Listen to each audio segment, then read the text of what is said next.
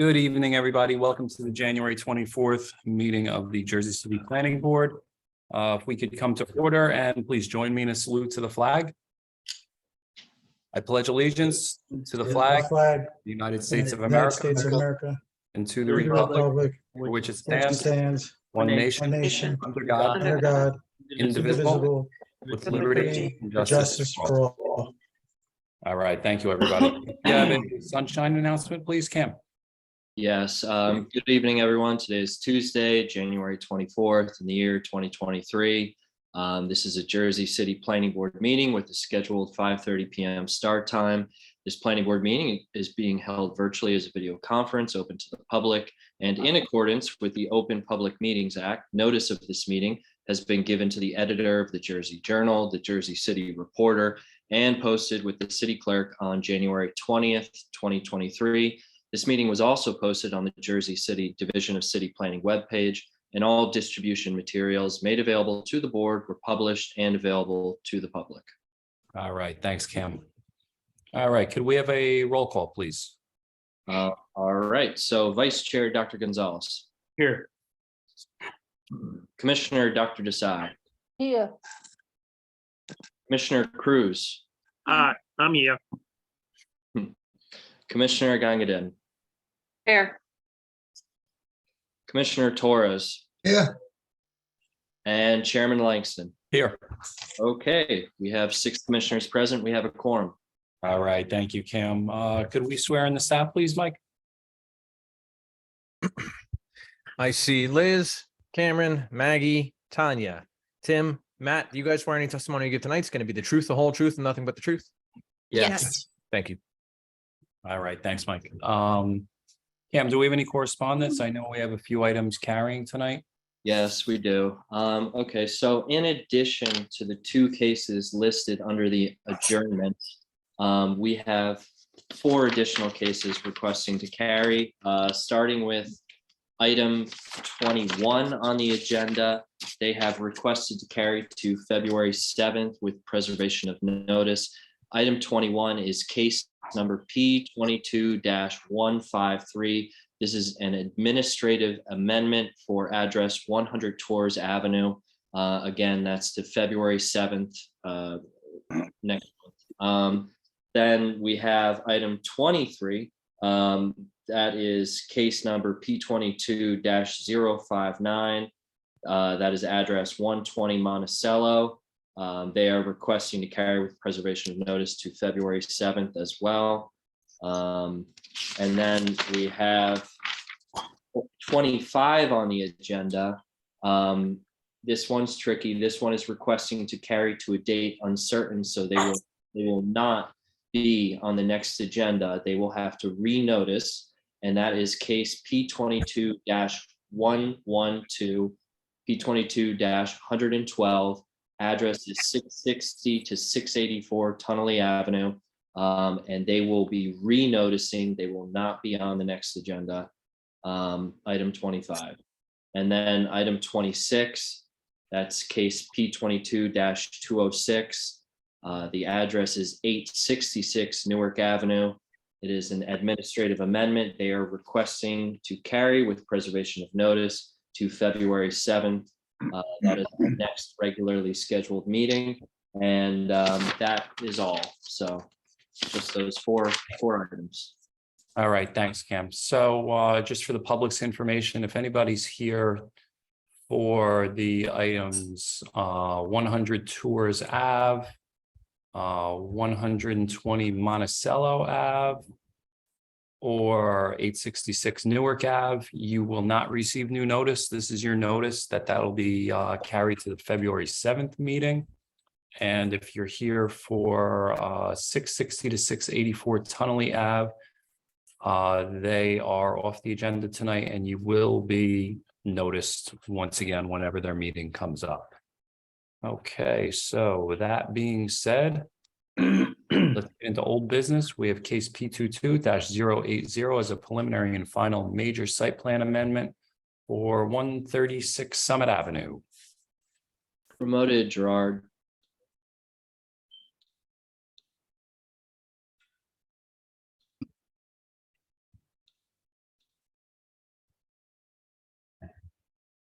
Good evening, Chairman. Good evening, Commissioners. Good evening, council. How are you? Good. Unfortunately, Mr. Paolino is a little under the weather this evening, so I will be filling in for him with regards to this application, P22-080. Address is 136 Summit Avenue. We did appear at the August 9th, 2022 Planning Board hearing for a site plan amendment. The block is 15305, lots 6.01 and 6.02. There was some testimony taken at that meeting. I think it was requested that we do carry it to a date uncertain to address some of the concerns and questions that the board raised at that meeting. So we did notice it for this meeting. I just asked, we did prepare an affidavit of publication and mailing. I just asked Mr. Lampe confirm he's received it and everything is proper.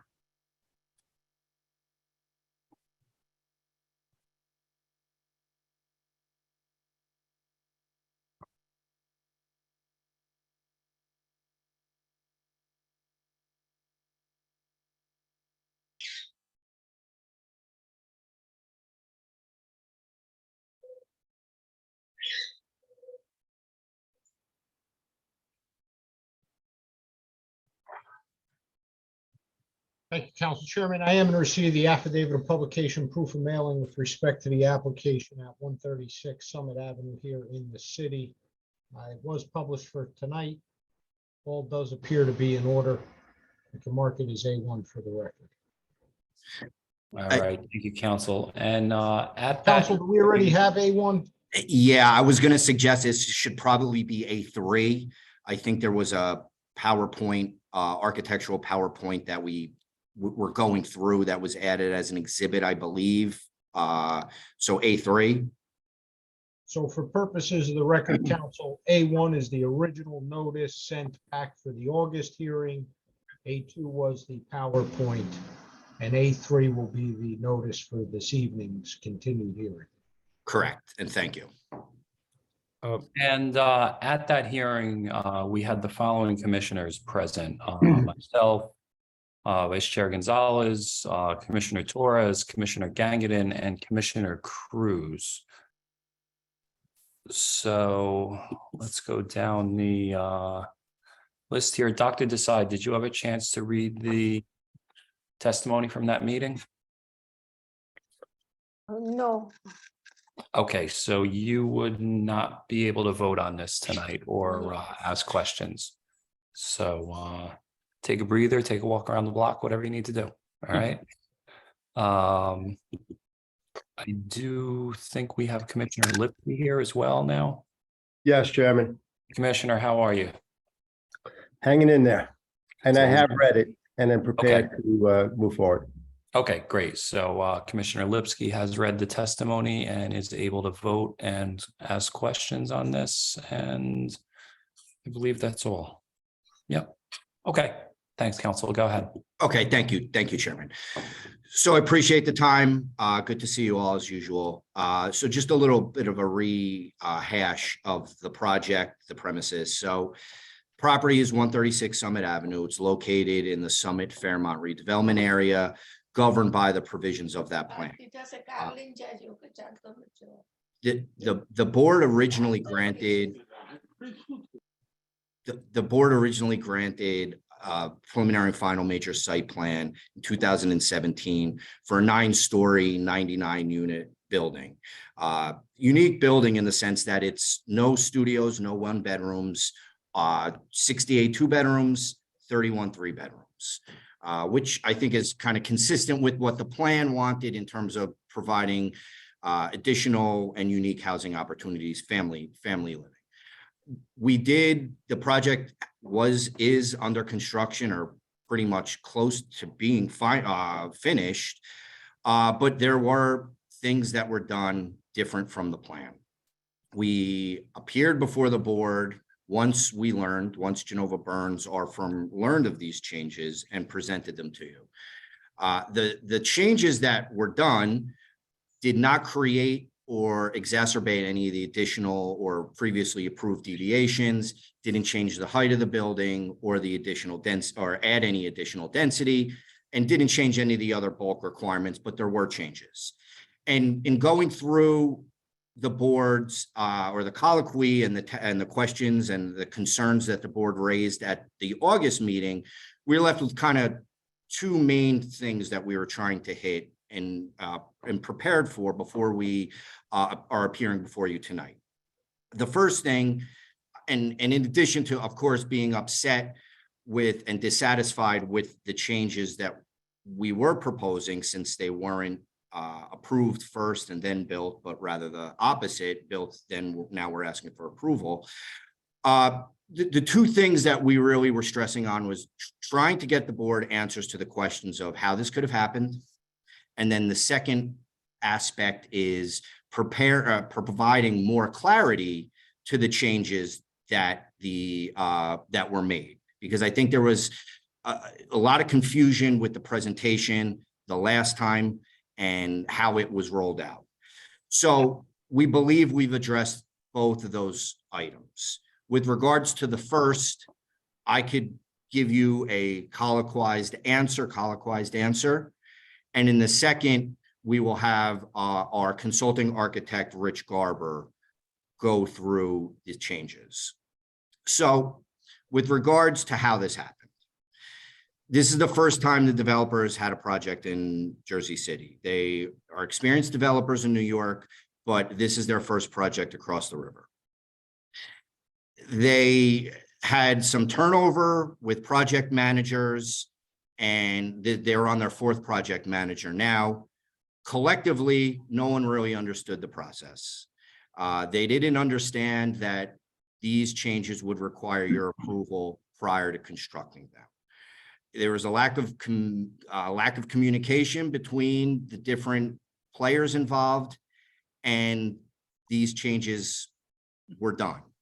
Once our law firm, Genova Burns, became involved, we immediately, addressed or attempted to address the situation, discussed with planning, and ultimately filed this or the application that's pending before you now. There wasn't any attempt to hide or get around or slide these changes, under the rug and without anyone having noticed them. Our client, the applicant, has paid for this mistake pretty dearly in terms of having essentially a 99% done building without a TCO and, having to carry that and all the costs associated with it. I could tell you that our client has learned from this mistake. There's an application later on down the agenda, which I hope we can get to, time permitting, which is an amendment to a prior approval this board granted with the same ownership involved. And we are coming to you prior to making those changes or constructing those changes. At this point, I will turn it over to Rich, who can walk you through the plans that he prepared, the presentation that he prepared after him and his team, did several building inspections of the site, looking back at the prior approved planning board plans, as well as the construction drawings. And like I said, he put together a presentation as well as an additional set of plans for your review and consideration. So unless the board has any questions for me at this point, I'll turn it over to Rich and have him walk you through the proposal. Council, I do have one question. Were there any fines issued by the building department? I'm not aware of any fines being issued, Chairman, and have not received any, summonses on behalf of my client at this point. Okay, I want to get it over with now.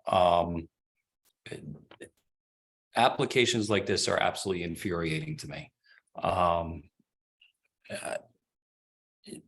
The fact that a developer makes changes, doesn't come back to this board, and comes back, after they're made, after they're built, asks us to amend the plan.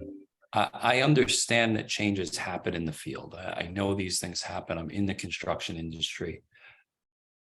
And this board doesn't control fines. We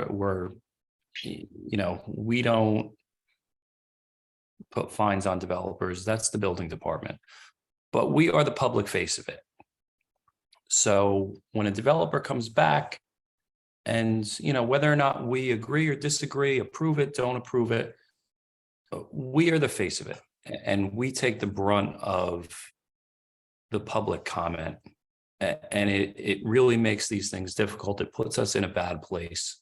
Obviously,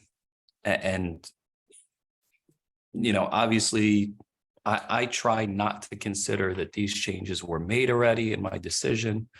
That's how we have to view this. But it's just mind-boggling that no one knew that these changes had to come before us. I don't know what New York's MLUL says on, changes coming back to the board. This is a new developer in New Jersey, but, they have rules in New York. It's not the Yes, they Wild do. West there. And, I if I had hair, I'd pull my hair out because this makes me nuts. But that being said, thank you for letting me get that off my chest, and let's move on and bring Mr. Garber up. Thank you, Chairman. All right, I'll swear you in if you can raise your right hand. You swear any testimony you give tonight is going to be the truth, the whole truth, and nothing but the truth? Yes, I do. And for the record, can you state and spell your name, please? It's Richard Garber, Garber, licensed current through July 31st, 2023, at which time it will be renewed. Thank you.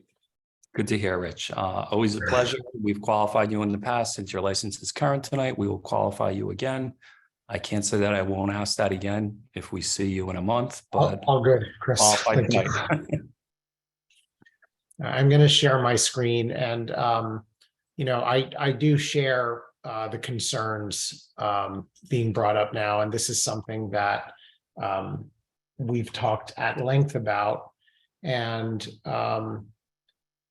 I am not the architect on this project, and full disclosure, I mean, the folks developing this project are clients of mine, and they asked myself and Jean and Gerard to come and look at this. Wow. And so I hope what everyone will see before you is a neutral assessment of some of the changes. And I do think, while this should have never happened, I wholly agree with that and endorse that. And I am at times frustrated myself when these kinds of things happen, especially, but not only on our work in JC.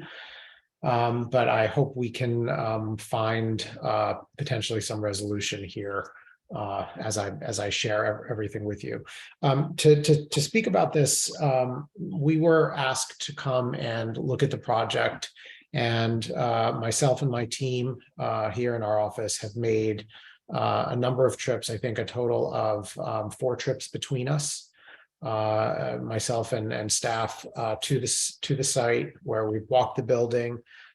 We've looked at portions of the building. We haven't done a full as-built assessment of everything, but in speaking with members of the planning office, I think I understand and can visually see some of the issues here, and hopefully what you're about to see will qualify what those are, and the board will consider what to do. I do not have answers for you necessarily in terms of the why. And I think that that's something that Gerard also pointed out. And I think that there was what seems to be somewhat of a breakdown of communication between the general contractors and some of the professionals involved here. That said, and everyone can see my screen, I trust what we've done Mr. Garber, is, it's going to be A4. Yes, and this has been submitted. I think Gerard submitted this to your office, Mr. Lampe, already. I did submit it late this afternoon. When I received it, I did send it to Matt. I'm not sure if he had an opportunity to put it up on the portal yet. So, council, I think it's fair and proper to mark this as A4. All right, so we're going to mark it as A4. I can't see on the screen how many slides it is. I don't know if you can see that on your screen. Mr. 33 slides, excuse me, 33 slides. And I noted that it had a January 23rd date, which was yesterday. Yep, that's right. Thank you. Okay, so as our scope of work, we, as I said, visited the site and did an as-built assessment primarily of the exterior of the building. And there are a lot of moving parts to this, so I'm going to attempt to organize this in such a way that the board will understand the discrepancies that we found in terms of the as-built conditions and what the board has approved. I will say for the record that nothing that I've witnessed seems to be deficit in construction quality or in its following of building code. So that's something else entirely that we can, I guess, talk about if need be. But I'm here to illustrate the differences between the board approved plans and the proposed as-built condition. So even in these two 3D views of the model we created, you'll see how I will be, the nomenclature I'll be using here is there will always be an approved by board set of drawings or drawing, and then a proposed and as-built condition. It's proposed before the board, but it happens to be an as-built condition. And so that's the distinction I will be using. And I've used these phrases in I think just about every slide here. And Mr. Garber, if you let me jump in for 1 second, I'm just Sure. trying to, once again, wrap my head around this. So Yeah. you weren't the original attorney on this. original architect. No, I I'm sorry, wasn't. original architect. Where is the original architect tonight, Gerard? Is there an original architect available? Question. Well, the architect of record is and was and still currently is Mr. Kushner, Adam Kushner from Kushner Studios. He was the architect who appeared at the last hearing. After that hearing, I think we determined that it would probably be better to get a fresh set of eyes on this. Someone who could look at it from 30,000 feet and kind of put the clarity that the board was looking for in terms of what was approved versus what was built. So Rich came on as a consulting architect. So at the end of the day, should this be approved by the board, Mr. Kushner will still have to provide the requisite affidavits for permitting and for building code and any other necessary conditions. So my follow-up question to that is, and believe me, this is no slight to Mr. Garber. His work is well known by this board. It's always quality work. Has he worked with Mr. Kushner as far as what the changes were, or is he just doing a visual assessment, going out to the site 4 times and kind of comparing what he's seeing to the original plans? I could let Mr. Garber answer the first part of the question, but I would suggest that it wasn't just merely going to the site and he did a full document comparison of the approved plans, not only just the approved planning board plans, but the construction drawings, because remember, this situation. So counsel, why don't we have Mr. Garber tell us that? And then Chairman, if it's an issue for the board that Mr. Kushner is not here, let's address that. But Mr. Garber, why don't you answer the question posed by the chairman? Sure, Mr. Chairman. And Mr. Lampe, yes. So as I said, we've made 4 different trips to the site, in addition to walking the site and doing a fairly comprehensive and measured as-built survey of portions of the building that I have prepared to discuss tonight. I've spent time in doing this work with the owner, with the owner's construction manager, and various contractors that have worked on the site to assess exactly what they've done. So I do think I have a good handle on what the current state of the building is as it compares to the board approved documentation. But again, I am not really in a position to answer why these deviations occurred. So, Mr. Garber, the follow-up question is, did you review the original drawings that were Yes. submitted and approved? Yes, I did. Use that as a basis for your comparison as well as your field observations. Yes, and I have portions of those drawings. I've actually recreated them, but portions of those drawings as submitted to the board as part of this PowerPoint presentation. So, Mr. Garber, is there a master list of changes that took place that you were given, or counsel, that I assume that could go to you as well. Is there a list of the changes, or did these changes just happen and we're trying to find them now? It's No. 5:56. My head is ready to explode already. This Yeah. is unbelievable that this is happening. I'm sorry for that, Chairman, at 5:56, but I think that the global list of changes is the list that was prepared and provided as part of the original submission in April. So that is the list of changes. And those changes we attempted to go through in August. And it wasn't that clear.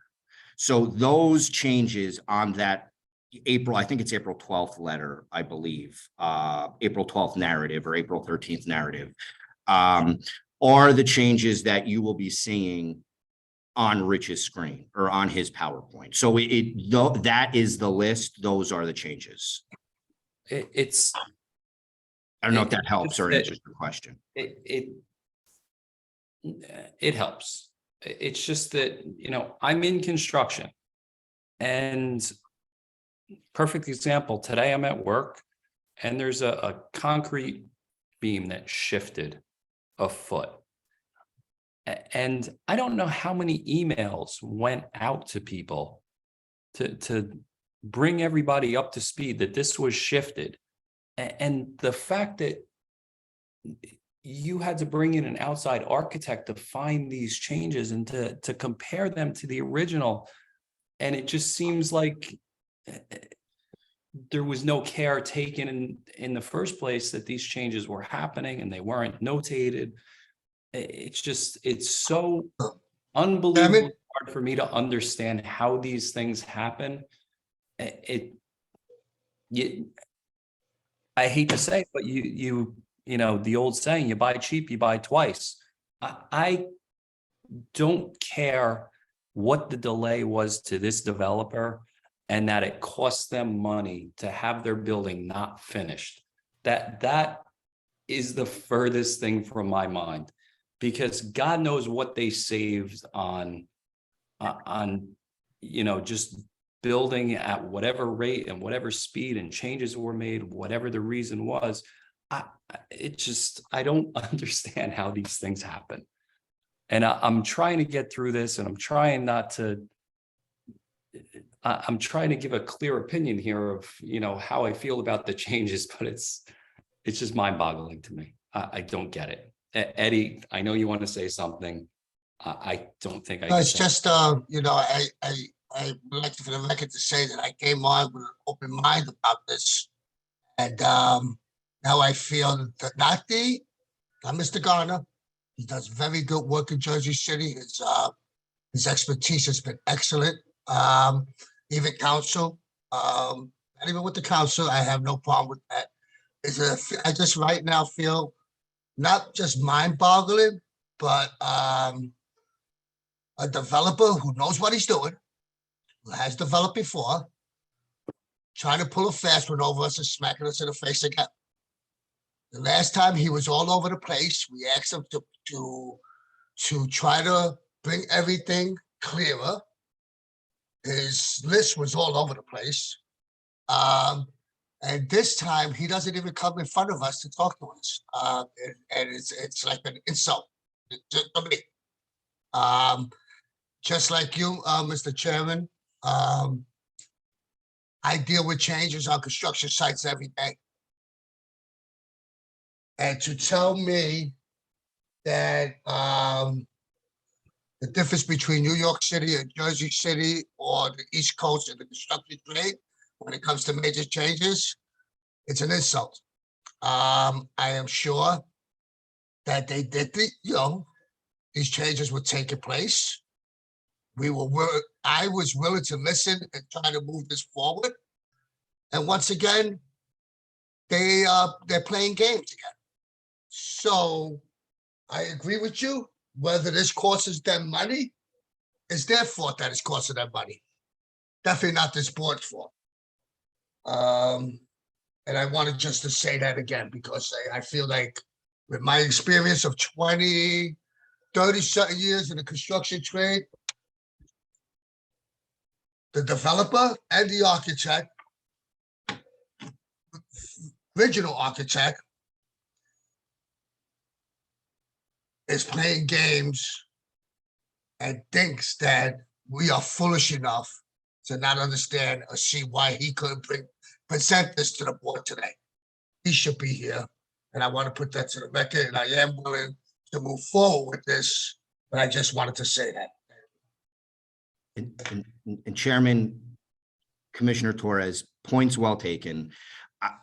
I think the point of Mr. Garber coming in as a consultant architect and appearing before you this evening is by no means an attempt to fleece you or to get one over on you or to play any games. After going through the last hearing, I think the owner determined it would be better for the board to see it more clear from someone else. Mr. Kushner probably would want to be here. It wasn't his decision ultimately. The owner decided to bring on Rich because he thought the message would be clearer from him. It's not, we're not trying to play games anymore. The time for games has passed, and we understand that. They understand that now. But and I understand the point that, the financial loss that my clients, should have, is not relevant to you. And that's a point well taken. I just bring that up just because it is a reality. It doesn't have to be, weight on it, but it is the reality. But I'll turn it back to Rich, but I don't want the board to think that we're trying to play games here and hide in Mr. Kushner because there's additional things that he couldn't find that Rich found that now we're presenting to you. That's not the case. All of the changes that you're going to see on the screen were the same changes that were part of the other submission. It's just, we think this is a little bit clearer. And listening to what the board was demanding at the last hearing, and rightfully so, and I don't say that pejoratively, demanding, we thought this was the best course of action. So we did this with the commissioners in mind, not to play, but to make it clear for you. Okay, so part of my issue is Mr. Kushner was only working in a finite area of what was described to him as having changed. And it sounds like that's the same situation with Mr. Garber in terms of, yes, he was at the building. Yes, he reviewed the plans. But part of the trouble with Mr. Kushner the last time was he couldn't answer additional questions because he didn't know. It wasn't part of his charge. His charge was change this because we made these changes in the field. So I don't know who prepared the quote unquote change list, but part of the problem is, does the change list capture all of the changes that were made or not? And obviously Mr. Garber is limited in his ability to provide that sworn testimony because of the job that he was brought on to do. I don't begrudge Mr. Garber at all. He was paid to do a job. He was given a charge of how to go about doing that job. I just don't know if it's the full universe or not. And I think that's part of the problem that the chairman and the commissioner are talking about. And that's understandable, and I can appreciate that concern. The only thing I would say to that is, you know, and I'm not an architect, but we extensively went through this prior to our first submission to make sure that all of these changes, whether they were done in the process or otherwise, were flagged and pointed out and ultimately presented to you. Can I sit here and tell you with 100% certainty that everything in, you know, the as-built is 100% according to the approved, or, you know, minus the changes that we're, you know, seeking for you, your approval for this evening? I can, and I don't know who, even if Mr. Kushner can. So my problem, counsel, is that's part of what Mr. Kushner was supposed to go back and do, because I am sure Mr. Garber cannot provide that statement. I mean, I don't know if maybe Rich can provide that statement, since he has looked through the approved drawings. I believe he said he ran through the construction drawings, the site visits, the plans that were prepared, the Garber, plans that were position. submitted in April, and all the revisions, and then, you know, his own site visits and his inspections. Mr. Garber was very clear that he did not perform a full as-built. So I wouldn't put him in that position to say that he's captured every change to this building, especially given the fact that there may be changes we don't know about in totality. So I don't think Mr. Garber wants to provide that statement, but if he's confident, I'm not going to tell him he can't. I mean, Mr. Lampe, what I will say is, you know, in trying to do my best to bring this to some kind of resolution. I mean, what I did was I looked at the building's entry sequence where there were changes. I looked at every single facade element and material element viewable from the public right of way, as well as the rear of the building. And I created a drawing set that I think captures, or a PowerPoint that captures the discrepancies that I was able to see based on documentation provided, discussions with the contracting team, and my own and my team's site visits. So, you know, I'm not prepared to go in and talk about faucets on sinks. I'm not prepared to go in and talk about floor coverings on the interior of units. I really didn't want to do that, to be frank. But I thought I had an understanding from planning staff what were the significant difficulties they were having with this building as it stands currently, and thought I would do my best to see if I could at least put them in a clear way in front of the board. So that's what I'm prepared to do. And if you'd like me to proceed, I'm happy to. And if you don't, I understand the positions being brought forth here for sure. So here's what I'm prepared to do right now. I want to see this in person. I want to site visit. Any of the other commissioners that want to join me, join me. I want to view this presentation on my own time. I really want to dig into this thing. And again, Mr. Garber's work is impeccable. I have no doubt that Mr. Garber Thank you, went Chris. above and beyond. But I think this situation really needs a site visit. And I'm not prepared to carry this to the 7th. I'd rather go to the 21st. I know that February 7th is jammed up already. And it's not fair to the other applicants on our agendas that, and we said this last time, that do the right thing, that come in with, you know, a fully envisioned plan and they don't deviate from the drawings. So, you know, I want this PowerPoint in my possession so I can review it. And I'll, you know, council, I'll reach out tomorrow through planning or something. I'll set up a site visit. Commissioners, anybody that wants to join me on this, you know, reach out, touch base with me. We'll set a date up. And I want to put this on the February 21st meeting. And Chairman, we appreciate that. We did make that suggestion to planning early on, and, you know, we left it to you to make that call for a site visit. So more than happy to accommodate that. We can connect, you know, Matt and I and Gene will connect and let us know when you want to do it. Okay, yeah, we'll Mayor, set. can we all have a copy of the PowerPoint as well, so that we're familiar with what's going on? Yeah, Matt, can we make sure that's on the portal for us to review? I'll put it on the portal and I'll distribute it by email. All Thank right, you. thank you, appreciate it. And I'll coordinate so we don't have a quorum for the field visit. Okay, Perfect. well, I'll reach out tomorrow, Matt. We'll set something up.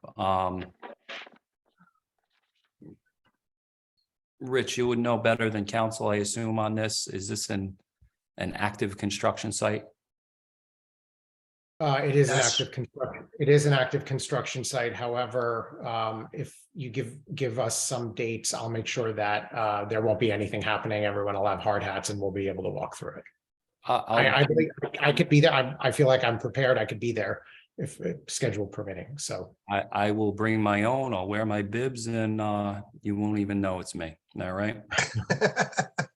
Chairman, Thank just to have an abundance of caution, obviously, if more than yourself wants to do the site visit, let's just make sure we don't have a quorum and we do it in perhaps multiple sessions to avoid that potential. Absolutely, agreed. Okay, Santo, do we need a motion to carry, or is council's word good enough here for us? Council, I assume we have your consent to carry it to the February 21st. Yes. Yes, you do, council. Assuming, you know, I guess you called it, so it'll be old business. We won't have to renotice, right? No, Your no. renotice, we'll carry it to the 21st. Okay, council, thank you, Mr. Garber. Thank you. We appreciate your time. Thank you, Chairman. Thank you, I Commissioner. wish the Everyone. developer appreciated our time. That's all.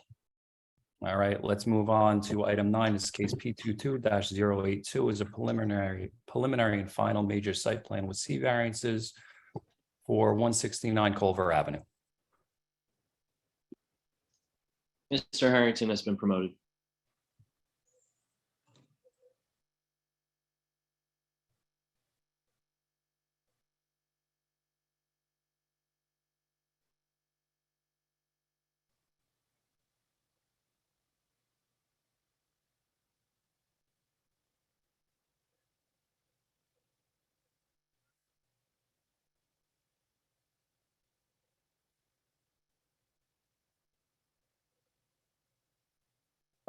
Chuck, is there anyone else other than Sam part of your team?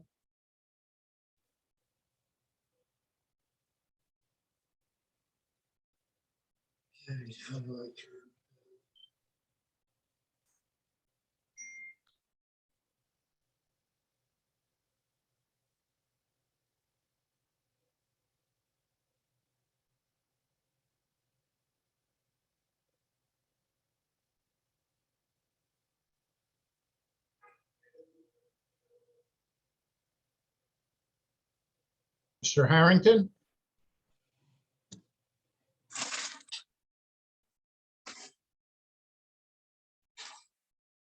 I think he might be having problems with his audio. I just sent him a message that we couldn't hear him. That's what he gets for laughing at me last week.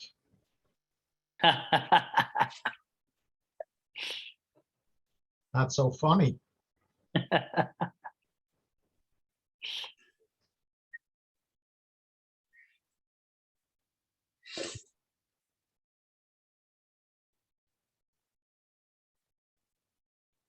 Pam, I think Dennis DeVino, if this is for 169 Culver, right? Yeah, sorry, I'm here. Yes. Can you hear me now? Yes. We got you, counsel. Yeah, Good sorry evening. about that. I moved my computer and it froze. So for the record, Charles Harrington of Connell Foley on behalf of the applicant. As the board may be aware, we were before the board on December 13th of 2022. With this application, we presented the application, partly, and there were some questions about the plans being, provided in a timely manner, which they hadn't been. So there was some confusion there. And then we had some questions about the parking and mechanical parking that we had within the proposed project. So kind of took a step back at that meeting and adjourned it so that we are here tonight. We did renotice for this project again because it's still a 6-story building, but as noted at the last meeting, the 6 stories is a little unique here because it's when you read it from the street, you'll see in a presentation, it reads as a 4-story building. We have a mezzanine level at the back of the building, within the building. That counts as a story. There's your 5th story. And then on the rooftop area, enclosed area exceeds what would be permitted to not qualify as a story. So because it is somewhat bigger, that portion on the roof also qualifies as a story. So there's your six stories, although when you see the building from the street, it will, present as a 4-story. And we also are changing the parking proposal. We're taking the mechanical option out so that you'll see at the presentation, it would be 4 spaces. They would be stacked, but we think that works better than trying to provide for a mechanical system within this project. And then the unit count would remain at 7 units. And I note too that we are adaptively reusing the existing structure. So that generates a lot of the requested variances that are part of this project. So with that being said, a couple of things, if I could ask that the notices be marked into evidence. And then I guess too, Chairman Langston, you noted at the last application, the commissioners that were present for that application. So I would think that we may want to see who was present at the last meeting. I know it was the chairman, Commissioner Desai, Commissioner Torres, Commissioner Gangadin, and Commissioner Cruz were the commissioners present on December 13th. You beat me to it, counsel. I have the list in front of me. So Vice Chair Gonzalez, did you have a chance to read the transcript? I did, and I'm Okay. prepared to continue. Okay, great. And Commissioner Lipsky. Same as Dr. I'm ready. Okay, great. That's my board, man. We're prepared. Great. All right, counsel, go ahead. And I guess we'll mark that notice. So Chairman, the notice that I have is for the December 13th hearing. There's an additional notice on there that has the date 1/17.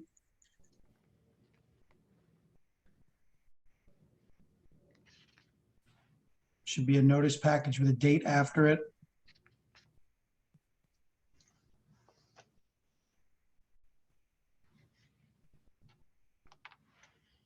It's on the actual portal, you're saying?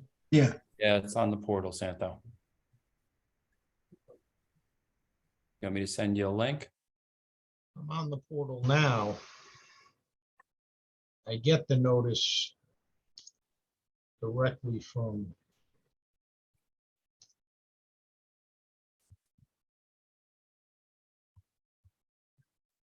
Mr. Black. Okay. So this is the new notice.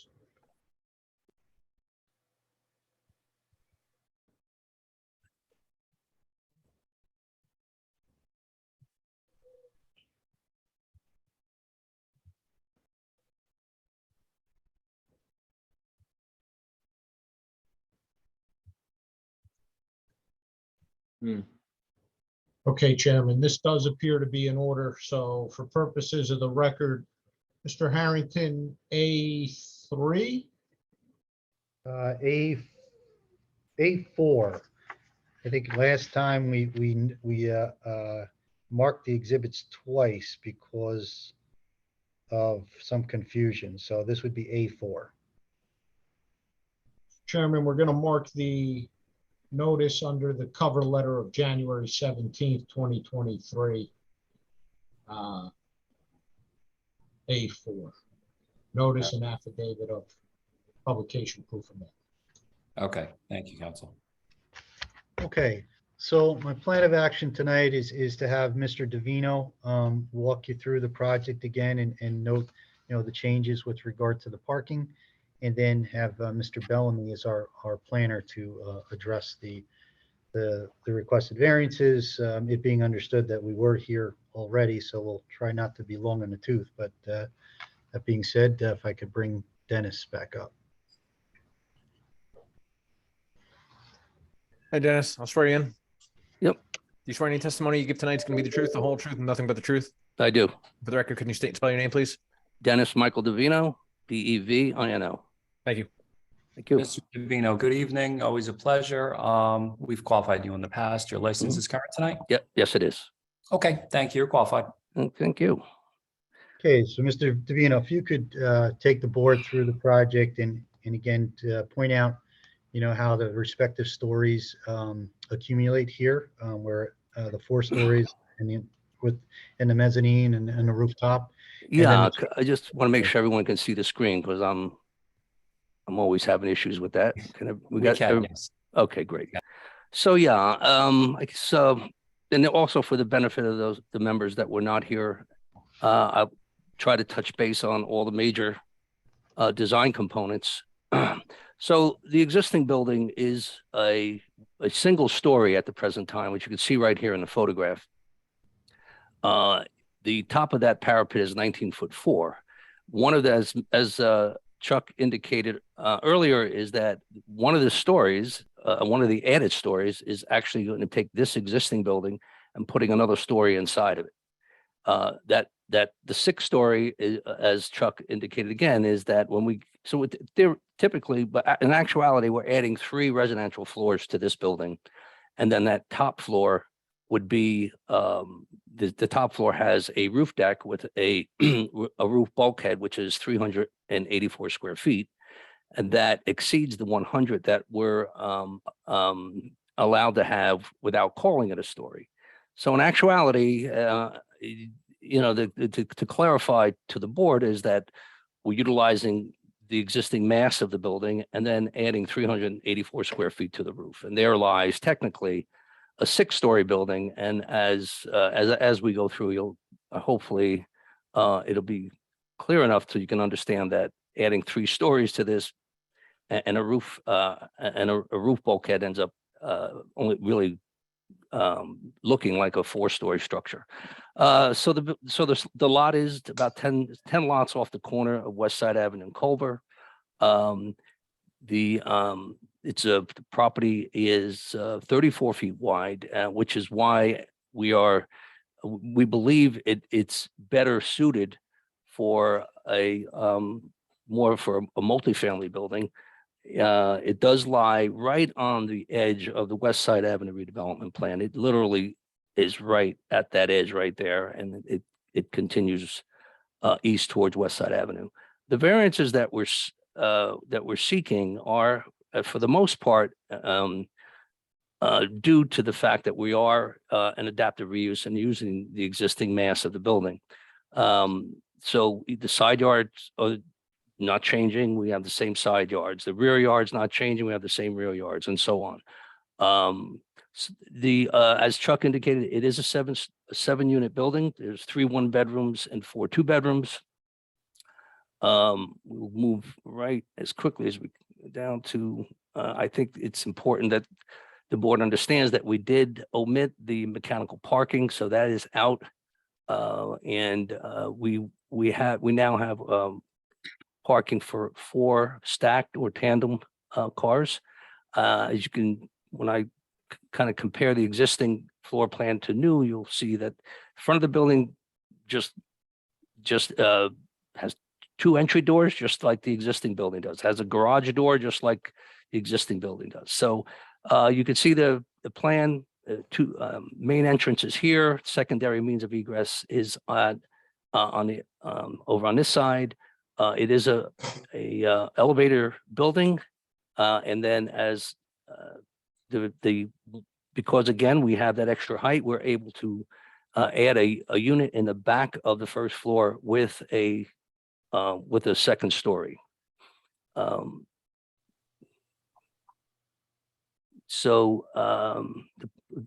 proposed building again on the first floor, similar to what we just looked at. You can compare what the existing floor plan looks like. The only part that we're adding is about 200 square feet right here. Purpose is really mainly because of the elevator and that secondary means of egress. The existing structure actually does have an office in the back, as well as some office space on an upper mezzanine level. So we're essentially just repeating that concept and creating this as a residential unit. The second floor, here's where we are adding a floor within the height of the existing structure. We're utilizing that, of course, as I mentioned, to the second floor of unit number 1 in the back, and for storage and for building services. Floors 3 and 4 are identical.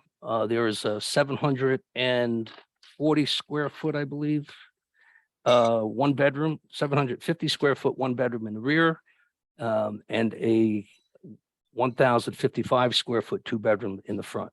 We are, one of the design criteria was this is post-COVID. So one of the design criteria was to try to create as much outdoor space as we can. We have Juliet balconies in the front and walkout balconies in the back on floors 3, 4, and actually 5. 5th floor is identical to the 4th floor, except this is where we introduce the mezzanine, the bulkhead. So we have a spiral stair going up into these 2 outdoor roof spots, these roof bulkheads, which then lead on to private decks. What we added that's different from the previous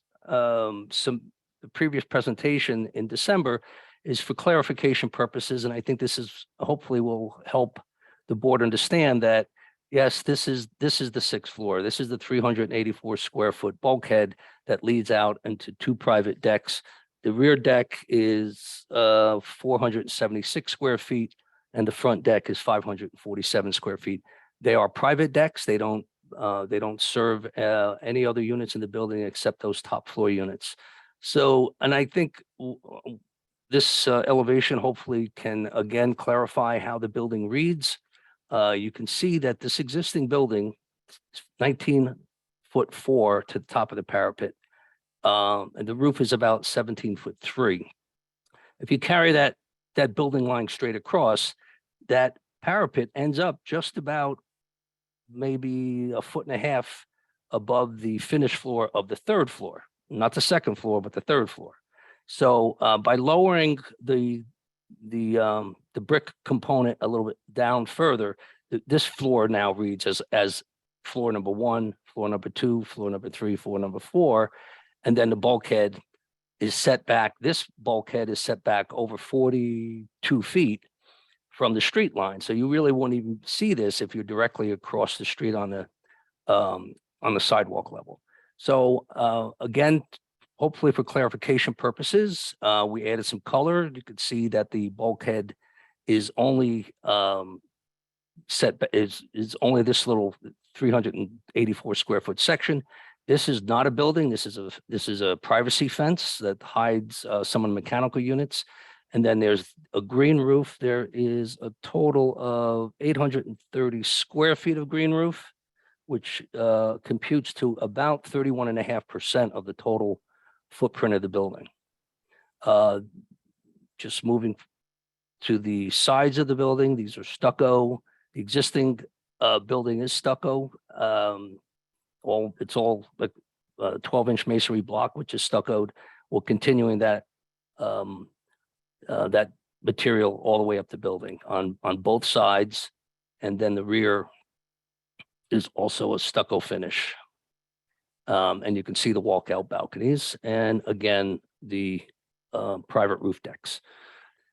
So that's hopefully this clarifies for the board how we tried to take a six-story, technically a six-story building, and bring it into something that is more contextual with the neighborhood.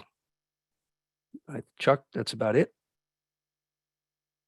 Okay, any questions from the board for Mr. Davino? I do have a question, and it has nothing to do with his design whatsoever. So when I see a colorized version of something, I go back to check the prints that are on the data portal, and we don't have updated prints. Our the last set of the last planning set that's up there is the original one that's dated 3/2/22. So Mr. Davino, are there any other changes besides the elimination of the mechanical parking? No, everything else was just for clarification purposes to the board. It's still the same height. It's still same materials. It's really just the mechanical parking. Okay, so there's no changes to floor plans whatsoever aside from Nope. the mechanical parking? None at all. All right, I don't have a problem going forward if those are the changes. I'll ask the board. We haven't seen this drawing until tonight. Does anybody have any concerns going forward tonight on this? No. No, Okay, Santo, are you okay with this?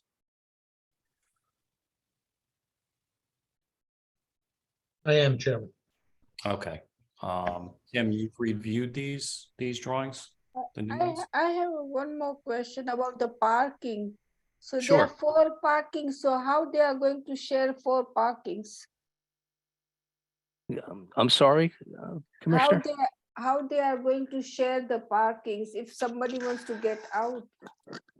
Yeah, once again, this is a stack design. So in order, if I bring you over to this site plan, it's 10 feet, and they could, the cars that are closest to the exit door would have to back out and either park on along the curb or pull the car over to one side. The other option is that they communicate internally and know possibly who's coming out first, and they can internally, the tenants or the owners. This is going to be an ownership. This is according to our client, these are condos, which we need badly in the city as opposed to more rentals. So these are condos. So I anticipate that the homeowners will be able to internally communicate as well. Chairman Langston, just so you're aware, these plans are on the open data portal. They've been up there for the last week. Unless there's some other set that I'm not aware of, because this one that's that Dennis has up, I have. What's the label on it, Tim? It's give me 1 second. It's 169 Culver Ave revised 1/10/2023 revision 2. Right, that would be the plans. Yeah, dated 1/10/2023. That's the one that I did not check because it said planning board comments on it. Okay, I apologize. Guys. Okay, that makes me feel better because I I was sure we submitted them. Me too. Okay. All right, anybody else? Any questions? No. All right, thank you, Mr. Davino. We appreciate it. Thank you. Okay, then I want to move forward with Mr. Bellamy to address the Sure. requested variances. Okay. Hi, Sam. I'll swear in. Do you swear any testimony you give tonight is going to be the truth, the whole truth, and nothing but the truth? I do. And for the record, can you state and spell your name, please? Sure. Samuel Bellamy, last name Bellamy. Thank you. Mr. Bellamy, good evening. Your license as a planner is current tonight? Good evening. Yes, my license is current and in good standing. Okay, thank you. You're qualified. Great. So getting right into the deviations that we're requesting, this property is located in the residential district of the West Side Avenue redevelopment plan. We are proposing a mid-rise residential building, which is a permitted use within the residential district. There are a couple of deviations related to that use that we're requesting tonight. One of them being the lot width and lot area. Mid-rise residential buildings are required to have a lot width of 70 feet and a lot area of 7,000 square feet. The property as is 34.34 feet wide and a lot area of 3,430 square feet. So we are requesting the deviations for both the lot width and lot area. Again, this is a permitted use, but we are shy of those requirements. As Mr. Davino walked through in his testimony, we did find this to be a more appropriate use as a multifamily building, given we're adaptively reusing the structure and the lot size being a little bit greater than the 2,500 square foot lot size for townhomes. Mid-rise residential buildings do have a maximum density requirement of 115 units per acre. The proposed 7 units on the property here is 87.5 units per acre. So again, even though we're undersized with respect to lot area and lot width, we are still consistent and actually below the maximum density permitted in the zone. So the lot area is appropriate for this mid-rise residential building that we are proposing. There are several other deviations related to setbacks and coverage. Again, these really stem from reusing the existing industrial structure. So there's existing side yard setbacks of 1.7 feet and 2.33 feet. We're reusing the ground floor, which would become two of the floors, and then above that we are maintaining those existing side yard setbacks. The adjacent buildings do not have any side lot line windows. So with what we're proposing, in my opinion, it wouldn't have any substantial detriment to light and air, in that those adjacent buildings, we wouldn't be covering up any windows there. With respect to the rear yard setback, again, we're maintaining the 0-foot setback, which would be the existing structure. So the first and second story. Above that, we are proposing a 10.7 foot rear yard setback on the second through fifth floors. The requirement here is 25 feet.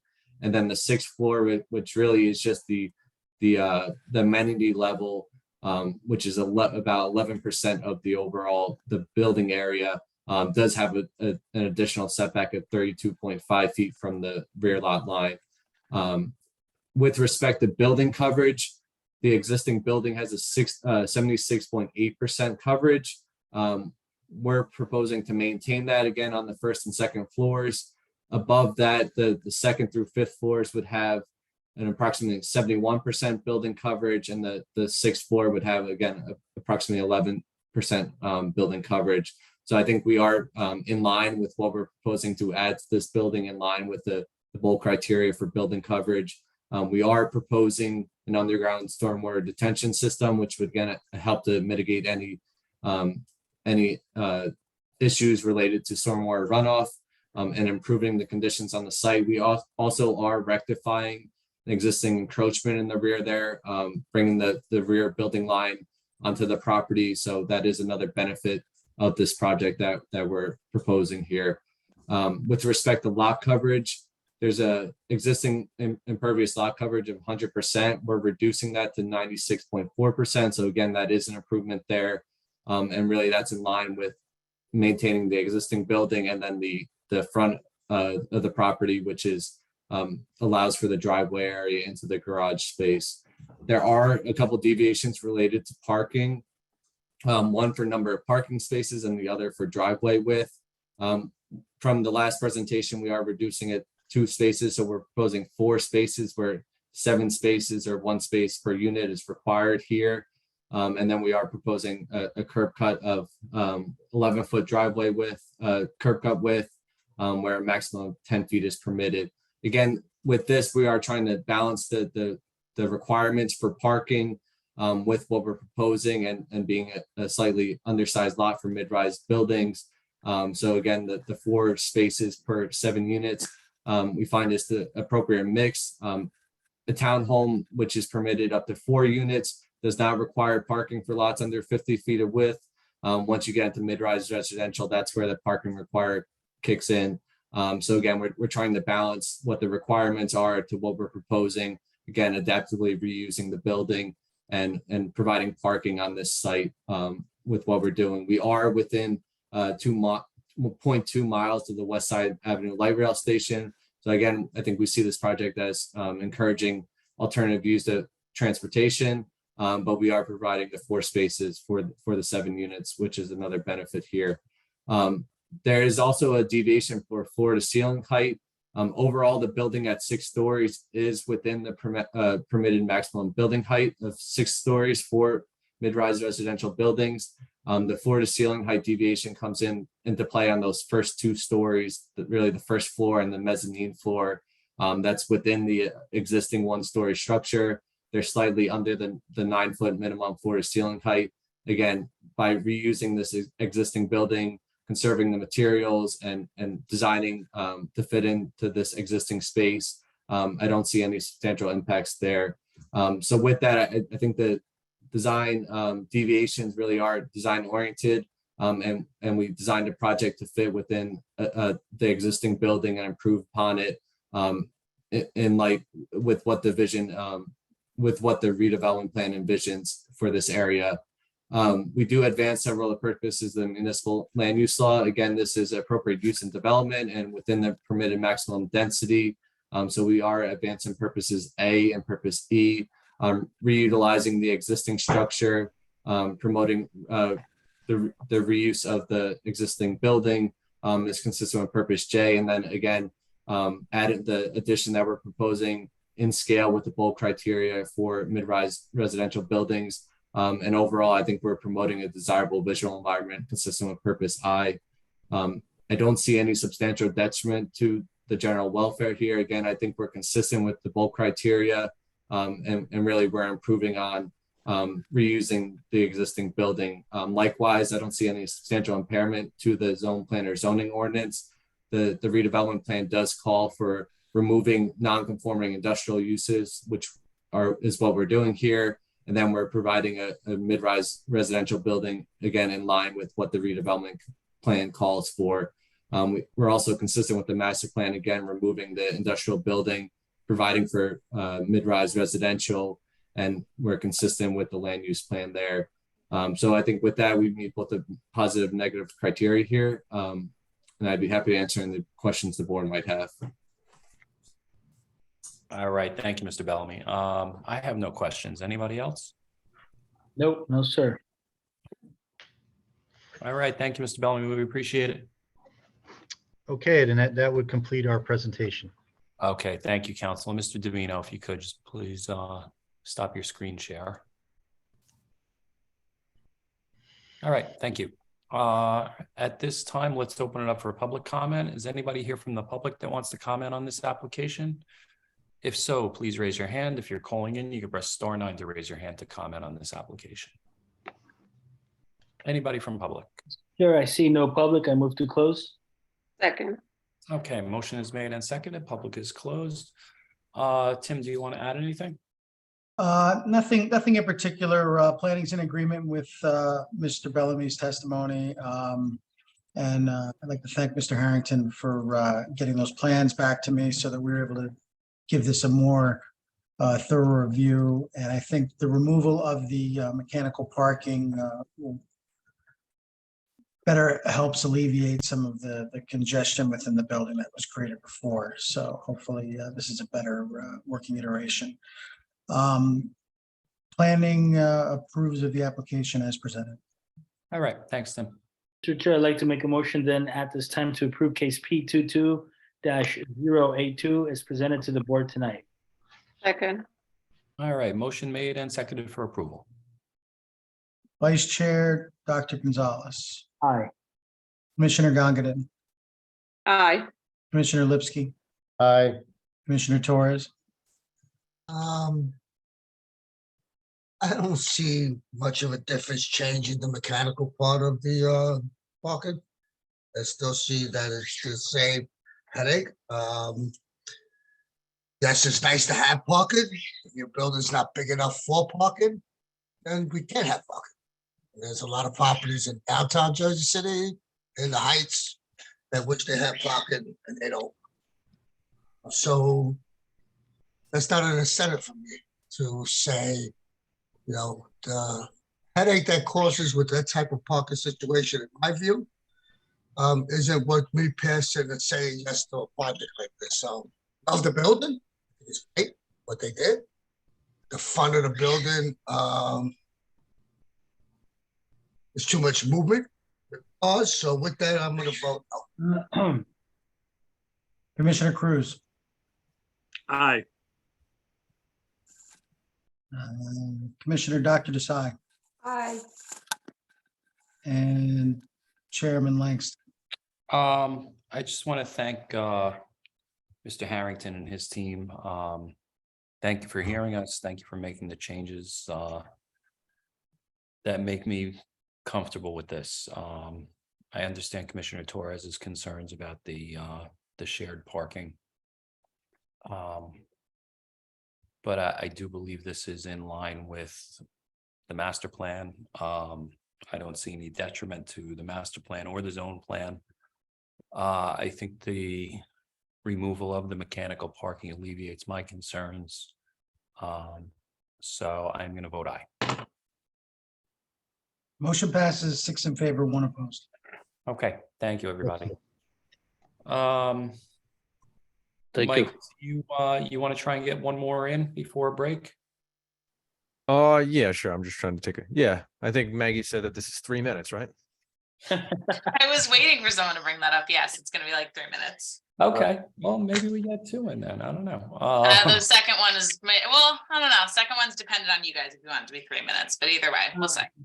Okay, all right, so let's call item 11 as case P22-224 as a review and discussion of the 244 Bay Street redevelopment plan, allowing for the redevelopment and rehabilitation of a deteriorated vacant city-owned building that is historically significant and a contributing building within the locally, state, and nationally designed Horseman's Cove Historic District. Okay, thanks, Chris. I'm here this Thank evening you. to present the redevelopment plan for 244 Bay to you all this evening. If you remember, this property was designated as an area in need of rehabilitation earlier this year. So we have the redevelopment plan in front of you for potential adoption this evening. I'm going to go ahead and share my screen just to get everyone situated as to where this building is. So 244 Bay Street is the second building in from the corner of Bay and Erie. The keyhole bar is on the corner, and then the next one in is 244 Bay Street. It is the former Jersey City Fire Headquarters and also the former home of the Gong Club. The redevelopment plan objectives are pretty straightforward. They are to promote the redevelopment and restoration of this building within the historic district, and to reactivate the streetscape and pedestrian realm in front of the building, and to include commercial uses within the building. This building directly is situated on the pedestrian plaza. So the main goal of this redevelopment plan is to add some more commercial uses into the principal permitted uses for this site that are more conducive to its location. Most of the meat of this here is, in those general design requirements. Of course, because this is within the Horseman's Cove Historic District, any work done to this building will require either a certificate of no effect or a certificate of appropriateness from the HPC. And all of the changes to this building have to follow the standards and guidelines for the historic districts.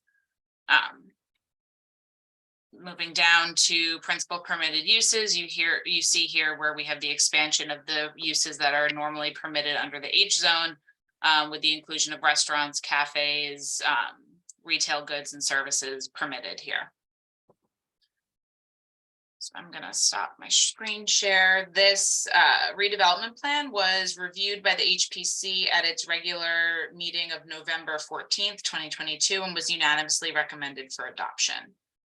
If any commissioners have any questions, I feel like this is pretty straightforward, but I'm more than happy to review it more in depth if there are any questions. All right, thanks, Maggie. Yeah, I agree. I have no questions. I think it's very straightforward. Anybody else? Questions? I don't. No, No, All right, thank you, everybody. Let's open it up for public comment then. If anybody's here from the public that wants to comment on this discussion, please raise your hand. If you were calling in, you can press *9 to raise your hand. Mr. Chair, I see no public. I move to close the public. second, Okay, motion is made and seconded. Public is closed for this application. Maggie, obviously, we have your recommendation, so I will move right to a motion. Mr. Chair, I'd like to make a motion at this time to approve the review and discussion of the 244 Bay Street redevelopment plan, allowing for the redevelopment and rehabilitation of a deteriorated vacant city-owned building that is historically significant and contributing building within the locally, state, and nationally designated Harsimus Cove historic district. second, Okay, motion is made and seconded for approval and forwarding to City Council for approval. Pam, do you mind doing the roll call for me? Not at all. All right, so Vice Chair, Dr. Gonzalez, Aye. Commissioner Dr. Desai, Aye. Commissioner Cruz, Aye. Commissioner Gangadin, aye, Commissioner Lipsky, Aye. Commissioner Torres, hey, before I vote aye, or after I vote aye, I just want to comment one more time on that picture in the background. Kansas, let them go. You know, I'm not a fan of that team, but I love that plaque that you have up, and they all play good games. So they got me on the edge of my seat, that's for sure. And with that, I do vote aye. and Chairman Langston. So that didn't affect your vote at all, Eddie. No, that's not my team. That's good. It's not mine either. Okay. that's a good one, Eddie. I'm gonna vote aye for a positive recommendation to City Council. Motion carries, all in favor. All right, thank you, everybody. Mike, can we get the order certification in real quick? Absolutely. All right, let's jump ahead to item 14. We'll call the artist certification planning board application for artists Ann Giordano, Erica Seguin, and Greg Banks. As it's our policy, we have all the information up on the portal. I have reviewed everything on there. They do meet the criteria set forth by the artist certification board. Does anybody have any questions? No. No, They're all extremely. Good work. Good work, extremely yes. Okay, so if there's no questions, let's open it up for public comment. If anybody's here from the public that wants to comment on these artist certifications, please raise your hand. If you're calling in, you can press *9 to raise your hand. Mr. Chair, seeing no public, I move to close the public. second, Okay, motion is made and seconded. Public is closed. Cam, I guess this is you. Yep. Any Not- questions, comments, anything? I mean, they meet criterias 1 through 5 as determined by the artist certification board. And, I like the use of blue and the watercolors, but, that's just subjective. Anyway, planning staff recommends approval. All right, thanks, Cam. Mr. Chair, I'd like to make a motion to approve and accept the artist certification planning board application certified artist Ann Giordano, Erica Seguin, and Greg Banks, and forward to city council for formal adoption. Second, Okay, motion is made and seconded for approval. Vice Chair, Dr. Gonzalez, Aye. Commissioner Lipsky, Excuse me, aye. Commissioner Dr. Desai, Aye. Commissioner Cruz, Aye. Commissioner Gangadin, I just want to say congratulations to all. My vote is aye. Commissioner Torres, Aye. and Chairman Langston. Aye. Motion carries all in favor. Okay, thank you, everybody. All right, let's give Mike a break at 6:55. We'll be back at 7:05. And we'll move back to item 12 is the master plan re-exam for Sherman Place.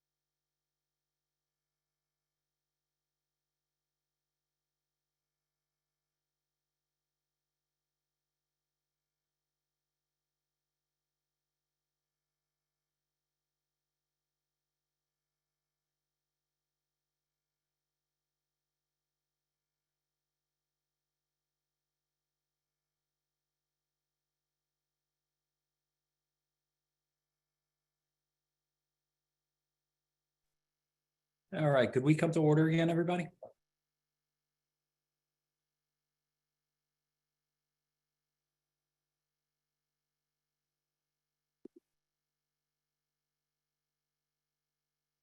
Okay, so let's move back to item 12 on the agenda is case P23-003. That's the review and discussion of the report for the master plan reexamination of the historic element to add the Sherman Place Residential Historic District to the historic resource inventory. All right, thanks, Chris. The description on the agenda pretty much sums this one up. We are looking to add the newly identified Sherman Place Residential Historic District to the master plan, the Historic Preservation Master Plan Element Inventory. The inventory at the end of the master plan element is strictly just a list of properties within the city that have been identified as having some type of historic fabric. Residents within the Pershing Field Neighborhood Association reached out to the city a couple of years ago with an interest in becoming a historic district. And they hired a consultant to prepare an architectural inventory of the neighborhood surrounding Sherman Place, which resulted in this map that I'm going to share.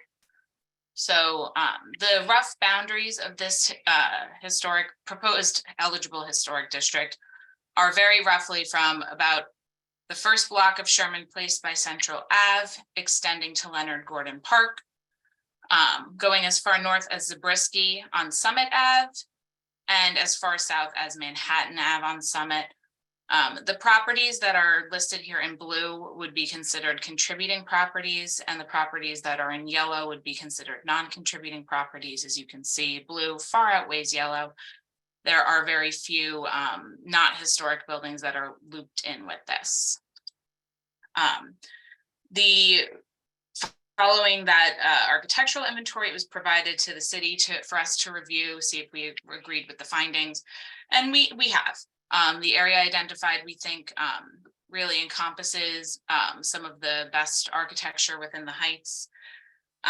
And we believe that the area identified does have architectural and historic integrity under criterion C, which is historic for architecture. And we do believe that it should be added to the historic inventory within the historic preservation element of the master plan. The land use element of the master plan also identified this area as one that should be considered for local designation. I do want to make sure this is very clear. Adding this to the historic inventory does not make this a historic district. It does not designate this. All it does is it identifies it as something that could be designated in the future. This is, I don't even want to call it the first step towards designation. It is a preliminary step that needs to be done far in advance of any type of designation. We do have a couple of districts, identified districts similar to this within our existing inventory now. Bergen Hill is an example of one, and Communipaw Lafayette is an example of one. And I specifically bring those up to make sure it's clear that adding this to a historic inventory doesn't cause any hardship on property owners. It does not make it a historic district, and it does not cause HPC review over anything other than what the planning board asks us to do. The main trigger for anything adding this to the master plan is just that now the planning board can officially refer these projects within this area to the HPC for comment if they choose to. Usually I'm here testifying, so we don't need to do that, but it gives the planning board the legal option to do that. This master plan reexamination comes to the planning board with a unanimous recommendation from the HPC at its regular December meeting to adopt this reexamination. And of course, I'm happy to answer any questions that any commissioners have regarding this. I do have one question, and Maggie, you didn't do notice for this, correct?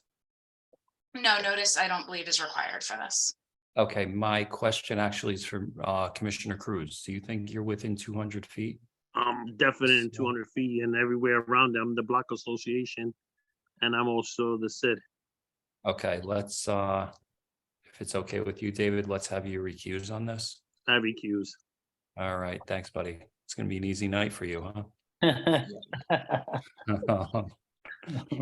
Okay, that being said, I have no questions. I've lived in the neighborhood for 22 years. I'm outside the 200-foot mark for this. But I think this is a long time coming.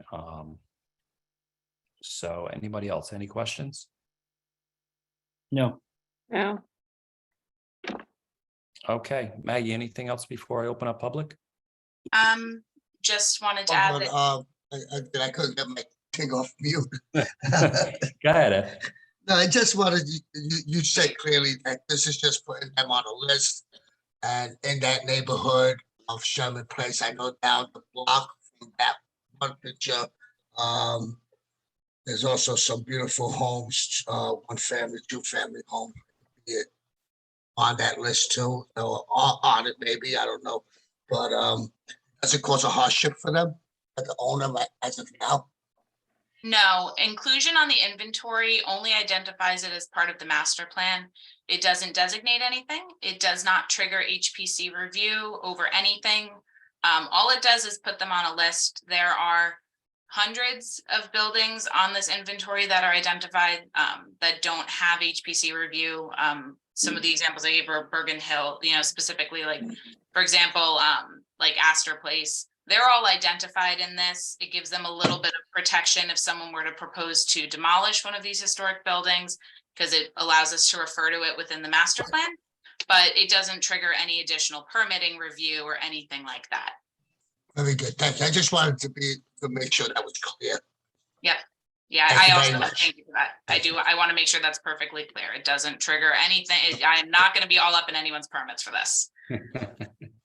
But just for clarity, Maggie, we do have the authority with this list to refer to you. Yes. If an application comes up, we can request that you look at it. Right, yeah, so that's something that's within the MLUL, within the Historic Commission section. Any property or any landmark thing like that, that is identified within any part of the master plan, the Planning Board and Zoning Board have the ability to refer an application for development on any of those properties mentioned within the master plan to the HPC for review and comment. Like I said, typically what we end up doing within the city is I attend either the planning or zoning board meeting to provide testimony on behalf of the commission. But if the planning board specifically wants it to go to the HPC, they can request that as well. But again, it's not an automatic trigger. Oh, certainly not. No. Okay, gotcha. All right, anybody else? Any questions? Nope. All right, at this time, let's open this up for public comment. If anybody's here from the public that wants to comment on this application, please raise your hand. If you are calling in, you can press *9 to raise your hands. Mr. Chair, seeing no public, I move to close. Second. Okay, motion is made and seconded. Public is closed. Once again, Maggie, we have your recommendation, so I'll go right to a motion.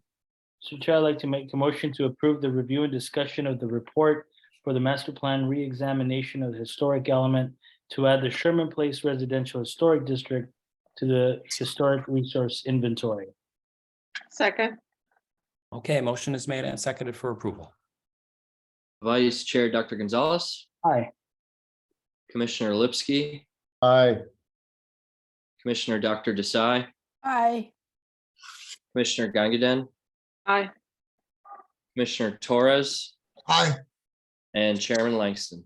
Aye, and yeah, I'm very happy that this is going to be on the master plan, and it's a beautiful block, and yeah, I'm happy to see this come. As are we. Thanks, guys. Really appreciate it. Have a nice All night. right. Thanks, Maggie. You too. Enjoy. Motion carries 6 in favor, 1 recusal. All right, thanks, Cam. If we could, let's bring David back up. And we'll call item 13 is case P23-011 is the review and discussion of the report concerning the designation of the Green Villa expansion study as an area in need of rehabilitation. Formal action may be taken. Thank you, Chairman. I will share my screen, but before I do, I want to put on the record that October 26th, we did have an authorizing resolution to City Council authorizing the planning board to conduct this study. This is the report from that. Green Villa, if you are not aware, is close to, I'm going to share my screen so you know where I'm talking about.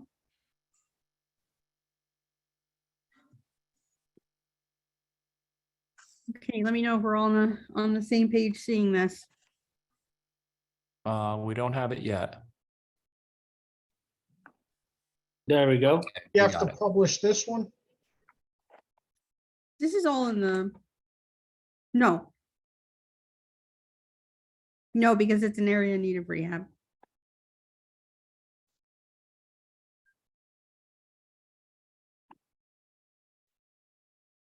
So Green Villa is actually pretty close to where the MLK hub is.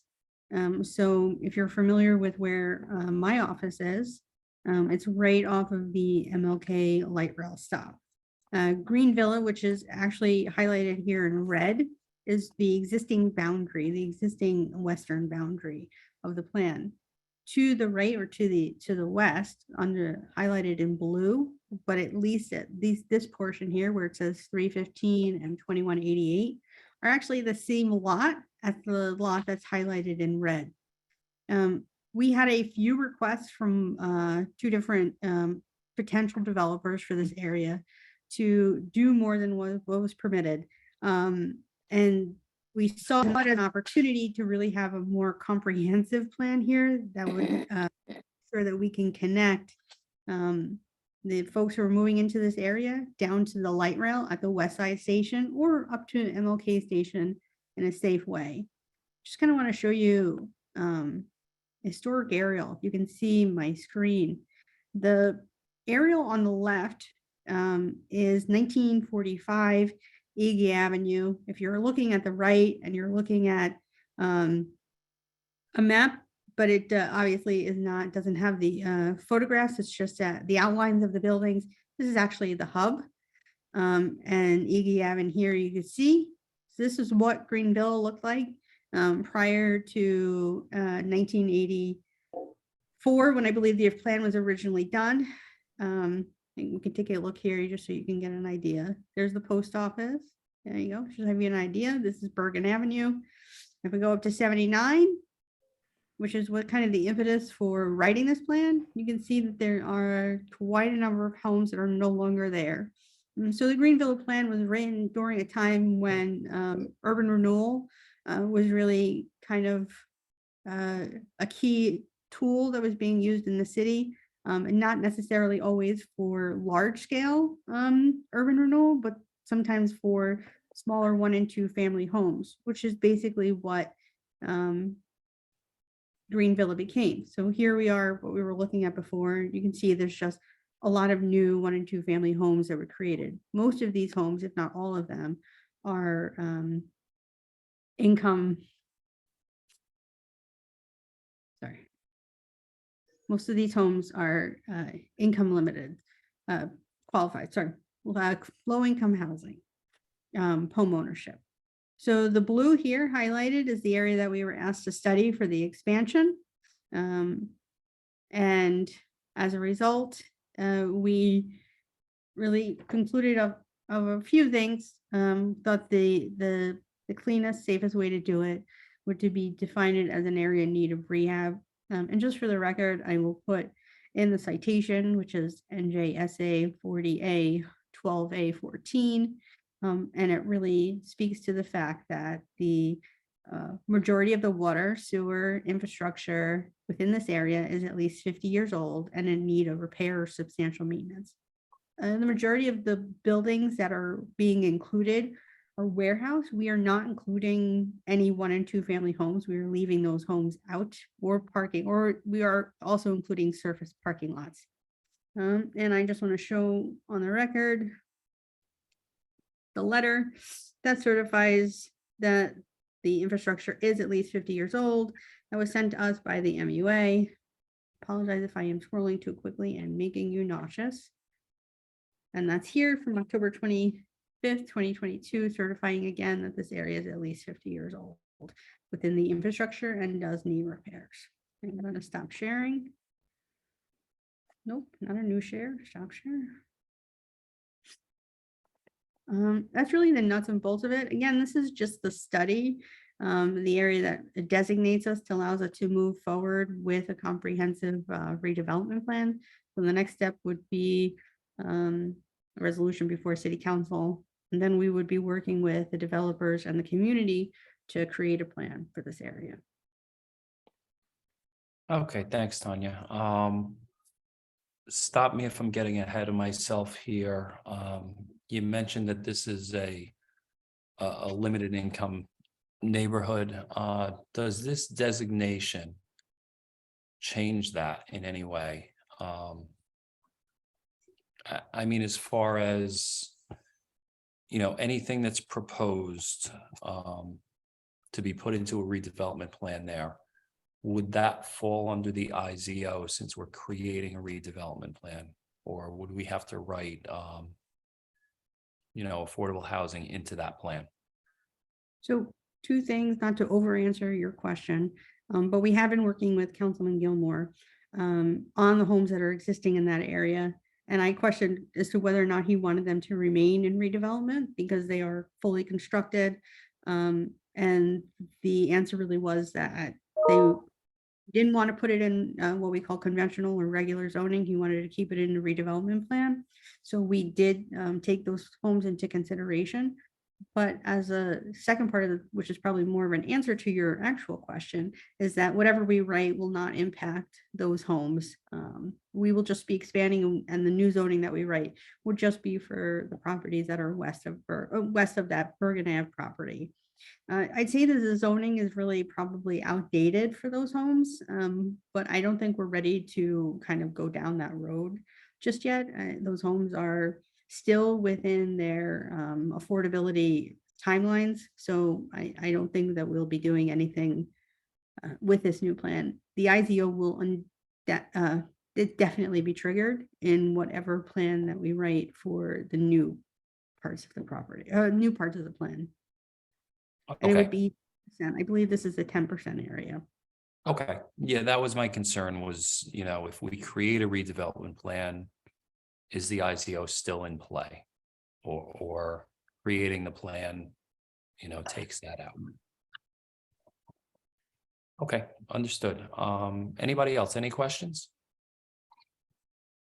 Well, along the chairman's line of questioning, could the plan instruct a greater or I guess a greater trigger for affordability? Or would it would be guided by the IZO? It would be guided by the IZO. Conversations that we've been having otherwise have been that we've been asked to pretty much remain consistent and use the affordability standards that were created in the IZO. And the response to us was that if we wanted to do more, that we should probably reconsider the affordability standards within the IZO. That doesn't mean that a developer can't come and propose more. It doesn't mean that you can't ask for more. It is just what was, you know, we have had conversations about this lately, and that was what we were kind of directed. Thank you. I don't know. I have a hell freezing over vision in my head, but I'm more than happy to work with Councilman Gilmore on this. I think, you know, affordable housing should be the key to this whole plan. So I'm looking forward to it. All right, if there's no other questions, we can open it up for public comment at this time. So if anybody's here from the public that wants to comment on this application, please raise your hand. And if you are calling in, once again, you can press *9 to raise your hand. Anybody from public? Chair saying no public, I move to close the public. Second it. Okay, motion is made and seconded. Public is closed. Tanya, obviously we have your recommendation, so I'll move on to a motion. So Chair, I'd like to make a motion at this time to approve and accept the review and discussion of the report concerning the nation of the Green Villa expansion study as an area in need of rehabilitation and forward to City Council for formal adoption. Second, Okay, motion is made and seconded. All right, Vice Chair, Dr. Gonzalez, Aye. Commissioner Lipsky, Aye. Commissioner Dr. Desai, Aye. Commissioner Cruz, Aye. Commissioner Gangadin, aye. Commissioner Torres, Aye. and Chairman Langston. Aye. Motion carries all in favor. All right, thanks, Cam. All right, let's call item 15 is case P21-007 is a preliminary and final major site plan, preliminary and final major subdivision for 80 Water Street. Promoting Jennifer Mazaway.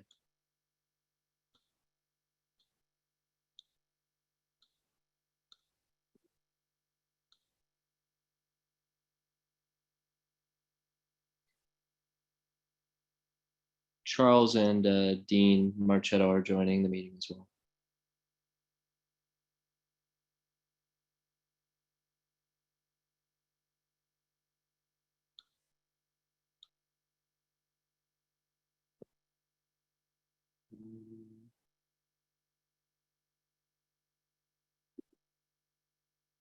Good evening, Chair. Members of the board. Council, good evening. Always a pleasure. Thank you. Nice to be back. As Gerard Pizzillo from my office mentioned a little bit earlier, Jean Paolino is ill this evening, so I'll be presenting our application this evening to the board and to the public. Okay, thank you, Council. Please send my best to Jean. I hope everything's okay. Thank you. And is the board ready for me to proceed? Sure.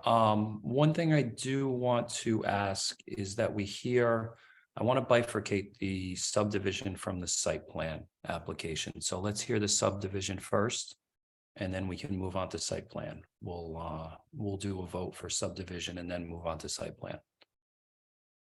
That's fine with us, Chair, and that's actually how we were planning to lay out our testimony this evening in any Okay, event.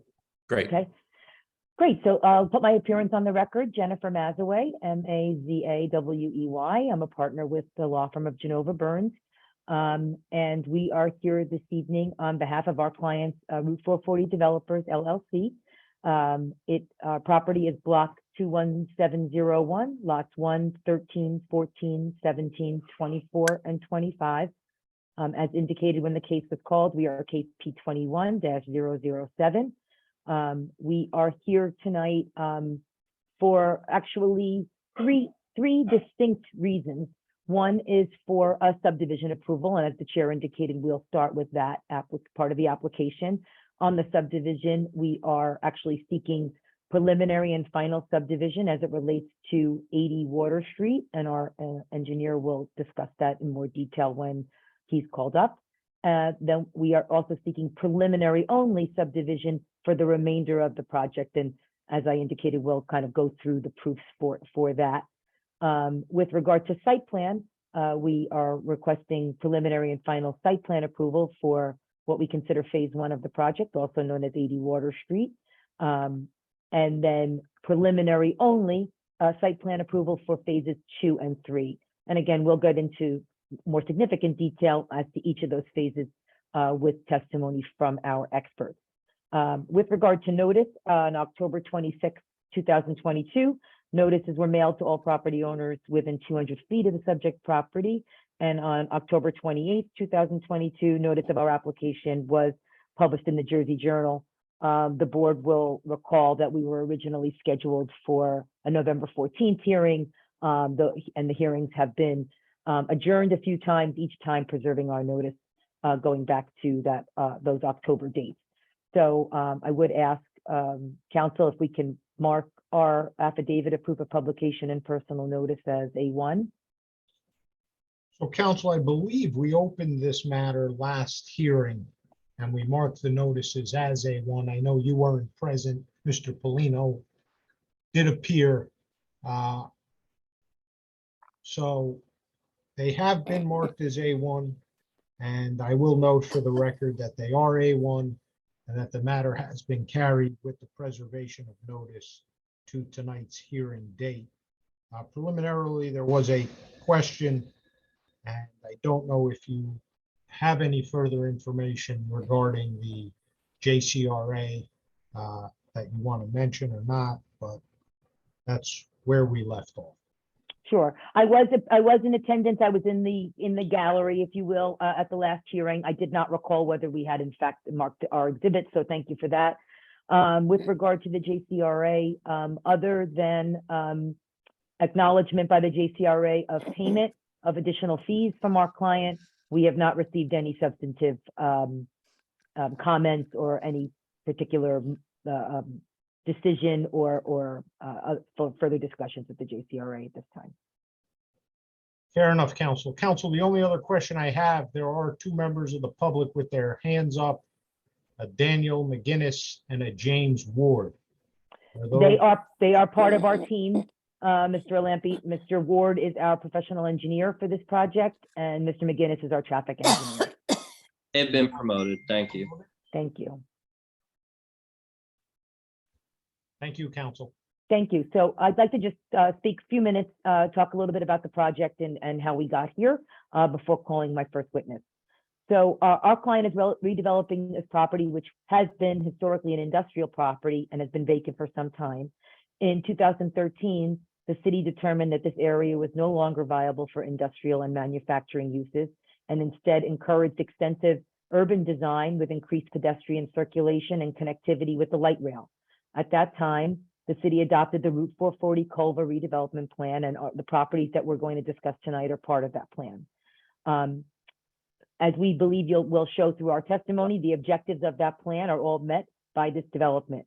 Our engineer will talk about in terms of the subdivision and really in terms of the site plan once we get there, how we're taking what were large industrial blocks, which were kind of a throwback to those manufacturing uses, and making them smaller to create pedestrian scale grid, and which in our opinion is going to foster community, and which we believe was the city's goal.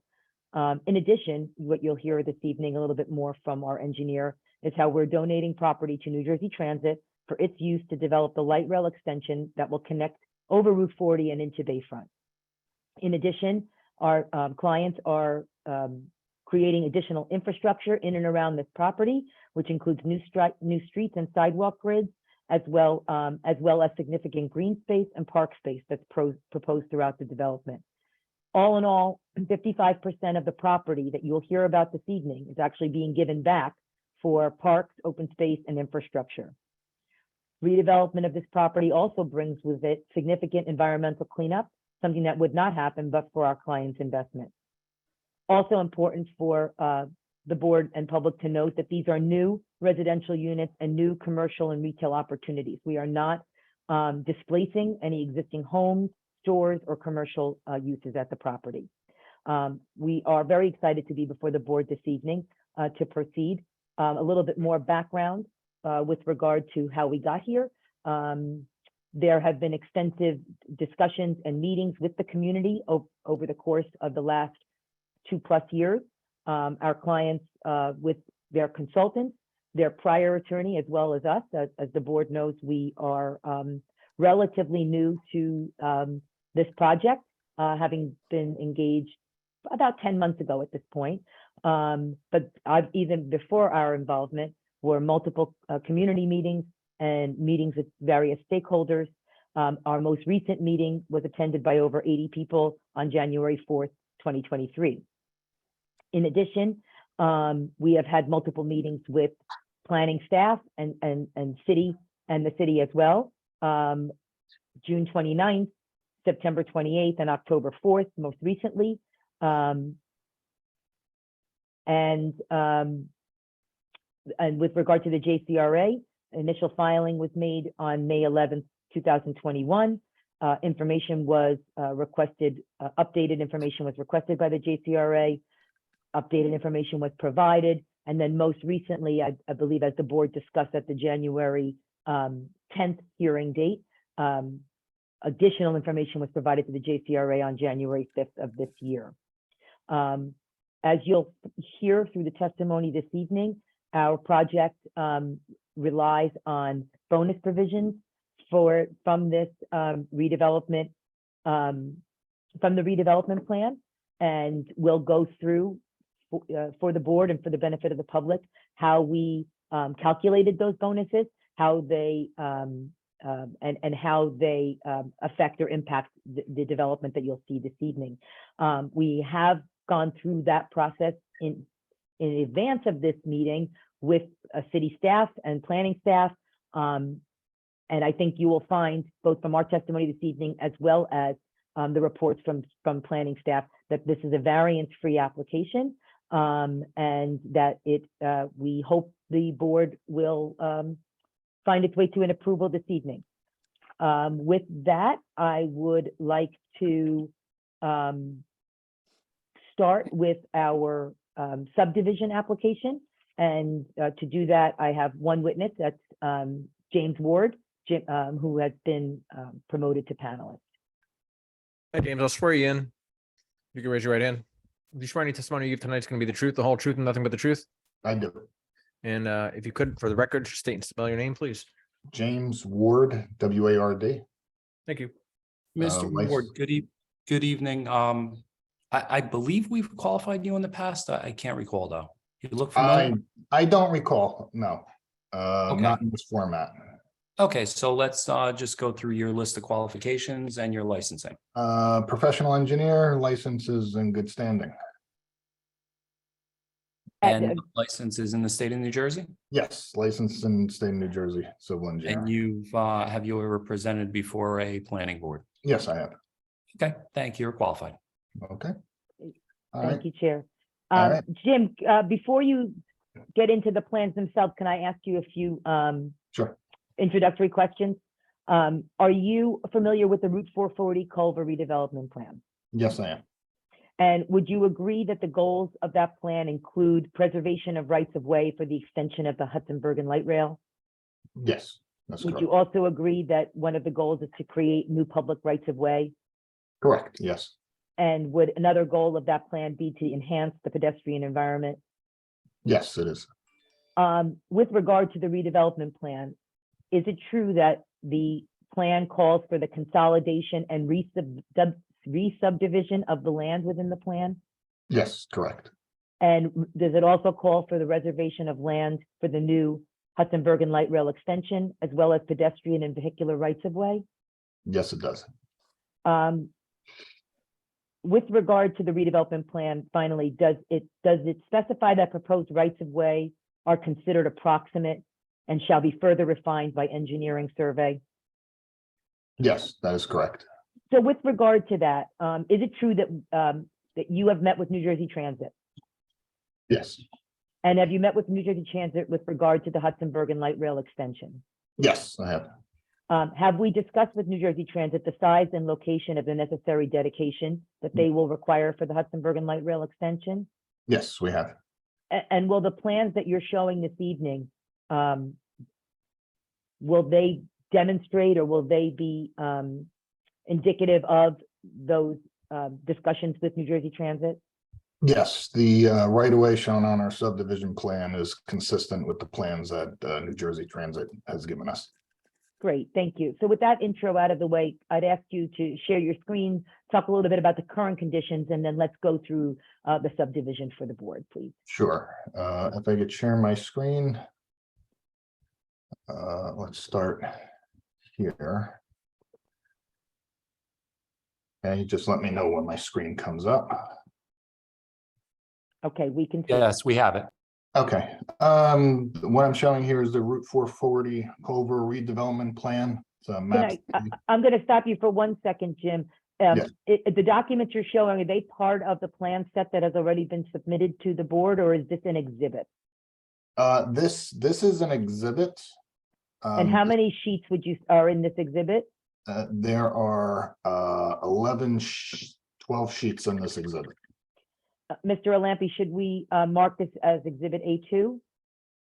You should mark it as A2. It appears to be, this particular sheet appears to be one of the maps from the redevelopment plan.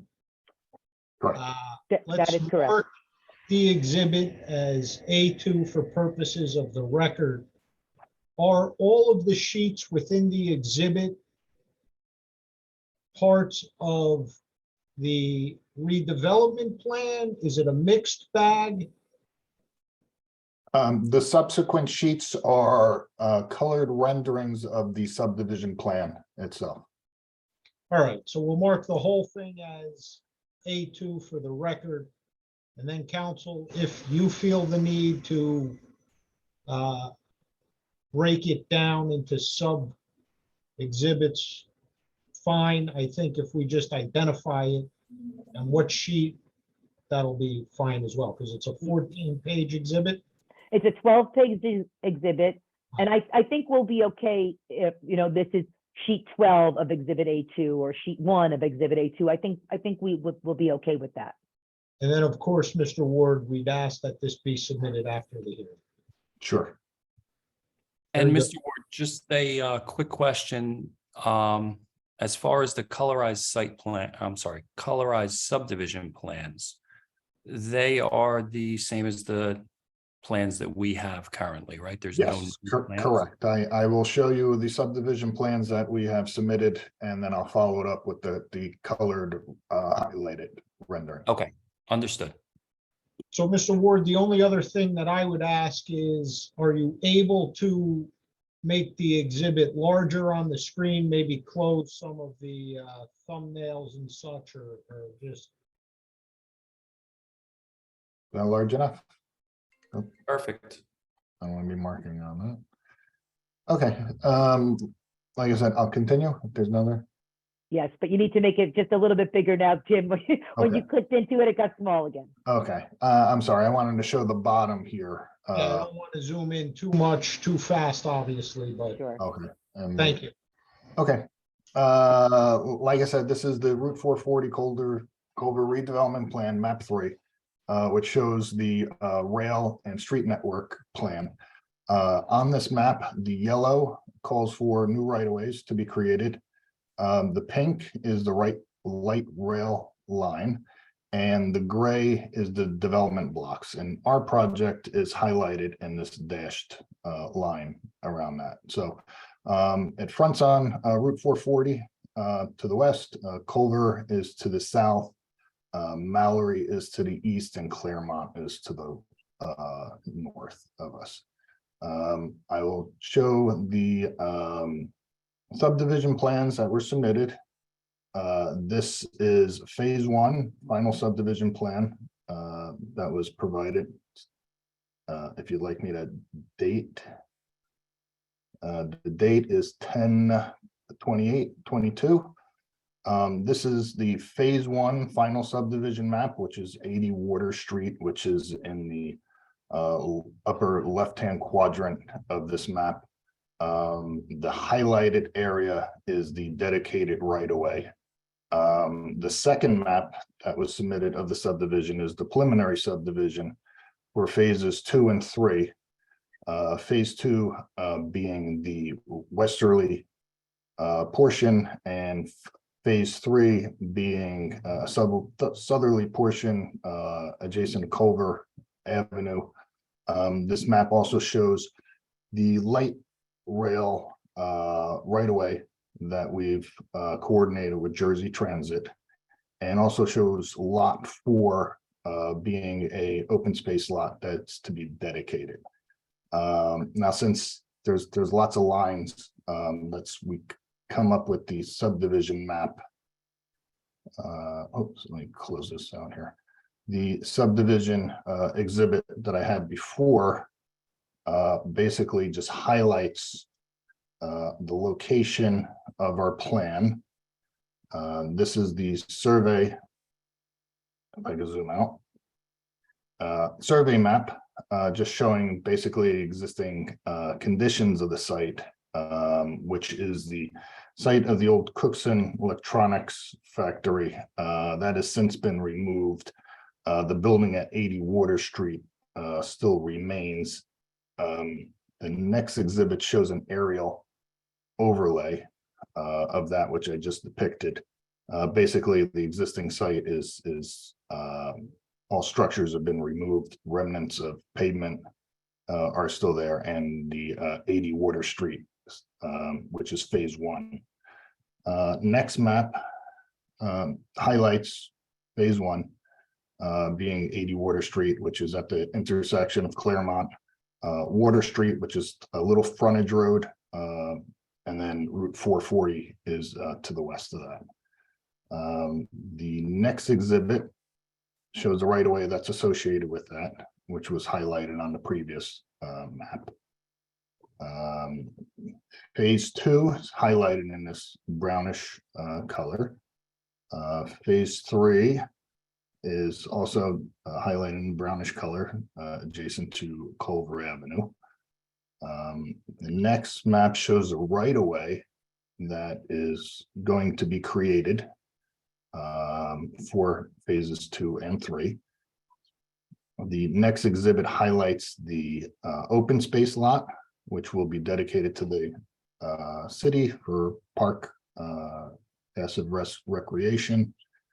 The next slide shows a light rail line, which from the Route 440 redevelopment plan that I showed previously showed that light rail line kind of being in the southerly corridor, this corridor that bisects the project, shows it hugging the southerly line of that. Ultimately, that light rail line is basically in the middle of that corridor. So that's where that finally ended up. And the last exhibit here is a culmination of all those, which has been highlighted. So you can see that we have various things that are overlapping, which basically ties into the redevelopment plan, which were pretty much consistent with that redevelopment plan, with the slight variation of the ultimate right of way for the New Jersey Transit line.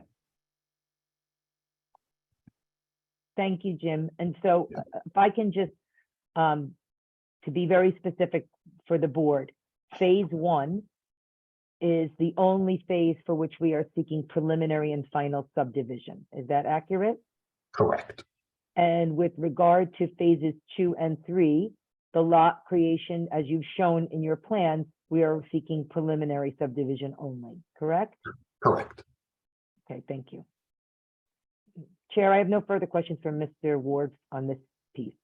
Okay, and phase 4 wasn't just mentioned. Is that a preliminary site plan? I'm sorry, preliminary subdivision currently? I don't believe we have a phase 4, Chair. I'm sorry, lot 4, is that open space? So, Jim, I believe Chairman is talking about the green open Yes, space. but lot 4 is an open space lot that would be created with phases 2 and 3. Okay, and that would be ultimately built out in phase 3? Correct. Okay. Mr. Ward, the light rail right of way, why isn't that its own lot?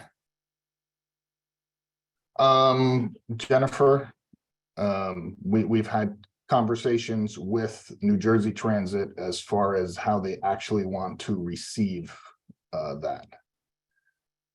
And Chair, if I may, that is in part why we're seeking only preliminary subdivision for phases 2 and 3.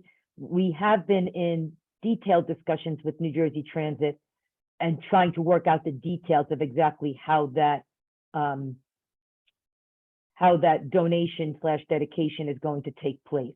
And so I think at this point, Jim, if I'm not mistaken, you've put kind of all of the infrastructure as well as that transit right of way as a singular lot, correct? Well, yes, this map depicts the transit right of way as being essentially aerial rights or an easement over the lots. And I would say, Chair, that I think that's that is all part of this ongoing discussion that we've been having with transit. Okay. I mean, my concern is that being that it's not a separate lot, if something were to happen as far as phase 2 and 3 weren't built out in an appropriate timeline, that would hold up the light rail. I mean, that's critical transit infrastructure that, you know, without it being on its own lot, I'm concerned that, you know, that could be held up if, let's say, the economy tanked. And, you know, as well as the fact that you're asking for the bonuses that are included in the redevelopment plan for the light rail. Just being that it's not set aside as its own lot. I'm concerned about that. So maybe I might be able to answer some of that or respond to some of that concern. Sure. So the tricky part of this is that the New Jersey Transit right-of-way is elevated.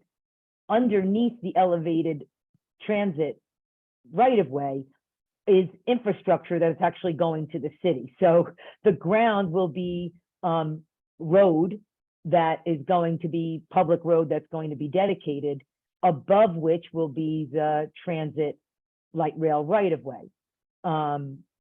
So I think that's why we laid it out this way, understanding that we've done this again as a preliminary only because this is a continuing dialogue with transit as to how they want to receive this property. Ultimately, if transit is ready for the property, but the property is not going to be developed because of market factors, which I think was one of your concerns, there, simply put, there's always an option or a right for transit to simply take the property. So, you know, it's not lost on us that ultimately transit could condemn this property if it so chose. But the bonuses for which our client is seeking as it relates to the rights of way dedication are similarly related to phase 2. So it can't take advantage of the bonus in phase 2 if it's not going to dedicate that light rail right of way. They go together, is what I would say. And hopefully that answers your question. I mean, considering that their air rights, you know, aside from this conversation that we're having tonight, how do we show that on a subdivision plot? Well, again, by the time this goes to a final subdivision, that will be worked out. Whether, again, it is an easement, which is a bridge easement, which is what we've been talking about with transit, or if they require the entirety, including the ground beneath, then it would have to be its own. It would have to be its own lot. But again, this is preliminary for that very reason, because we're having those discussions with transit. Okay, understood. Chairman, Leicester? Yeah, go ahead, Commissioner. This is Commissioner Torres. Also, you brought up in the beginning of your statement a lot about the redevelopment plans. Light rail was brought up a lot in that redevelopment plan. That anything in this area had to include the light rail. Now that this question has been brought up, it concerns me that even if it gets developed and then they decide to do it or they don't, negotiations, whatever has to happen with the New Jersey Transit doesn't go through. That is going to ruin a lot of projects in that area. Why wouldn't that be the first thing you would do before you brought it to us? I'm confused. It's a big factor to the, not just the redevelopment plan, not for that property only, but even the property across 440. I mean, it's all based on us having a light rail station there. And that's been the plan. I don't know if somebody else could answer that question for you. How can we keep moving on if this isn't even addressed yet? I'm confused. Oh, hopefully I can respond to that for you, Commissioner. So the only development this evening that is seeking preliminary and final site plan and preliminary and final subdivision. Yes, I know is- that. It's the only okay, phase okay. one. Yes, But there correct. is basically a lot of developments that me as a board member has seen and approved, and it's based on having a light rail station that's gonna bring people back and forth. Well, and now you come to us and the light rail station even isn't in that property yet. I'm confused. How do we move forward when then you could tell me that, oh, at phase 2, we should have this resolved. Can we resolve this first? This is Well, a big factor. we can't proceed with the phase 2 proposal that you'll see this evening unless and until we have it resolved with New Jersey Transit. And that's why we've had extensive discussions with New Jersey Transit, including receiving already a first draft of a bridge easement from them. So, and I that's, understand that. I understand that's also why we're only asking for preliminary as it relates to phase 2. I was trying to respond to the commission, to the chairman's comment about what happens if the development is not prepared to proceed by the time that transit needs the light rail. I mean, a few things. Number one, we don't believe that will happen. Again, we have been through extensive discussions already with transit, but on the other hand, because and candidly, their timeline is consistent with ours. But if it for some reason does not, Yeah, but you say that, but I don't see that. I don't see that timeline consistent with ours. If it is, hopefully we can get this. This is, I mean, the plans that we looked at, master plans and stuff like that, as a planning board member, commissioner, the light rail is living in that area. Light rail is very important to us in that area. And right now it doesn't look like something could change. Well, I guess, Commissioner, I don't know if this answers your concern, but certainly without the dedication of the transit right of way, we're not entitled to the bonuses that we're seeking. So the project would not get built as it is before this board if we did not, if we don't do the transit right of way. Okay, I understand. But you want us to, you want, I'll speak for myself. Commissioner Torres to approve it with the bonuses, and it's not even in front of me. I don't see it. I know we talk about it, but it's not concrete in front of me, just like everything else is. That's all I'm saying. I guess I'm not The sure that I whole phase understand. 2, phase 3, phase 1, it's concrete, it's in front of me. Light rail is not concrete in front of me, which is the most important part, that whole area. Okay, but the light rail that's shown is concrete, and it was already agreed to by transit as to the meets and bounds and formation of that light rail, the necessary light rail arc and the trajectory of that light rail right of way. The fact that we have not agreed on the mechanism, whether it is a fee simple transfer or an easement, really is frankly of no moment, because we have agreed on what the light rail right of way is going to look like, and we have begun the process of finalizing the documents that make that happen. At Okay, the you end see, of the that's day- why I spoke, because I was just, you keep saying that we're in the process, we're in the, let's seal the process. Let's seal the process. That's an important part. Then we move on. I mean, this is just for me. I'm gonna leave it at that, but you keep bringing it up, not me. that you're in the process. It's a negotiation. It's right there. It's already happening, but it's not right there on paper. It's not in front of me.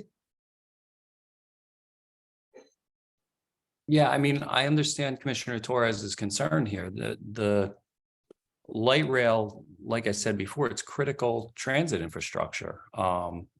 That affects, you know, any traffic studies that are associated with the project. You know, we can't really look at a generation of car trips in and out without that light rail being a reality at this point. So it's, you know, the light rail right of way, you know, council, you testified that New Jersey Transit has told you what they need. But again, we're still at a preliminary subdivision on that. So it's, you know, until that's finalized, you know, this is more of an abstract thing, and it's a little hard to imagine this plan going forward without that infrastructure being in place, being committed to by the applicant and New Jersey Transit, and having it, you know, as an executed redevelopers agreement. So, you know, that's the struggle that I'm having here.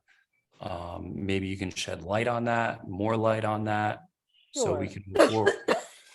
Yeah, well, I mean, respectfully, Chair, whether or not there is a signed redeveloper agreement has nothing to do with whether or not we have an agreement with New Jersey Transit. So the bonuses that we are seeking for phase 2 relate specifically to New Jersey Transit right-of-way dedication. If we do not Council- dedicate that, right of way, we're not entitled to the bonuses.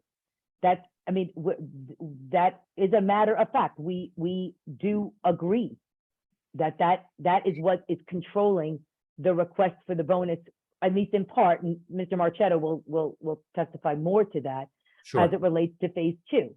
But to say that we need a signed redevelopers agreement to proceed with a preliminary subdivision and a preliminary site plan is contrary to the plan itself, frankly, and is not consistent with our agreement with the city. And we don't believe that's necessary. This is a preliminary request only. The developer understands they'd have to come back for a final subdivision and for a final site plan. Sure, understood. My reason for wanting to see a redevelopers agreement here would be that finalizes a timeline, and it finalizes the set aside for that light rail easement. If I'm out of line here, please enlighten me on a redevelopers agreement. But my understanding is that information would be set in stone if there is an executed redevelopers agreement. That's part of it, Chairman, but there is more that goes in the redevelopment agreement, and I thought we were clear with everybody that the applicant has to be designated as a redeveloper. So we've gone through this. I will and- respectfully disagree, Mr. Olampi, that we have to be designated as a redeveloper, but I want to let you continue. Sorry.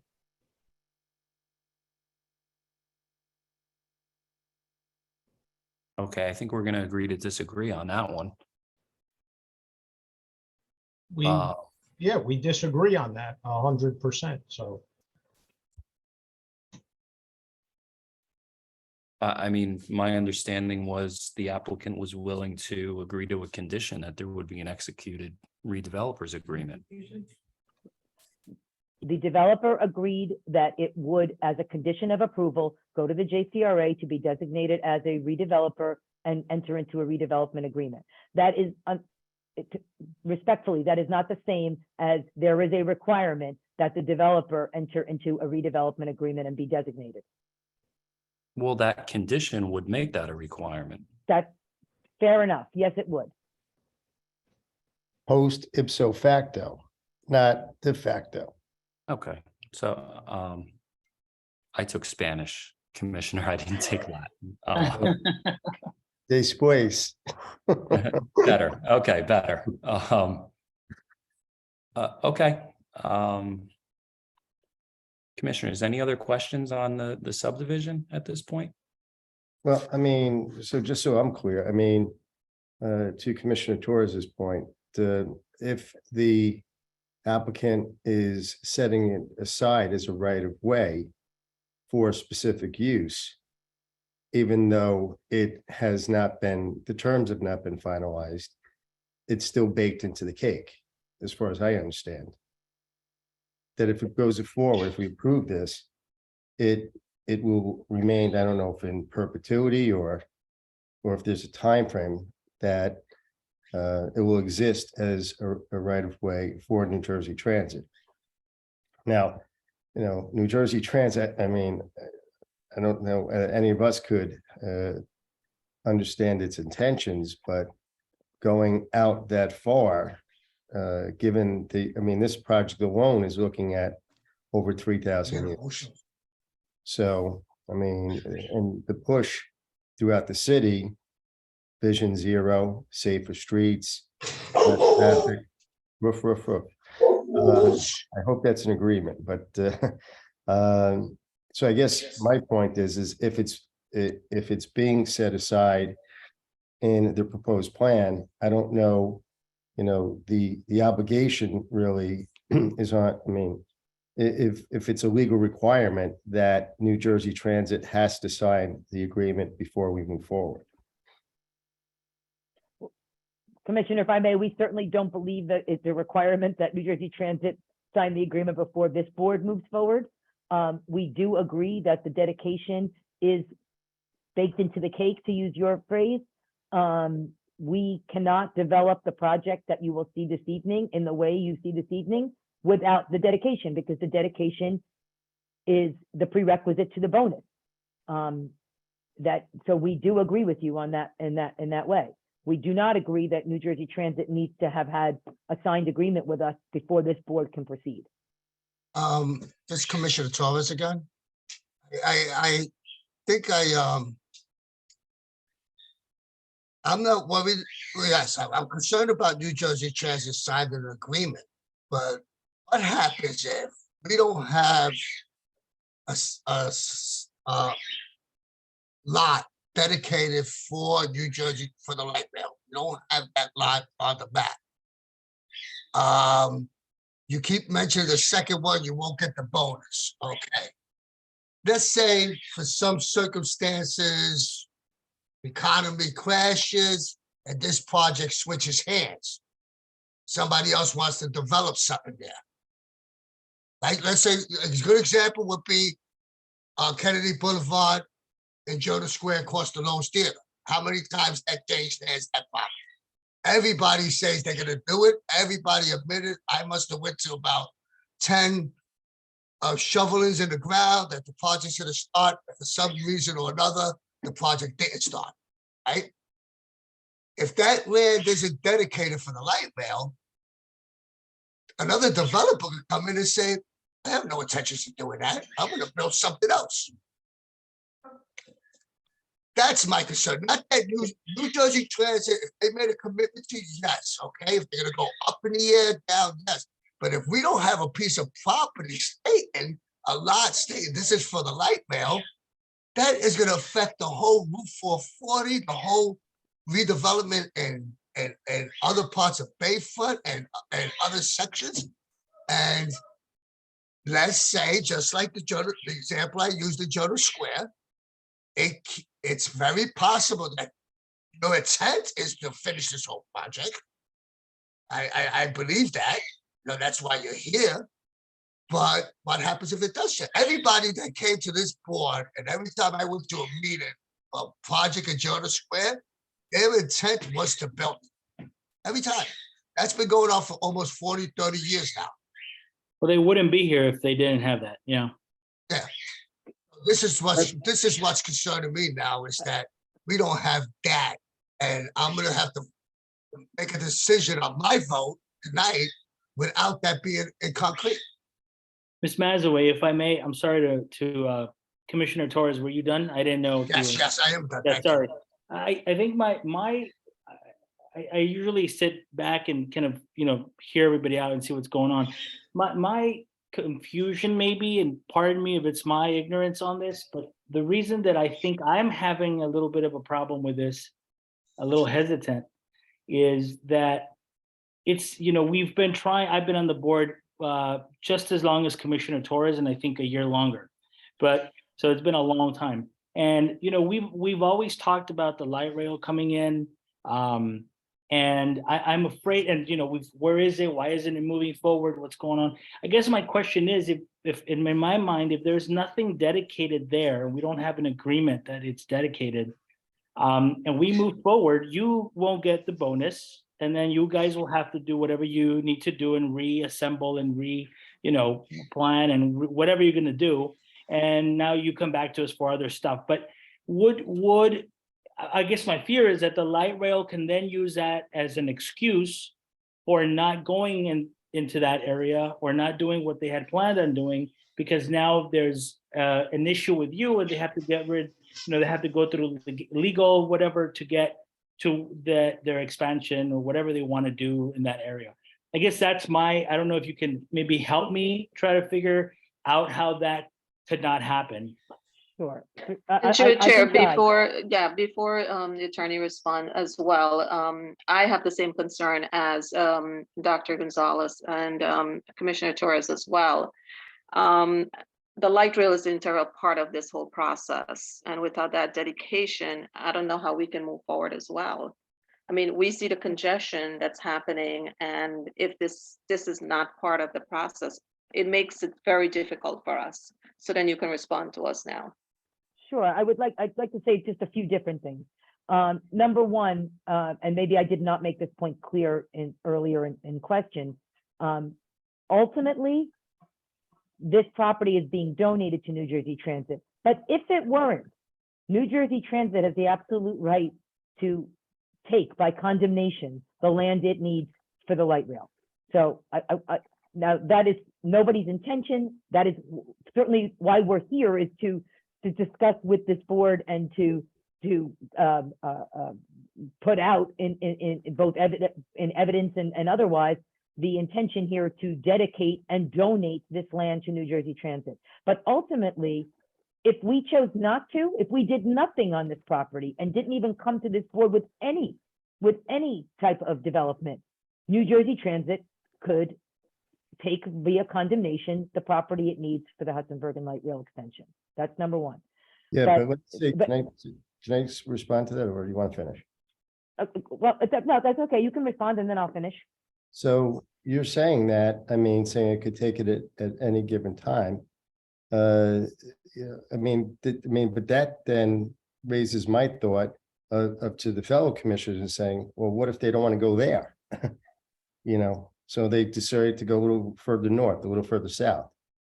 So, if New Jersey Transit has, condemnation, eminent domain power, then it doesn't necessarily have to do that. Your stronger argument to me is by saying is that it will be designated for that specific purpose and that specific purpose only. Well, that is what we've tried to testify to this evening. And that's part of the reason for the color coding in the map, to make it clear what is city infrastructure, what is transit infrastructure, and what is open space. We tried to do that to actually make the presentation clearer for the board.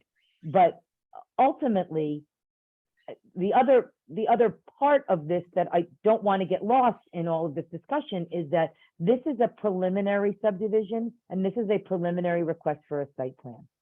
So we will have to come back to this board to finalize both the subdivision and the site plan. And I'll go back to the chair's initial question, which was whether or not the transit lot should be a separate lot. That can be done between preliminary and final. When we come back to the board for final subdivision, it could be its own lot. That's going to be dependent on whether or not that, we grant the easement versus granting the fee, but it doesn't change the alignment. It's not going to change the layout of the lots as we've laid them out here before the board. And that's really what we tried to do, and the point we were trying to get across to the board during this preliminary subdivision for these phases 2 and 3. Okay, understood, council. Are there any other questions before we move on to public? Well, just so to rehash in my head, No, go ahead. I'm sorry. I was just saying I had no questions. Sorry. that's okay. So just in my head, so you're saying that preliminarily and final, it's your applicant's intention or your client's intention to designate this solely for New Jersey Transit, no matter what? That pink line. Correct. Okay. And that, to Chairman Langston's point, that at this juncture, so you're saying is that come to the final, whatever terms get hashed out, whether it's a deed, transfer or whatever, we'll call it whatever we want, it still will exclusively be for New Jersey Transit light rail use. Correct. On the record. Thank you. I'm satisfied, Chairman. All right, thank you, Commissioner. All right, anybody else?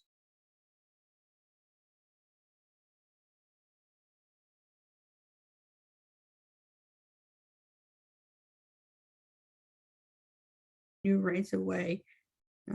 It does say very clearly that any application for development for block 21701 or lot 1418, which is what this is, for additional right of way for the extension, the extent of the land shall be reserved, defined by the measurement of what's on the plan within the plan. But I do want to call out that it does say shall include the reservation of land. I don't want to bring this up again, but I brought this up in the past. An easement is not the dedication of land. I don't know how shall include the designation of land can be misconstrued otherwise. Well, Yeah, I mean, we talk about shall all the time. Shall is a requirement. Should is a suggestion, shall is a requirement. yeah, thank you, Tanya, for that. That helps a lot. So Tanya, this, can it be shalled and deeded in the preliminary plan? Can that language be changed?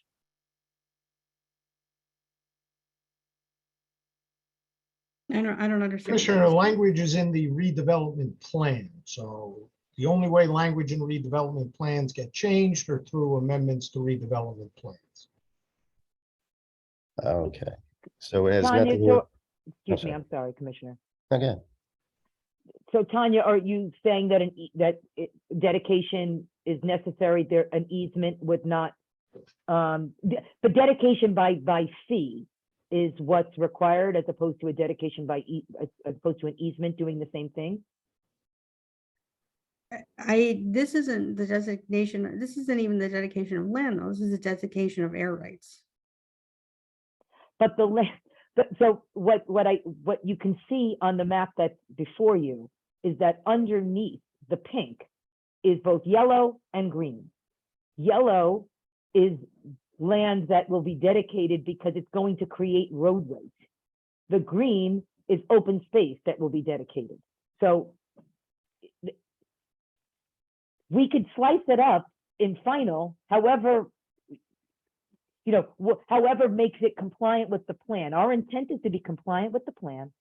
We have a subdivision that does not require any variances, and we have a site plan application that requires no variances.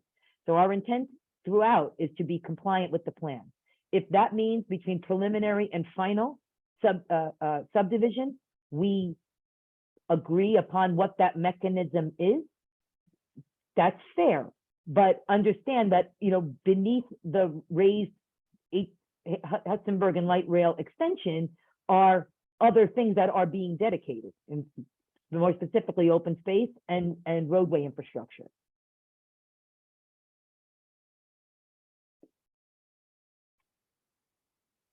Thank you, Council Chairman. Do you want to open to public?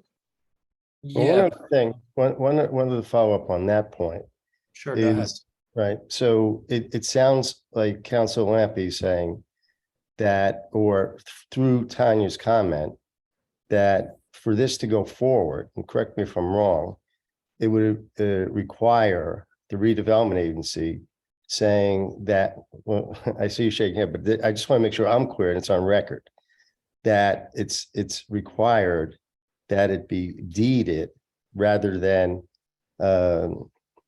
set as a right of way, an easement. Am I misunderstanding that, Santha? That's the language that Tanya read is from the redevelopment plan. Right, okay, so they don't have that signed, sealed and delivered. We know it was, submitted, it's under review. And what I understand the applicant's attorney saying is that whether the redevelopment agency allows for it to be a right of way or deed, her client would comply with whatever mechanism or language it comes up with. Now, if that's the case, or do we have purview or standing to deny the application, or could we move on it with that condition? Meaning the condition that whatever is opined by the redevelopment agency, that the applicant would abide by.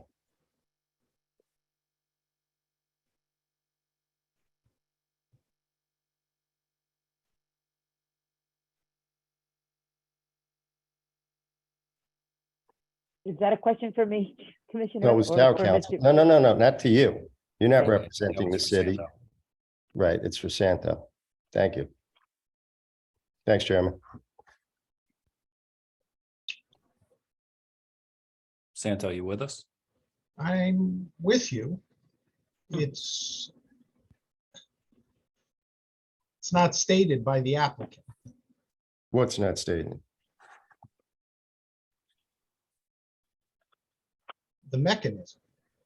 Well, they're saying, I think I heard the Ms. Mazaway say, is that correct, Mazaway? Mazaway, yes, thank you. Okay, Mazaway say that they're proposing it as a right of way. However, based on what Tanya said, I think I heard her say her client would abide by whatever language or mechanism was hashed out through the redevelopment agency. If I That's may, not what she Commissioner, said. that's not what I said. Okay. What I did say was, we will, if the plan requires dedication versus an air rights, and that's what the plan requires, we are going to follow the plan. We will follow the redevelopment plan. This is, we are not creating a variance situation here. We don't wish to create a variance. I'm not sure that the Hudson Bergen Light Rail dedication, if you will, has to be anything other than an easement. But if in between receiving preliminary approval from this board, if the board were inclined to vote that way this evening, and final, that's an item that we would hash out. That's part of why we bifurcate between preliminary and final, so that we can finalize those types of details for the board before we come back. All right, thank you, Ms. Mazaway. And just for the board, we can go into a deliberation after public comment. We'll have Tanya and Liz available for any questions directed from us to city planning. So if it's okay with Ms. Mazaway, I'd like to open up public if there's nothing else. Nothing else from my witnesses affirmatively, Chair. Okay. Only Thank you, in Ms. response to Mazaway. questions. Okay, thank you. And Mr. Ward, could you stop that screen share? Sure. Thank you, sir. All right, so at this time, let's open it up for public comment. Just for the public's knowledge, we're only talking about the subdivision currently. We're not on site plan yet. We're not talking about the size of the buildings, the layout of the buildings. This is strictly on the subdivision currently. The site plan will be next. Promoted Kayla.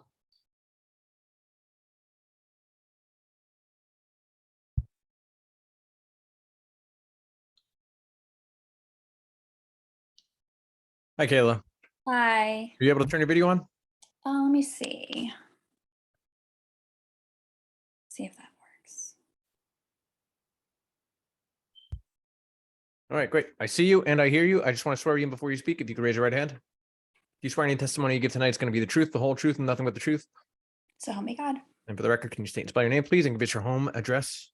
Yes, Kayla, last name Burrell. It's Kayla Burrell, 197 Duncan Avenue, Jersey City. Thank you. All right, Ms. Barrow, good evening. We have 3 minutes for you. Okay, great. First, good evening and thank you everyone for the opportunity to speak to the board about this application. I am here representing Lincoln Park North Neighborhood Association as its president. I also want to thank the board for your concerns. They are dead on. Westview is a complicated project and our neighbors have taken the time to educate themselves so they can participate productively in this discussion, as well as ask good questions and come to independent conclusions. Despite the open space and right-of-way bonuses, the burden proposed on this application, the burden this proposed application places on the existing community in regards to safety, infrastructure, and environmental stress, as well as the absence of affordable units, is unbearable.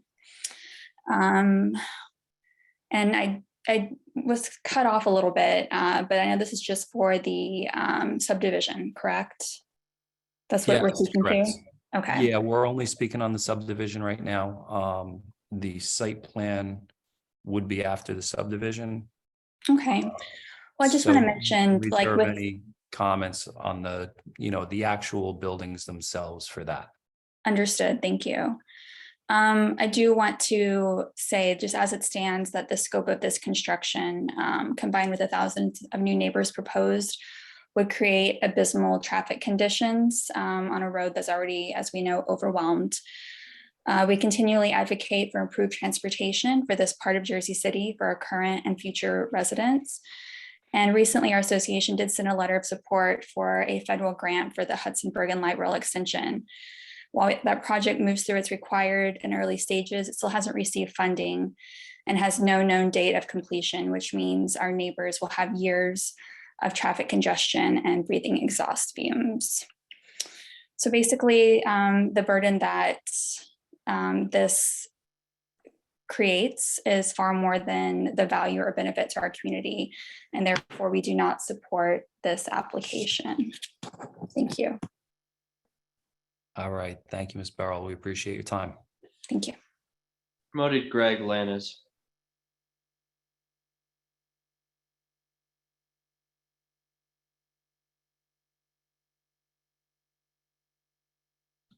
Hi, Greg. I just want to swear you in before you speak, all right? If you could raise your right hand.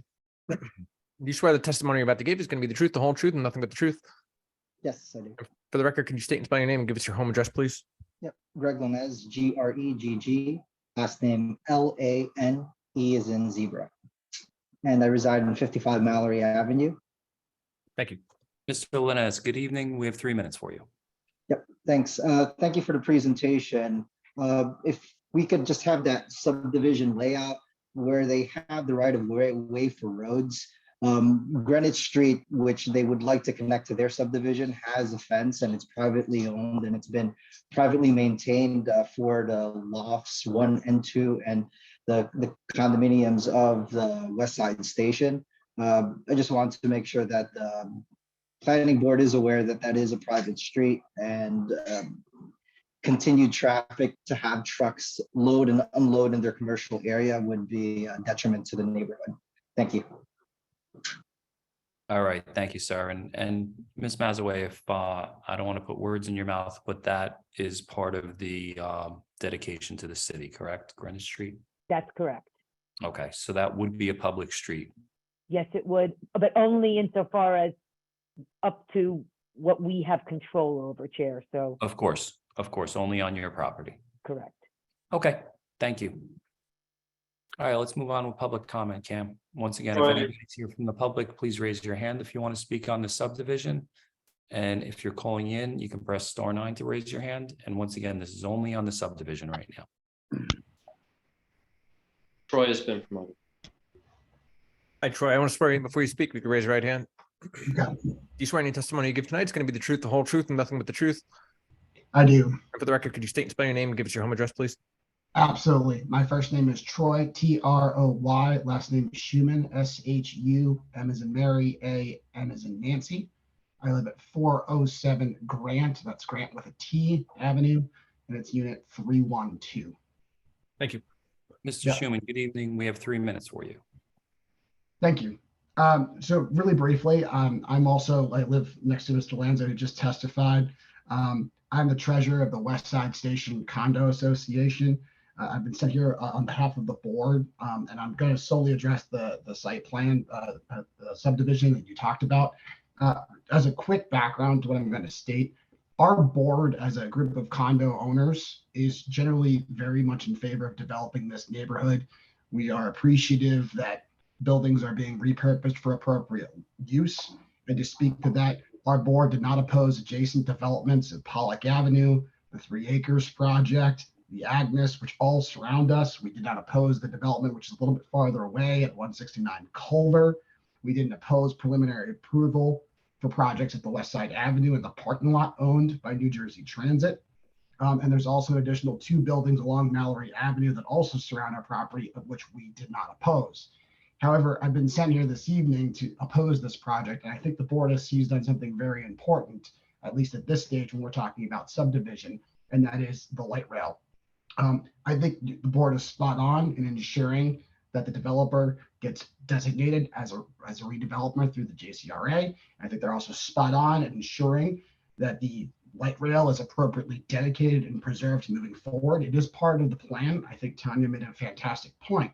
And what I will say is from our experience in going to community meetings, of which many I've gone to, and I will also say that since Ms. Mazaway's firm has been involved, the communication through community meetings has improved. What I will say is from our perspective, this is a project on wishes, hopes, and dreams. We've talked about, okay, well, if it doesn't work, then they can take the land for the light rail.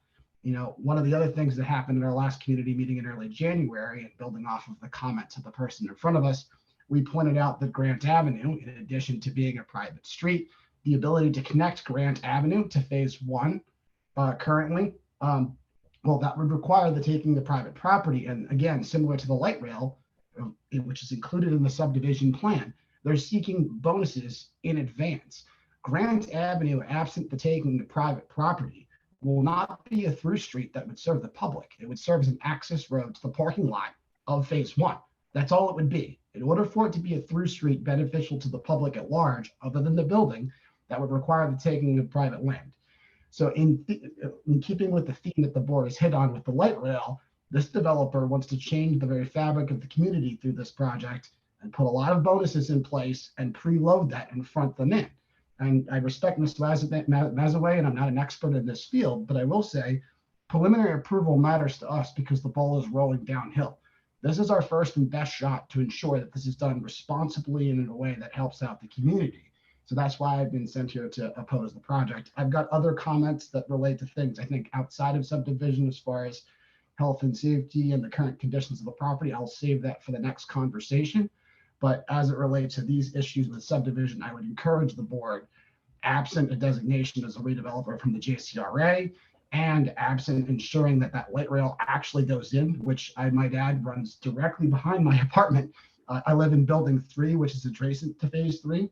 I'm strongly in favor of that light rail going in, even though a train would run by my apartment, because I know it's important to this community. So I would encourage the board to make sure that those things are protected and make sure that this is done in the appropriate way and in a way that benefits the community, not allowing the large powers to go up just for the benefit of a developer.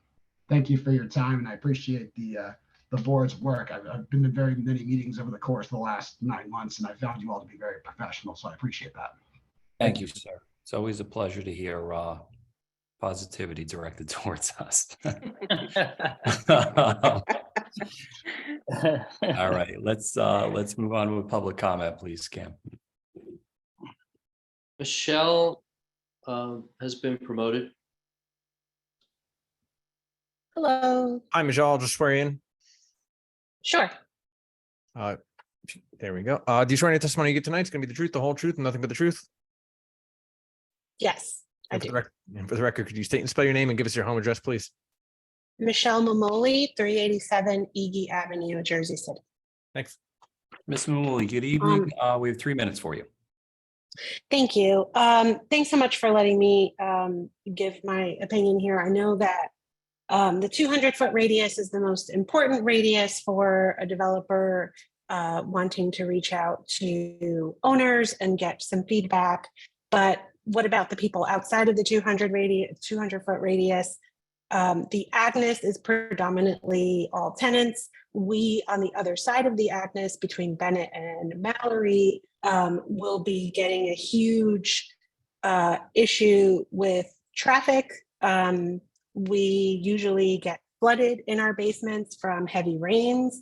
So there are infrastructure issues, there are traffic issues, which I could see by that, that site map, that a lot of those yellow roadways kind of really lead to nowhere. They just go around in a big circle. And ultimately, there is an issue about the height as well, because it will create a complete darkness on the other side of this project to all of the predominantly immigrant homeowners that are here. And I don't know if there are, you know, any other homeowners that are either on Clark, Mallory,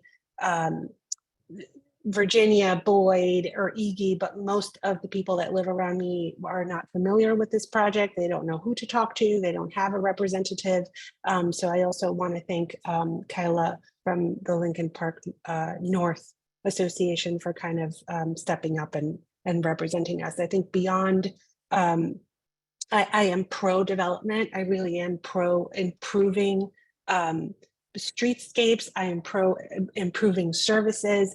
But there is a huge issue with widening roadways, adding roadways, and the constant construction that will be going on from just the idea of having an elevated light rail. That's a huge problem here. And the air quality issue is not getting any better. So as it stands alone, I think that, you know, my husband and I as homeowners and taxpayers of this city do not approve this project. Thank you. All right. Thank you, Ms. Mamoli. We appreciate it. Thanks so much. Promoted Roxanne.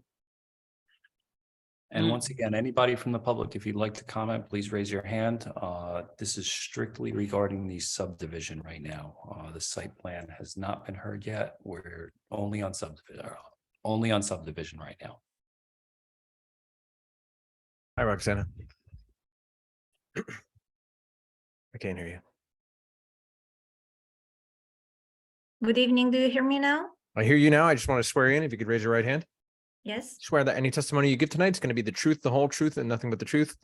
I do. And for the record, could you state and spell your name for us and give us your home address, please? Of course. My name is Roxana Mikan, Roxann. Last name Mikan, Mican. My address is 2 Greenwich Drive, Unit 602. I'm the president of the townhomes at Westside Station. We have the 32 units located on Tribeca and Greenwich. Ms. So, Mikan, good evening. We have 3 minutes for you. thank you so much. Thank So, I agree that it's premature to talk about granting bonuses in regarding density without having an actual written agreement with New Jersey Transit regarding the light rail. I was just reading an article today, and the last statement that Governor Murphy gave about the light rail was saying that the construction was supposed to start in March 2020, and it was supposed to last 3.5 years. But 3 years later, zero progress was made. So when the state is involved, things happen a bit slower.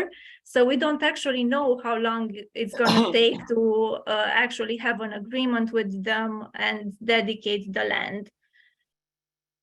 Meanwhile, when the meeting with the community happened 3 weeks ago, my understanding was that those lots are still being cleaned from an environment perspective. I believe Mr. Paulina was saying that they are still testing wells. So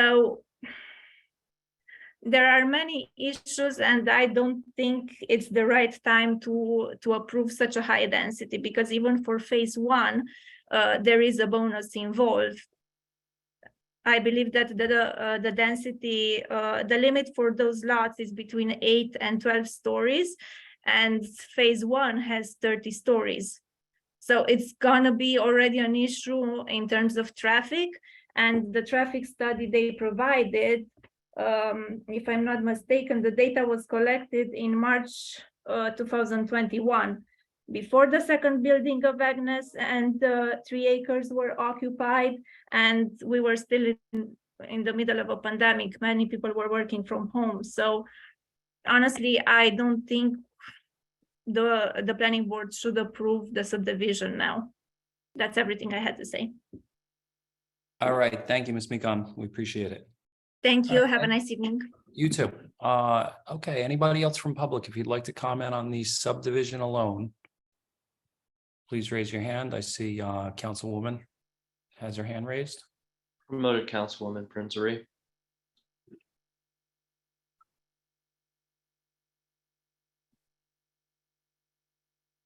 And just for the record, the light rail was supposed to be started in March of 2020. That was the last time we had a public meeting in person. So a lot of things have changed since March of 2020. Good evening, Councilwoman. I'll just swear you in. Do you swear any testimony you give tonight is going to be the truth, the whole truth, and nothing but the truth? I do. Thank you. Councilwoman, good evening. We usually have a 3-minute limit for public comment. We do extend the courtesy to our council members and elected officials. If you need more time, you're welcome to it. Within reason, of course. Thank you. I appreciate that. I would like to think that I am often known for my brevity. So let's hope that holds true tonight. Thank you all for being here, and thank you for asking very thoughtful questions about the subdivision here. I think that the residents that have spoken have made very, very strong and compelling points as to some of the issues with the subdivision. I will say that as a council person, without having this RDA in place and without having construction timelines and community bonuses that come at the end of the project is concerning and problematic. I think that as a resident, as somebody who lives in the neighborhood, I do not live very far from here. I'm over on Broadman Parkway.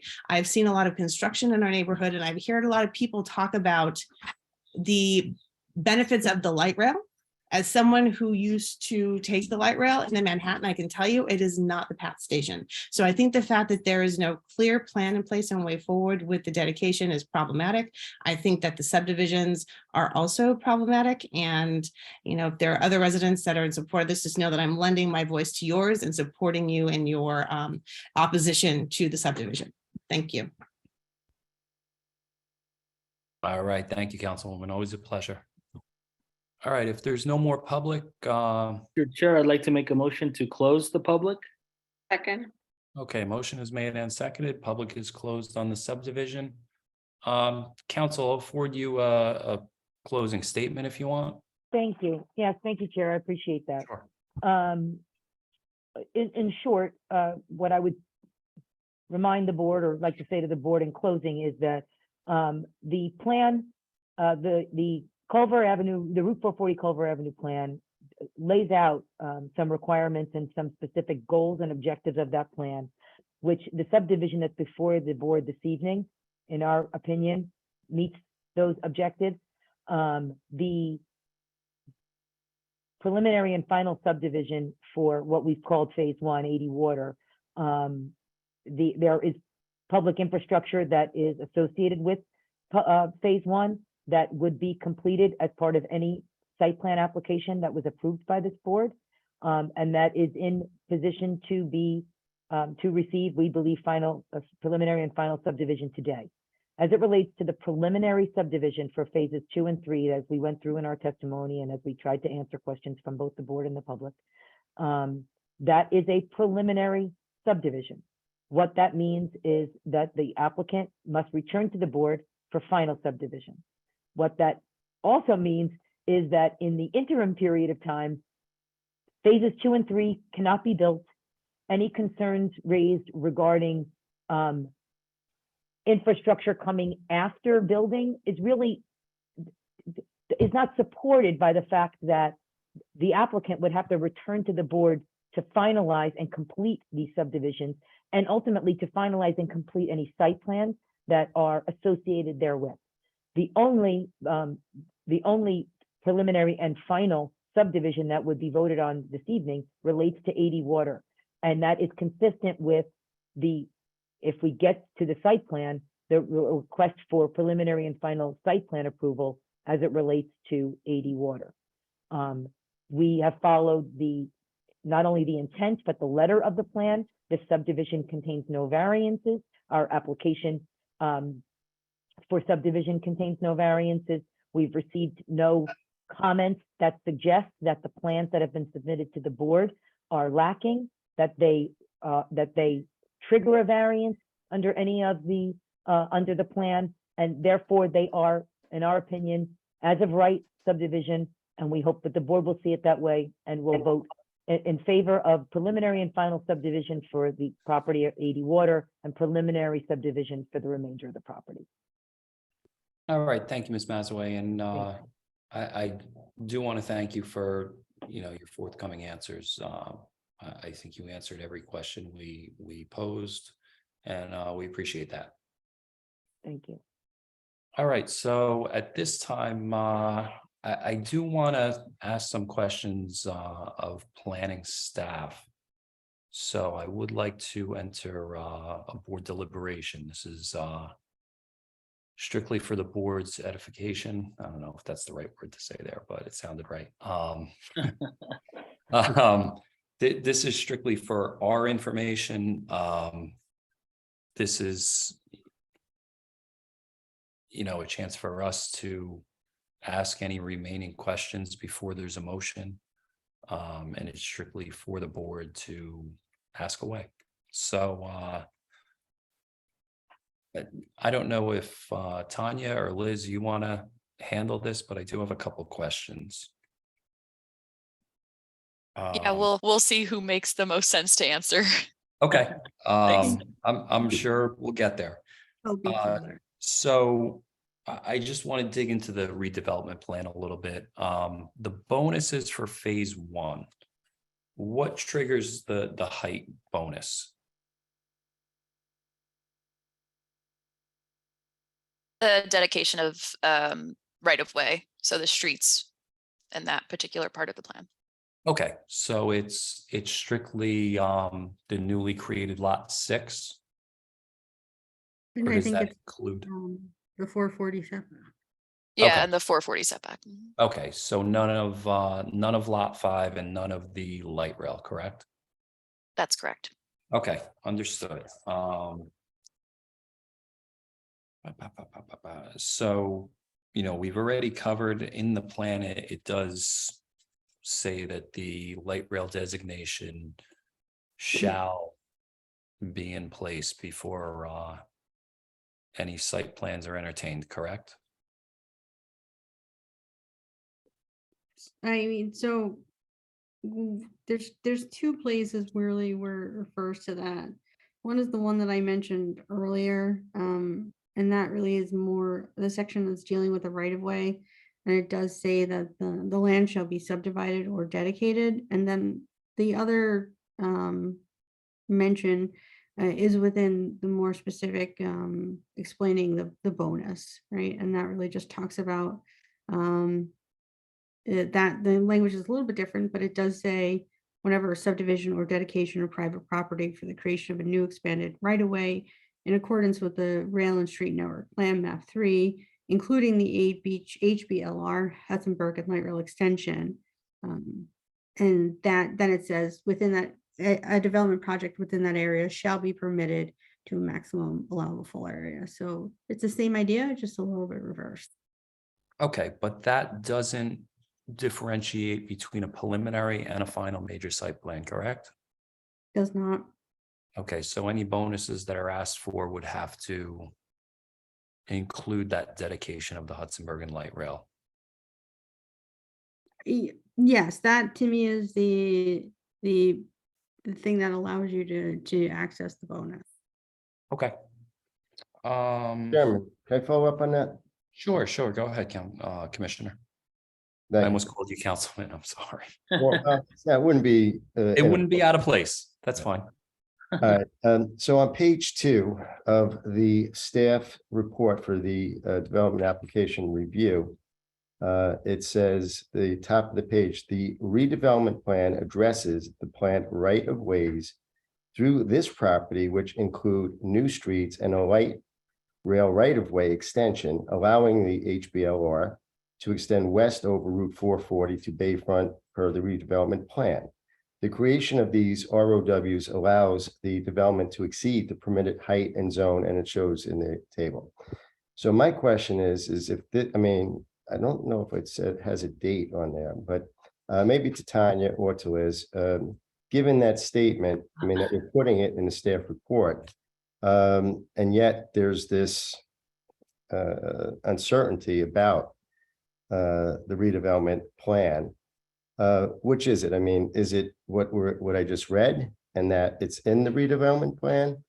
Or we're back to medias res and in the midst of it and we're not finalized it? I will just start with, I just want to clarify that there's a difference between the redevelopment plan and a redevelopment agreement. So this is the language purely from the redevelopment plan. There is currently no redevelopment agreement to be quoting. So this is the governing language for the property. Okay. So, all right. And then in the proposed conditions from on page 3, it says all materials, colors, and selections shall be on final plans. But going through this, meets and bounds of the survey, transit deems necessary for the number 4 on staff 3, staff recommended conditions. Section 3, number 4, meets and bounds and survey specs to the area New Jersey Transit deems necessary for the expansion of the ROW for the light rail, along with the signed deed of transfer for the ROW, shall be transferred to the city of Jersey City upon the expiration of the appeal period for the site plan phase 1. So, I mean, so this condition, it seems, I mean, the way I'm reading it, speaks to, at least in part, if not fully, that section that council had presented, whatever we want to call it, right of way or deed, or, but I guess the meets and bounds of the survey are there. So, I mean, is that a preclusion of, or a affirmation of our ability to, or should inform our vote for in the affirmative or declination?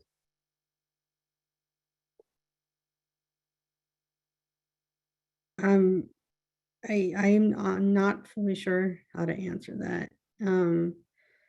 The condition which I wrote is a way like to what the plan requires, which is at least that dedication, whether that be through subdivision or dedication. In this instance, this condition is written out very clearly for subdivision, but it does say that I was expecting to see meets and bounds and clear delineations of the rights of way. And holding something in escrow is really just a way, again, to just guarantee the guarantee the dedication of the space. You know, it's one thing to put on the record, we will dedicate the space. I think it's another thing to provide actions that show that the space will be dedicated.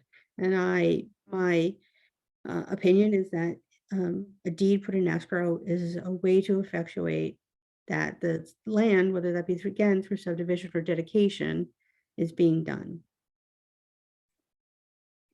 So, all right, that makes a lot of sense to me, and I really appreciate that. My question then would be to Ms. Awe is there a, or to Councilor Lampy, is there a way of doing what Tanya just said about putting a deed in escrow? So Right now, the board's in deliberation, so I don't think we should be inviting Ms. Mazaway back into the conversation. So I would caution us against doing that. The question that the board has to grapple with is whether or not the board is satisfied with what is being proposed all the way through. And what I mean by all the way through is, at this point, I have seen no paperwork or anything with respect to the light rail in terms of what New Jersey Transit has agreed to, not agreed to. So while I appreciate that conversations are ongoing, there is no document that says this is where the light rail is going to fall. That is something that does not exist. So when you're reading the staff comments, the staff is commenting on what it has access to and what is being proposed. And if that means that there are open questions in the board's mind, such as how is the light rail going to actually get transferred to New Jersey Transit? When I say the light rail, how is the area that New Jersey Transit needs to effectuate the light rail going to happen? Everyone's been very open about, we don't know how that's going to happen as we sit here today. The applicant has been forthcoming about that. They're in conversations with New Jersey Transit, but they cannot provide that document because that document doesn't exist. So if the board feels that that's an issue for the board, then that's an issue for the board. That's what the deliberation is all about. So I hope that answers the question, Commissioner. It does, but it begs another one for me. I mean, there are projects like the embankment, Reservoir 3. I mean, that other, things are allowed to move forward without full, in dealing with other entities. And there's no certainty. Even, I mean, we saw earlier in our meeting today, we approve something and then somebody goes out and builds something different. So, I mean, in my Apples to oranges though, Commissioner. fair enough. All right. And I'll take that statement back. But I guess if this application itself has gone on for a long time. And if it's waiting on New Jersey Transit, but if we say as a condition, or at least in part on New Jersey Transit, I'm not going to, put that all on them. But if we were to say that a condition, whether we call it right of way or deed in escrow, and as a preliminary approval, might it not, I mean, I'm just trying to say is giving people the benefit of the doubt to at least get it moving in that direction, whether it comes to fruition or not. So, all right, so I'll just. So Commissioner, I guess I would say this.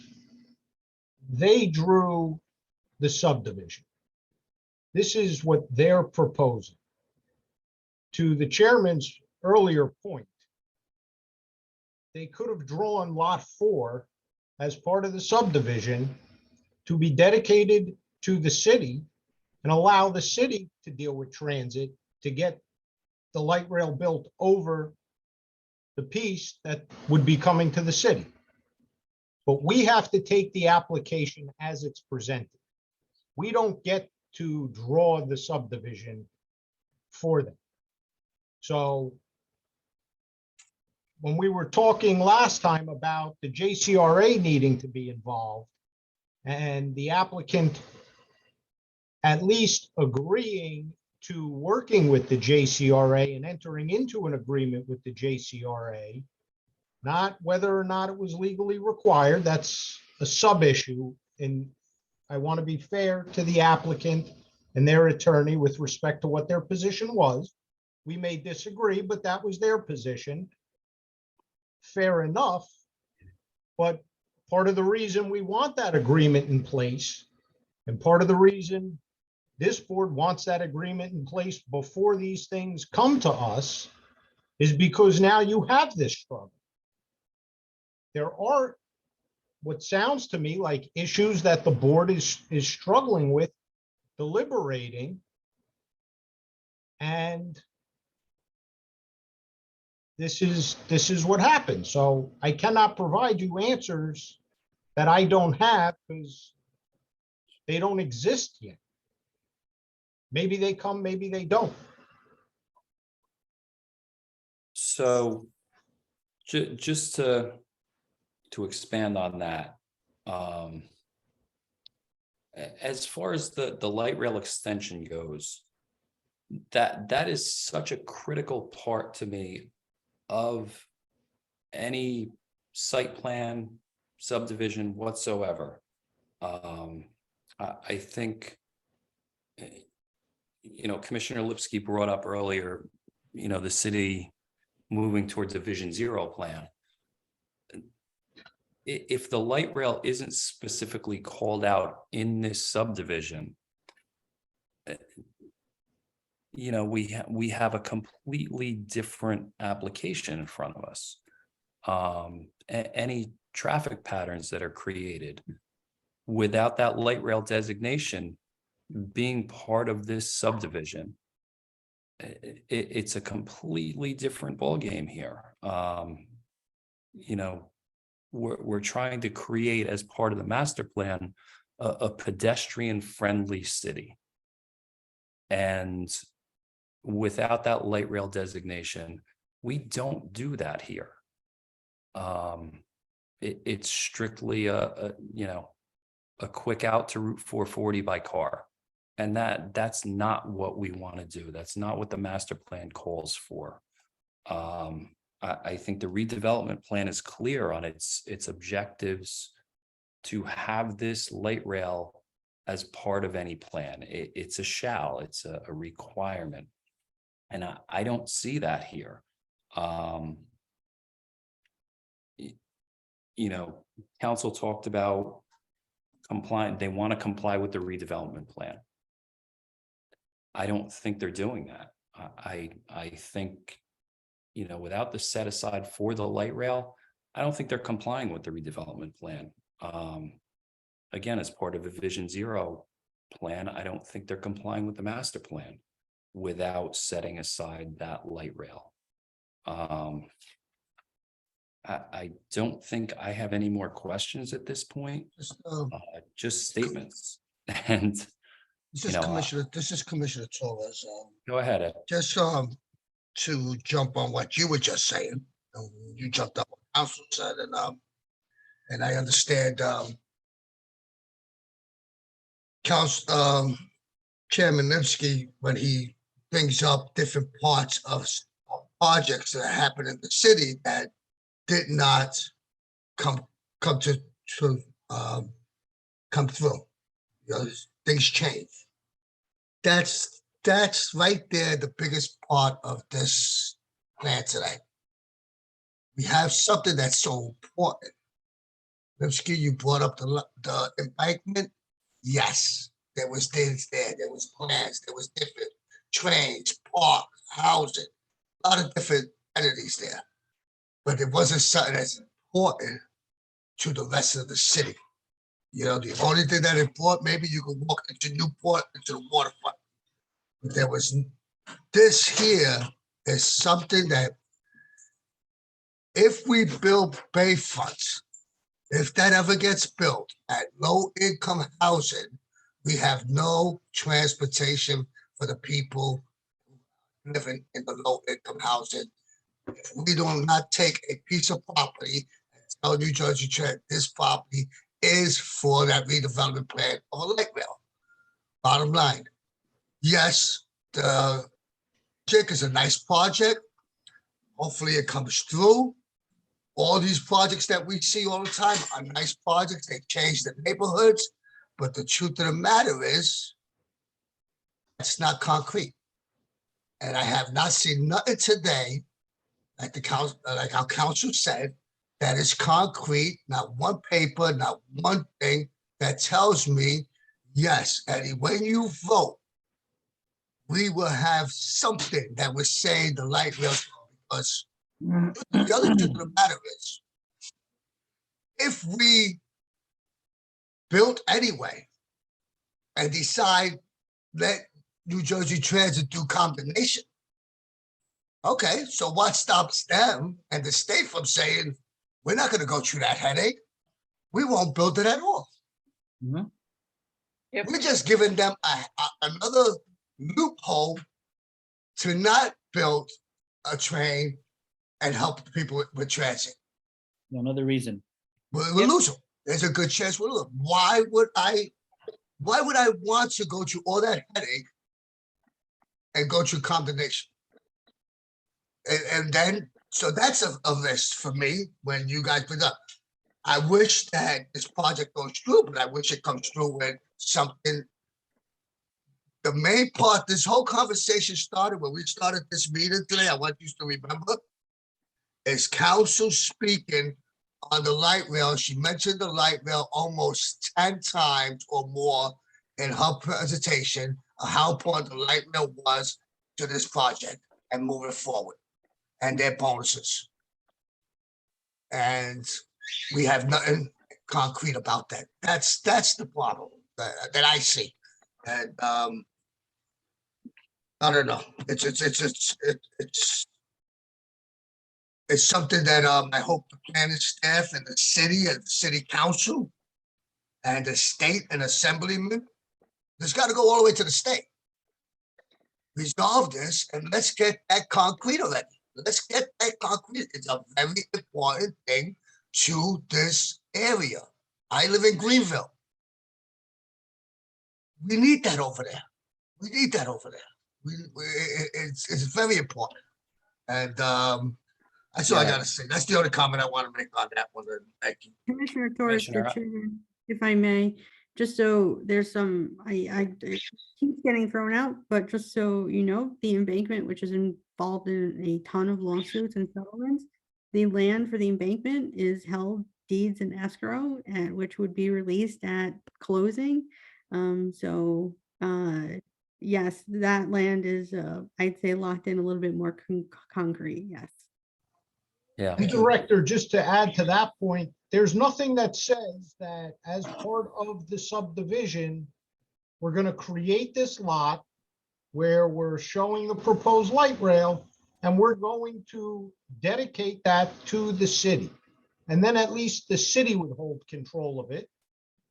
And then the city would be able to deal with transit and figuring out how to get transit to do and build the light rail. So there is some, inherent benefit about the light rail ever coming through fruition that's outside of everybody's control because that's at the state level.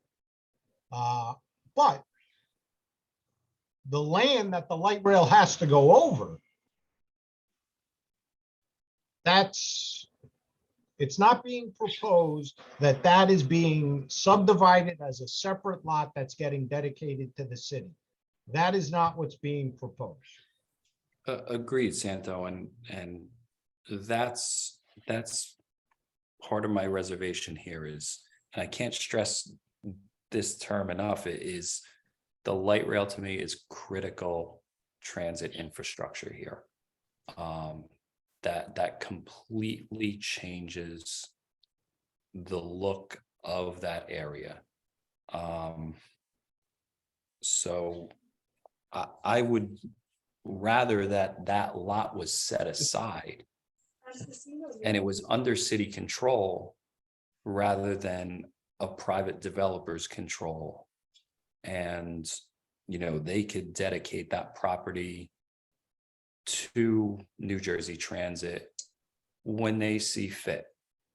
I think, this being under city control and dedicated to the city right off the bat should be what we're talking about tonight.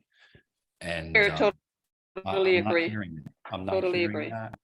And I'm worried that critical infrastructure doesn't happen. And that actually leads me to a question I forgot about, I wanted to ask either Tanya or Liz. Without the bonuses for the light rail, let's say that didn't happen. What could be built here according to the redevelopment plan? Anything, or is it just a smaller project without that designation? It would be a smaller project. I can't give you an exact answer because there's the calculations for the open space, there's the calculations for the right of way. So there's a whole bunch of different pieces that come together to calculate how much bonus FAR is permitted, but it would be less than what is shown now. Okay, yeah, I don't mean to put you on the spot and get an exact answer. I know that there's a lot of moving parts there. But the bottom line to me is that if this light rail dedication doesn't happen by whatever means, whether it's the state, whether it's the applicant, someone blinks and this doesn't happen, that lot could still be developed, correct? The area where the light rail would be in the open space, you're saying? Yeah, that lot could be developed without the light rail being part of this subdivision. Yes. Am I And correct? I think a smaller scale project would still be possible. Again, size, Yeah. not really relevant to the point. Something can be developed without the light rail and without taking advantage of bonuses, which is why they're called bonuses, right? Agreed. Okay. Yeah, I'd say there's, and I can maybe pull up a couple of quick just to share the redevelopment plan maps. I haven't, to answer your question in the text is harder quickly, but Sure. if we just look at it on a map, you can see the proposed light rail right-of-way extension. So that's kind of, that's not concrete language in my opinion. That continues onto the next map. And then this map is interesting because it also shows that area where the light rail would be clearly with that underlying zoning. So just from a map-based perspective, you would be permitted to build a mid-rise B where that line is represented. There may be some language in the text that clarifies and solidifies that. But from a map perspective, it appears as though that would be the underlying zoning. Okay. But All right. they'd still have to come back before us, right? Sure, obviously. All right, but let me ask this, Chairman, and it's making more sense in terms of the deed in the way. So last meeting, we talked about, having them go back and work on this redevelopment plan. And I've been on the board. Redevelopment agreement, Commissioner. Fair enough. I stand corrected. Redevelopment agreement. Second time agreement, and Liz and you. So I'm on my way. So, but I knew what you meant. I know, but I appreciate language does matter, and so anyway, I've been on the board now, reappointed on the board now about 1.5 years, and with this particular project, this particular sticking point is now coming about.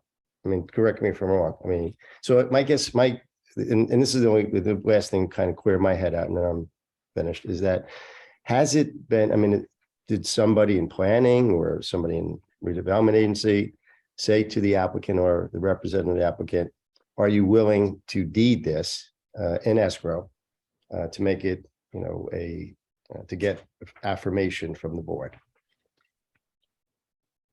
Or is this like something new to me and us tonight? Tanya, you can chime in, but that condition that you read off the staff report was shared and discussed with the applicant's counsel. Yes. Oh, sorry. Yep. Yes, it was. It was in the staff report from when the applicant was first listed, I believe in November. And yes, I did have a separate meeting discussing that condition with them. Okay, and So here- just for clarification, Tanya, that condition, the way it reads in your staff report, or I'm sorry, in Liz's staff report, I should say, that's tied to site plan approval. I think I can pull it up. So the report doesn't specify specifically subdivision or site plan, so the conditions kind of The will address condition both. Actually, the condition does, it's right in Okay. front of me right now. Great. And if we're holding everybody to a words matter situation, it is reference for site plan approval. It's that bottom of, yeah, there you go. In comment number 4, it strictly says site plan approval. Mhm. So, I don't think that's really relevant at this point. That would be a condition to talk about on the site plan approval, or I'm sorry, site plan presentation. That being said, Chairman, I would just say again, that's, a staff recommendation that the board can adopt, ignore. agreed. You guys make the ultimate decision. So Yep. I just want the board to understand that right now, as presented, there is nothing transferring any of those or any of that land on which the purported light rail would be located to the city. Understood. And so here's Or my, transit for that matter. But again, I just want everybody to understand, as I understand it, transit is interested in some kind of elevated situation, according to what I heard. And underneath the platform is going to be either a continuation of a street for the city or open space for the city. I don't know if that was clear to the board, what it was that's going to be under the raised trestle for the light rail, if you will. Yeah, the colorized version helped a little bit. Reading it in black and white, it was a little difficult to follow, and that's coming from someone with 20 years with a construction background. I make my living reading prints. So it was a little difficult to follow. I can't imagine not dealing with prints on a daily basis, looking at that and trying to decipher what's going on. But yeah, the colorized version definitely helped. I can say that was presented to us tonight. but Chairman, I had one other follow-up to Tanya on that. The conversation she had with the applicant's attorneys or whomever, in terms of the right-of-way or deeding and escrow. So I don't know, if there's representation, there would be right of way, but if the applicant agreed to a deed in escrow, this parcel to the city, then it seems like we would, as a board, be content or at least more ready to vote in the affirmative. I couldn't say that's a what if, and that's not being presented. Appreciate if he speaks when he says that, don't you say he would be more intense. That's Yeah, I'm that's. not when sure I the- speak, I'm I not sure speak the that board I would- would be, I feel this way. I'm not saying the board feels this way. Would be more Yeah, for I me. don't want to say that's the. I board's would appreciate if it we can make it clear. Yeah, we're strictly focusing on what's in front of us tonight. Okay, anybody else? Before we move on? Okay, thank you, everybody. So I guess we're at the point to entertain a motion? Yes, Chair, you weren't, Ms. Mazaway doesn't have to speak here? I didn't know. No, we gave her But final, okay, that's right, that's right. Okay. final. Okay, Mr. closing Chair, at comments. this time, I actually want to make a motion, and that is to deny the preliminary and final major subdivision. Case number on that is P 21-007. Second. Okay, so we have a motion and a second for denial, just for the board's information. A vote of aye or yes, or the affirmative in any way, is a denial tonight. So a no is actually voting for the subdivision. A yes is voting to deny the subdivision. Santo, did I handle that well? Excellent job, Chairman. Thank you, sir. Appreciate that.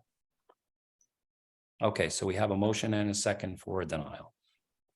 And I just want to clarify that this is addressing both the preliminary and final subdivision for phase 1, also known as 80 Water, and the preliminary subdivision for phase 2 and 3. Correct. I will refer to Vice Chair Gonzalez on that. He made the Yeah, motion. that's correct. That is correct. All right, thank Okay, you. and the Vidya, the second still stands? Yes. Okay, very good. Vice Chair Dr. Gonzalez. I am not comfortable moving forward. I haven't been comfortable since the beginning of the presentation when I found out that this RDA was not in place. I think, and many people have said it better than I am now, starting with Commissioner Torres, who said that the presentation initially was very heavy on this transit coming through. And we kept hearing it. I didn't count, but Commissioner Torres did the counting for us. Thank you. It was so heavy on the light rail coming this way.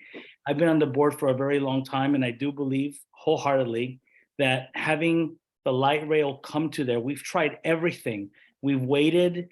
And I know that it has nothing to do with us only as a city.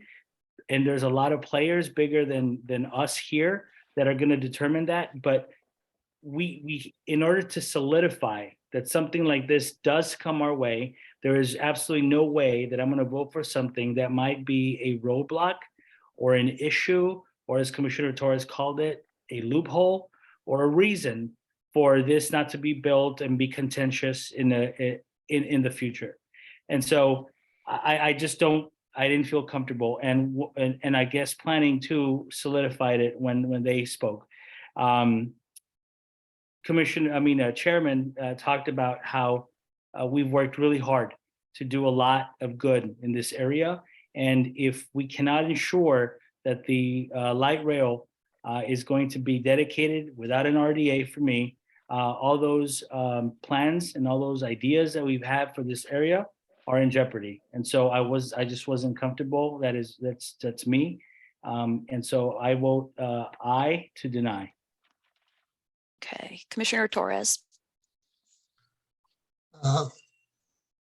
Vice Chairman Gonzalez pointed it out very well. And so I'm not going to speak about it. It's just being on the board for so many years now and seeing so many projects come. And sometimes a lot of times they don't happen. But every time that they do come to the board, it sounds like they're gonna happen.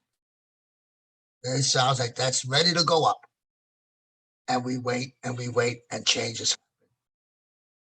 And it's too much of a chance right now for me that we have nothing in place that could have this New Jersey Transit come into the light rail. And, council said they had a lot of conversations, and hopefully it changes in a week or two. Well, hopefully it changes even sooner, But right now it's not changed. Right now, at this moment, there is nothing that could tell me we are definitely having a spot for that light rail station. And the whole area, the whole redevelopment plan falls on that. There's going to be no low-income housing built across that road. We need, they need to live in a beautiful place, waterfront place, but to live there, they're gonna need mass transit. It's the only way it's gonna work for them. You can't put low-income people in an area that they can't get to work. It would be unfair to them. So with that, I'm very uncomfortable with that part of it. It's too risky, it's too scary for me.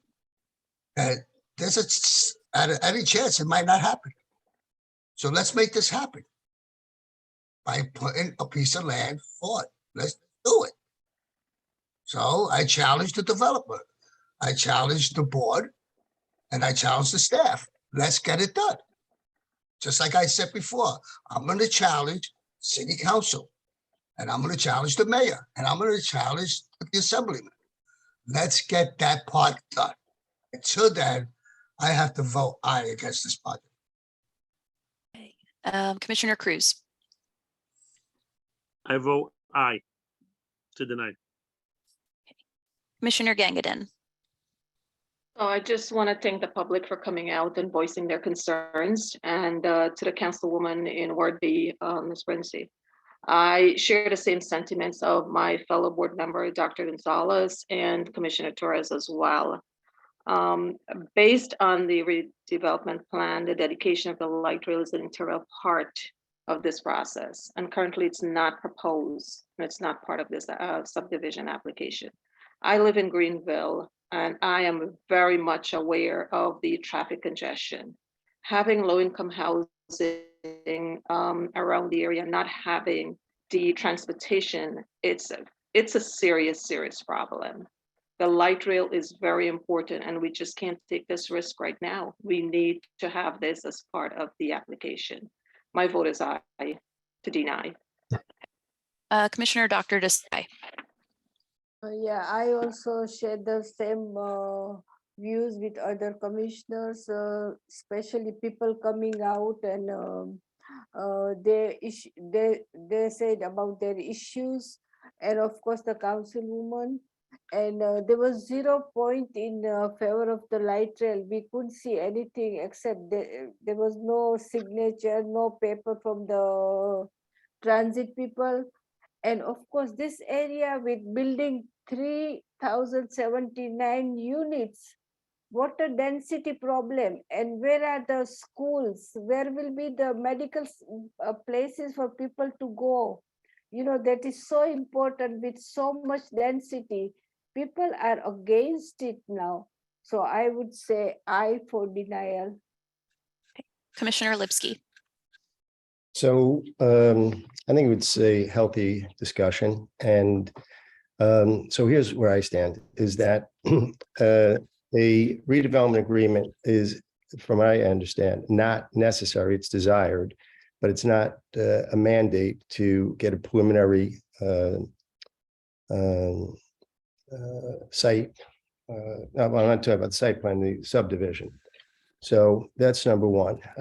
Number two, as the chairman pointed out, and Santo said, it's something we could kick to the side and vote no on, but the metes and bounds of the survey specific to the area of New Jersey Transit deems necessary for the expansion of the right of way for the light rail, along with the signed deed of transfer for the right of way, shall be transferred to the city of Jersey City upon the expiation of the appeal process period for the site plan approval of phase one. Now, you know, I've heard the community loud and clear about their concerns for a site plan, but I don't know it, in my head, it's met the criterion for the subdivision. I think that if we had approved it for a preliminary a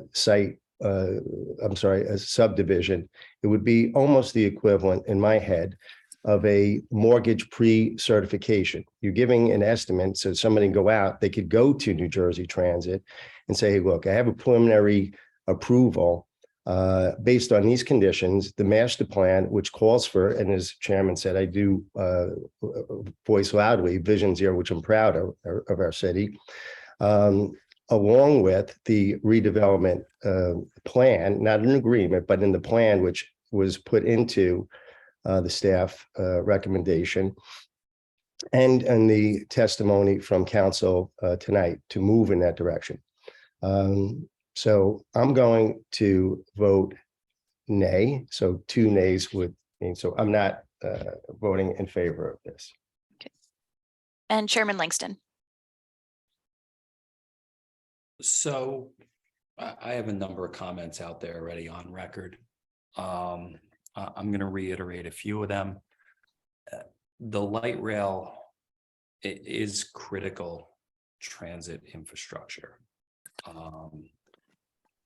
You know, as the master plan speaks about pedestrian access and mass transit, this light rail designation not being either handed over to the city, even really addressed on the subdivision. You know, I understand it's a preliminary subdivision, but it's not concrete right now. So I do think that it's not in compliance with the master plan, the subdivision that's in front of us tonight. I think without that transit infrastructure, I think this is a very different site plan application that we haven't even heard yet. So without that light rail designation, or at least set aside as a separate lot that can be built without this project even going forward, that's my biggest concern here.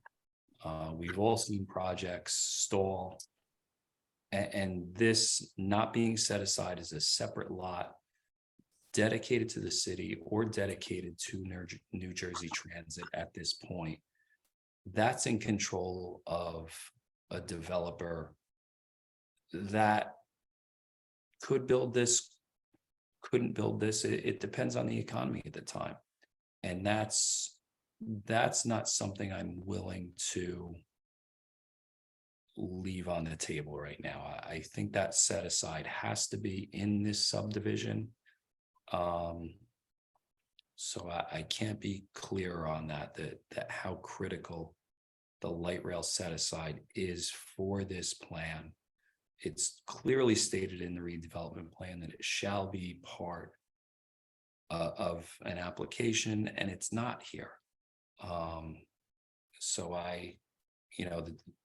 Ms. Mazaway did state that they want to be in compliance with the redevelopment plan. I don't think this application is in compliance with the redevelopment plan or the master plan. So that being said, I think I've spoken enough tonight on this. So I am going to vote aye to deny the subdivision, the preliminary, final, and preliminary subdivision of lots. I forget the lot numbers of phase 2 and 3, the preliminary subdivisions. So it is a yes to deny. Okay. 6 in favor of denial, 1 against the denial of the subdivision. Okay, thank you. So Chairman, at this point, in light of the vote of the board to deny the subdivision, I would say that the site plan application obviously can't go forward.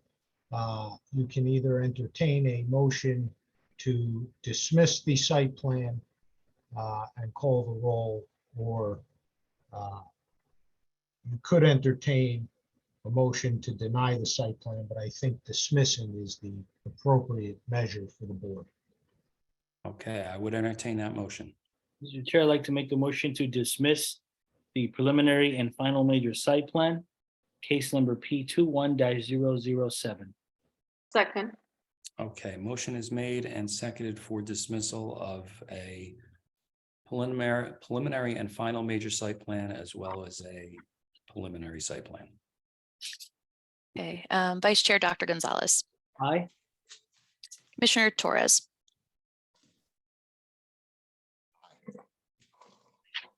You were a little soft there, sorry. Aye. Okay, great, thank you. Commissioner Cruz. Aye. Okay, Commissioner Gangadin. Aye. Commissioner Dr. Desai. Aye. Commissioner Lipsky. Aye. Chairman Langston. Aye. Motion carries, all in favor. Okay, thank you, everybody. It's 9:33. Mike, I apologize. We owe you a 5-minute break. Let's take that now. We'll be back at 9:38. Thanks. Thank you, council. Thank you for your time.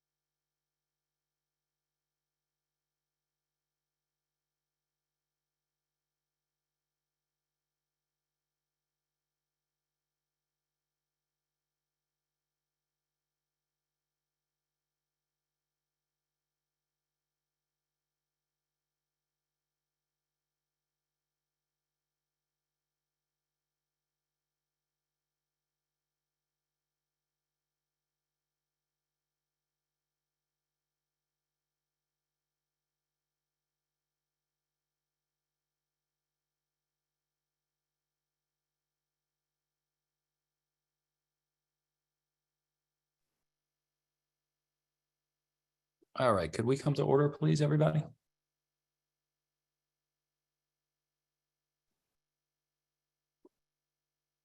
All right, good. We have Mr. Joseph up there already.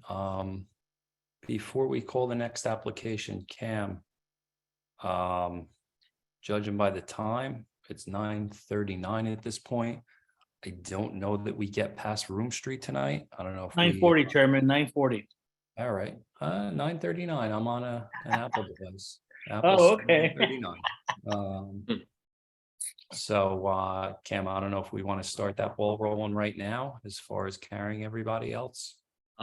So Dish Wireless has agreed to carry their 3 cases to February 7th, our next regularly scheduled meeting. And That's what, 17, what items are those? 17, 18, 19.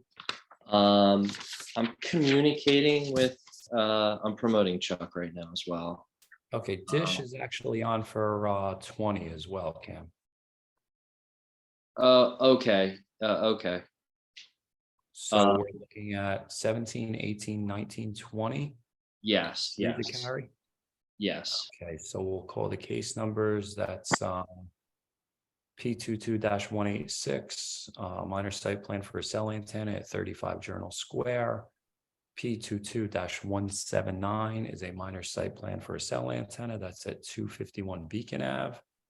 P22-180 is a minor site plan for a cell antenna. Address is 102 to 110 Columbia Ave.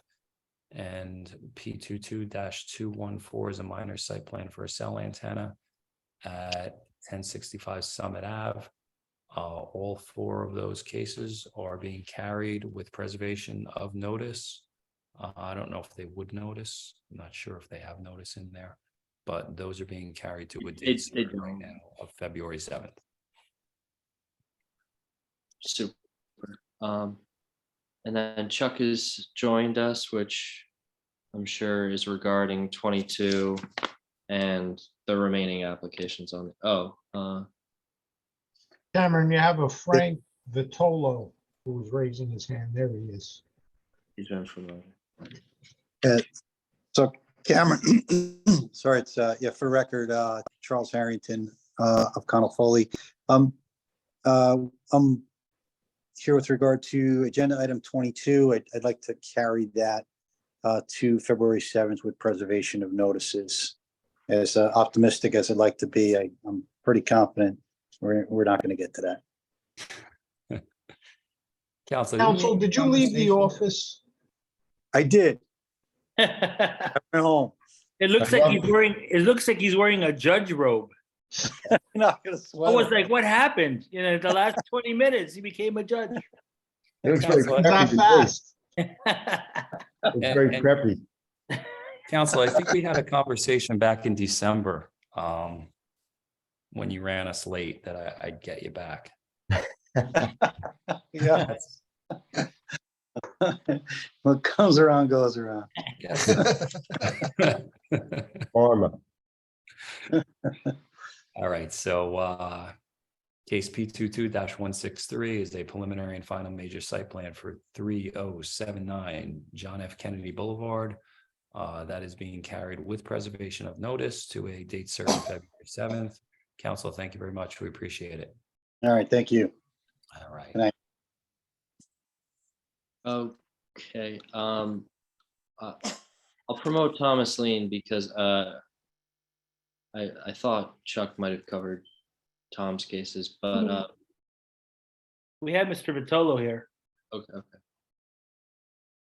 Good evening, Mr. Chairman. Frank Vitolo, Sills, Cummins and Gross. I'm here on agenda item number 24. This is Cushmart Jersey LLC. This is a cannabis application, and we would respectfully request to be carried. We're pretty far down the list. I don't think you're going to get to us. To be honest, I didn't think we were getting to you anyway tonight. We got this close. But yeah, let's carry you to February 7th with preservation of notice. That's P22-134. It's a conditional use, the address being 1521 Kennedy Boulevard. And can I say, the best name for a dispensary ever? I love that so much. Thank you, council. We appreciate it. Thank you very much, everyone. Have a good evening. You too. Thanks, council. All right, Kim, who are we missing now? We have Tom Lean. We have another Gene Paulino up. Stephen Joseph. We still have a few more carries here, correct? It's just Tom. It's just Tom's 2 cases. What about 27, Cam? Oh, gosh, yeah. Okay, so I don't see Gerard in the audience, so I'm not sure who's gonna go on the record for that. I can go on the record for it. Okay. All right, so let's move to carry case P22-207 as administrative amendment for 20. 220. 220 to 238 Monticello Ave, 221 to 227 Fairmont Ave. Santos, since we don't have anybody requesting to carry, should we take a vote on this? On 227, this is a Genova Burns matter, is that? Yeah.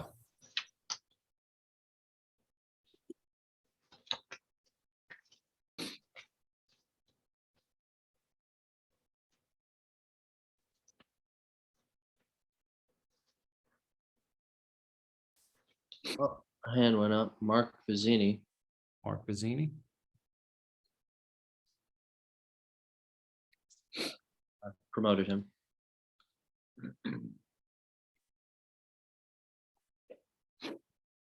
Mr. Vizzini, how are you, sir?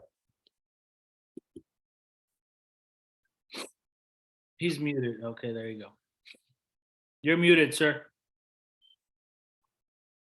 Good evening. Good I think evening. Gerard may be jumping right back on. This is in regards to the Monticello Avenue Yes. project. So before anything is determined, let me see if he's going to jump back on. Okay. Just raised Right. his hand. Okay. Thank you all. Thank you.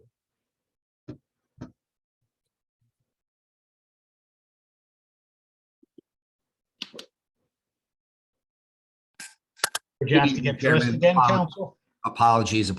I was jumping on something else and trying 2 screens, 1 laptop, big problem.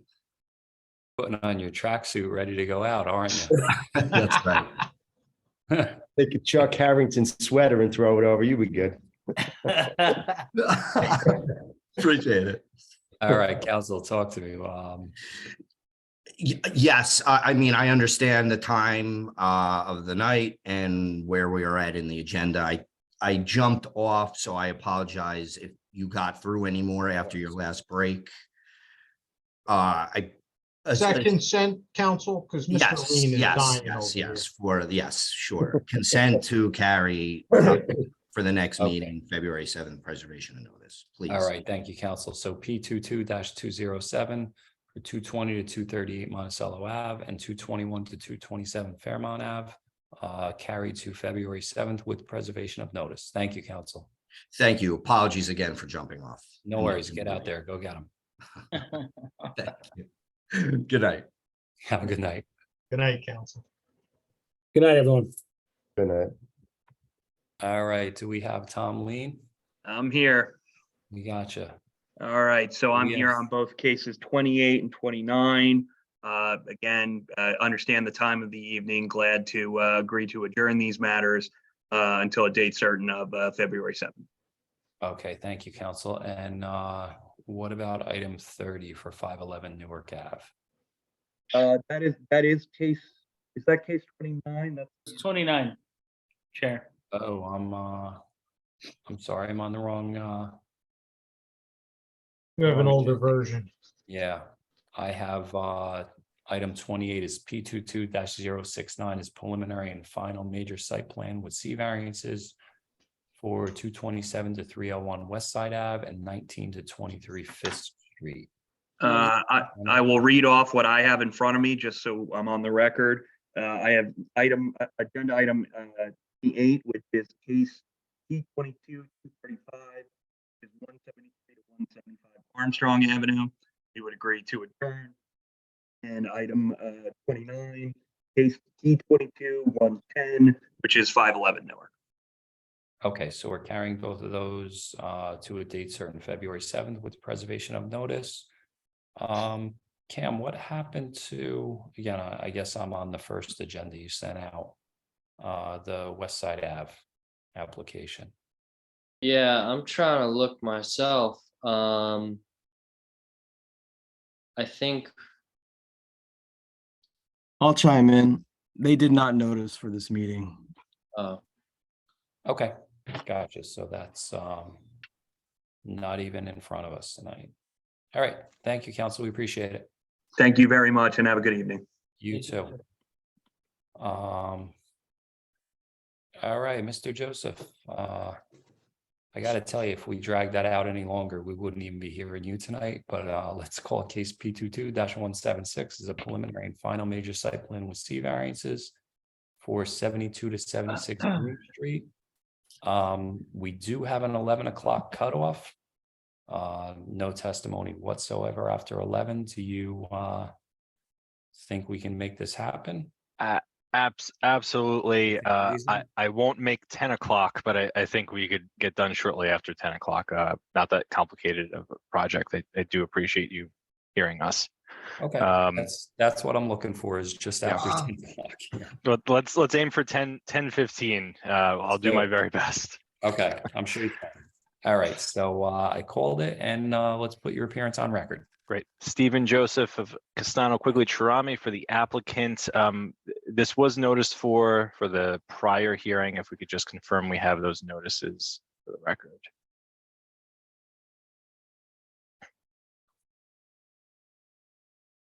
Chairman, I am in receipt of the affidavit of publication proof of mailing with respect to case P22-176. All does appear to be in order. We'll mark them as A1 for the record. Great. All right, so 72, 74, and 76 of Vroom Street. This is located on Vroom Street between Jones Place and Jordan Avenue. It's in Zone 4 of Journal Square 2060.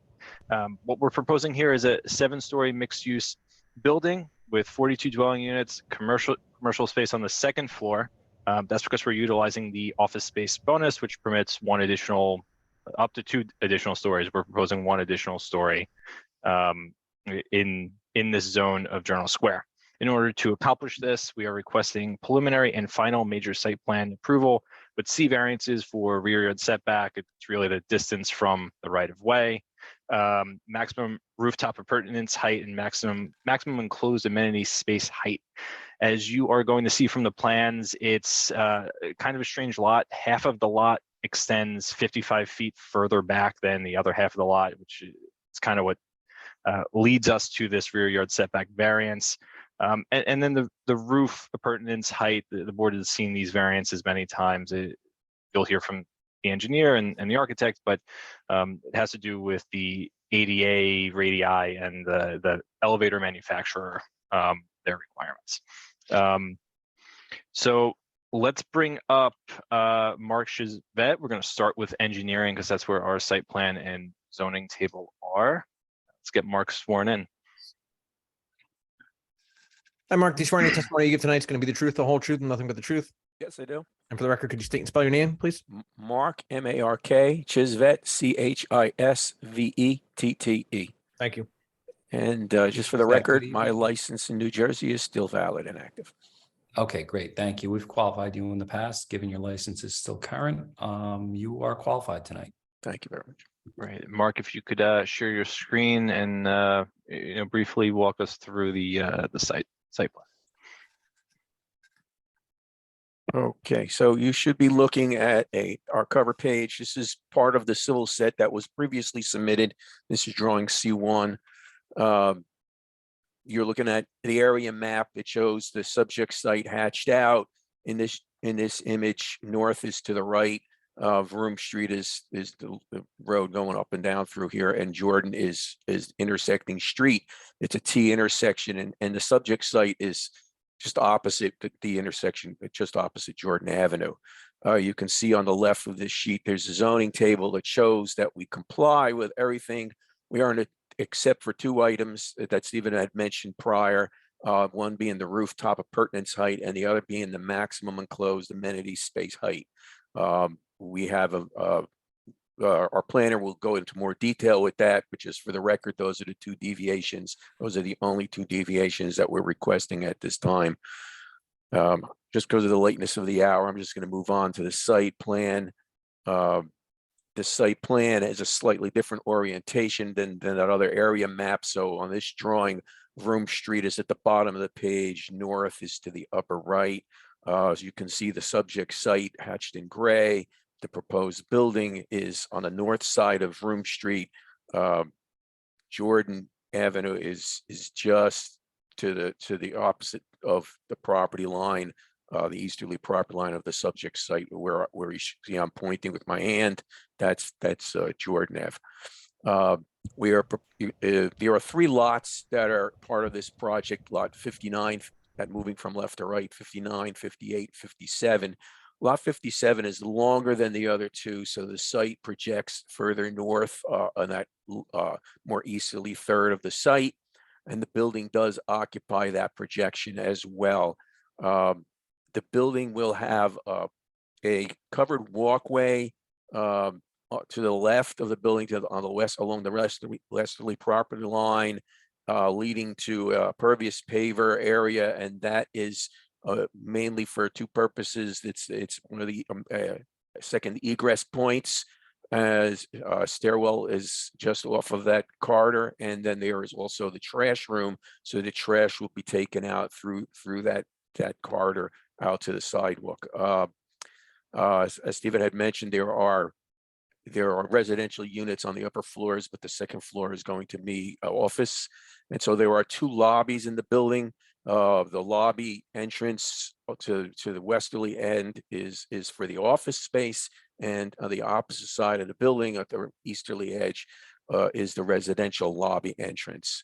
We are proposing to replace sidewalk and curb in the usual manner with the gray tinted sidewalk, the 5x5 scoring. We are proposing 3 street trees along that frontage. The frontage total is 90 feet on this site. And we are proposing 2 courtyards in addition to the corridor that I mentioned before. One is to the rear of what is now lots 59 and 58, and there's another one along the easterly side of the extended portion of lot 57.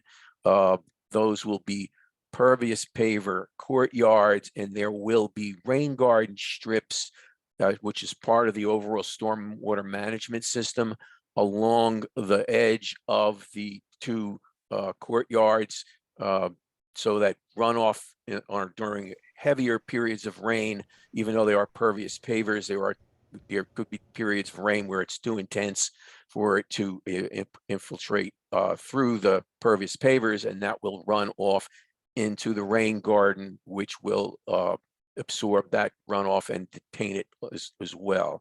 There's another long strip of rain garden along this courtyard that's on the easterly side as well.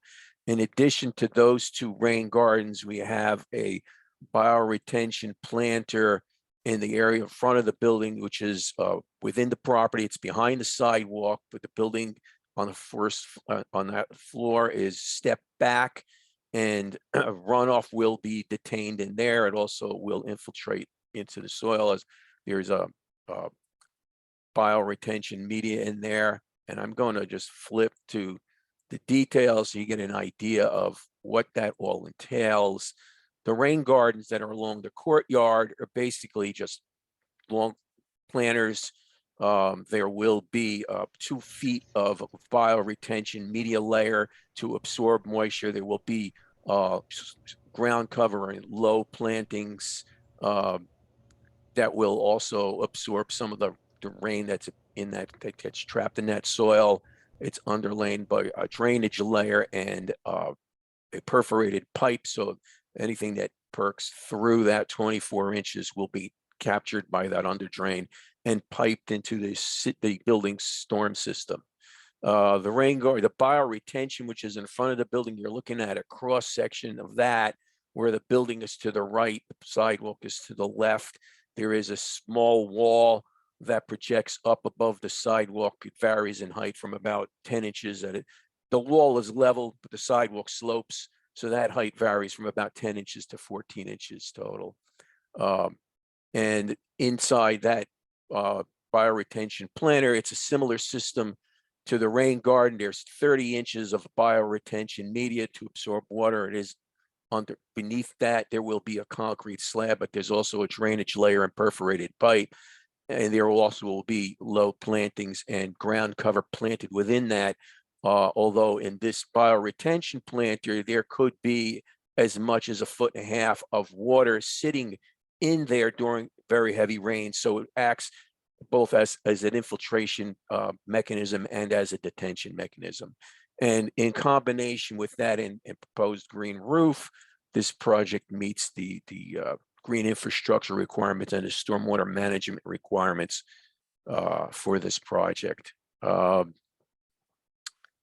I'll move to the next drawing, which is the lighting, and we are proposing lighting fixtures on the building. There will also be some lights that are underneath the soffit where this building is set back, and the combination of those lights will provide the 1 foot candle minimums along that sidewalk, along that entire frontage.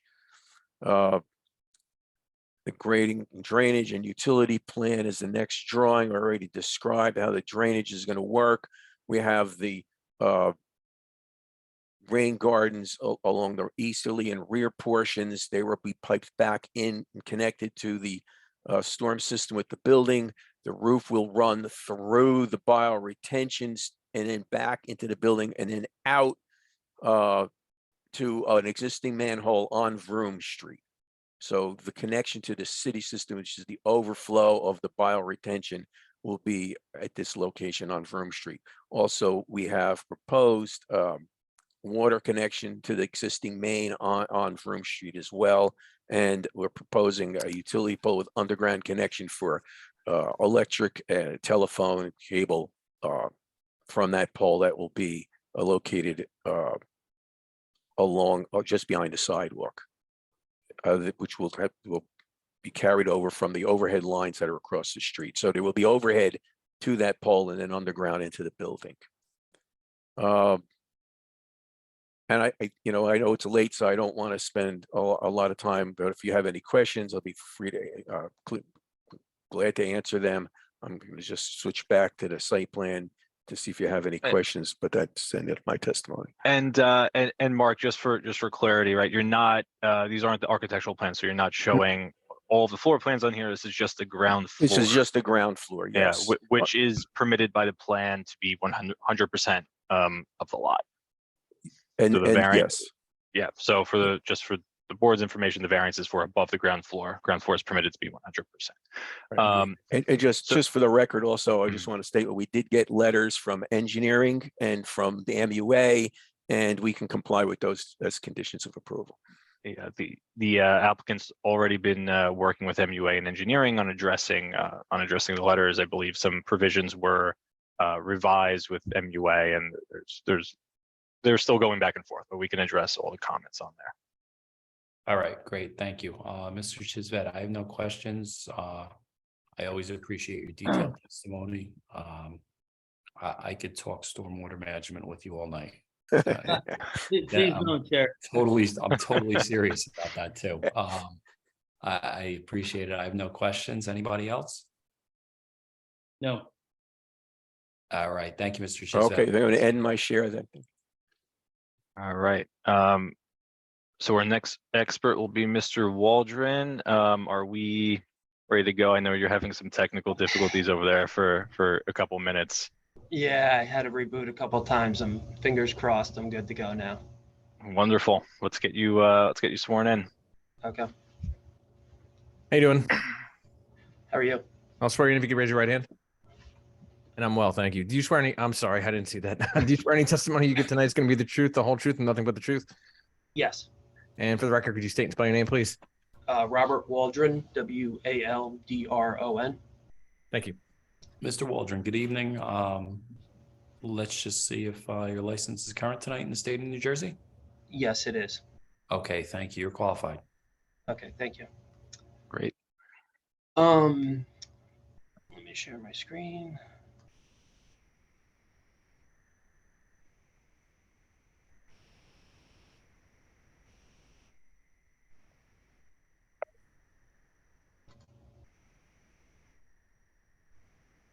Can you see my screen? Perfect. Yes. Okay. So we are proposing a 7-story mixed-use building with a roof terrace. We have 42 dwelling units and 1 floor of non-residential use. We have a partial basement for utilities that is accessed by stair number 1 here. On the ground floor, we have a residential lobby over on the right, which leads back to a mix of units. There are 7 units on the ground floor, 4 one-bedroom units, 3 of them have dens, and 3 two-bedroom units, and 1 of them has a den. We have the 2 units in the front here are recessed with a 3-foot buffer here in front that's landscaped, and our 2 rear units back here have recessed area where private patios are provided, and that same condition exists along the side units here where we recess and provide private patios. There's 2 egress stairs, an elevator, and trash and recycling and bike storage are accessed off this left side here. There's an office lobby on this left side that's accessed off of Vroom Street with its own elevator and stair leading to the 2nd floor. On the 2nd floor, we currently show an open space for a non-residential use that will conform to the office space bonus with a large roof terrace out back and a green roof area at the end here. And any mechanical equipment that'll be located at this level would be screened. On the typical residential floor, which is the 3rd through 7th floor, there are 7 units again, 1 studio, 2 one-bedroom units with dens, and 4 two-bedroom units. And again, each level will have access to both egress stairs, an elevator, elevator lobby, and an area of refuge. And on these floors, we have recesses along the sides of our building here for windows into the units. And then all the units off the rear here have their own balconies. On the roof level, we have a roof terrace back here that is accessed by both egress stairs and the elevator. And there is an elevator lobby with an area of refuge that connects the elevator and stair number 1. And in the front, we have a large green roof area here. And again, any mechanical equipment that will be located on this level would be screened in like we have shown in these 2 locations here. And Rob, before we move on to the next sheet, can you just say a couple words about the elevator bulkhead height? Yeah, so in our experience, one of the more popular elevators, which is the Otis Gen 2 elevator, requires what would be 21 feet in our condition to get up and have the overrun and hoist beam. So I had to log in and out, so I'm not sure if it was addressed, but we're 1 foot over the 20-foot bulkhead requirement on the elevator. And that's just practical because that comes up later, so we figured to ask for it now rather than it come up at a later point. Also with that is the elevator lobby, which the height max allowed is 10 feet. We are proposing 13 feet. And again, that's just based on experience of drainage, ductwork, the roof ceiling assembly, just giving us a little bit more space so we don't say 10 feet and then end up having a practical problem when we get into CDs and we need more space up there. So those are the only two reasons. It's not for any more space or anything. It's just based on our experience in construction, those kind of come up later. Right.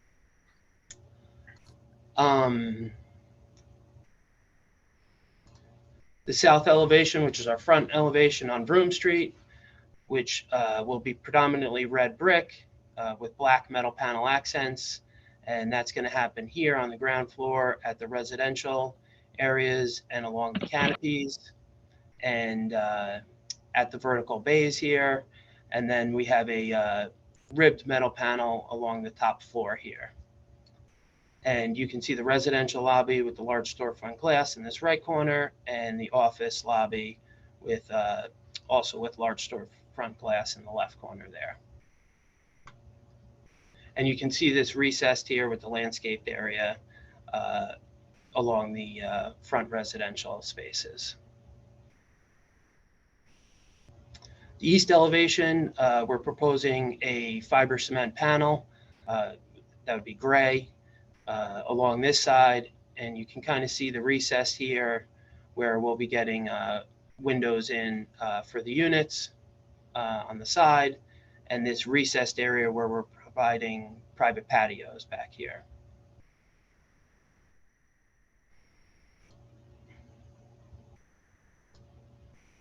The north elevation, which is our rear elevation, again, will be a fiber cement in gray color. And you can see the balconies off of those rear units, kind of this second floor roof terrace back here, and the recess where we're providing the private patios on the ground floor in the back.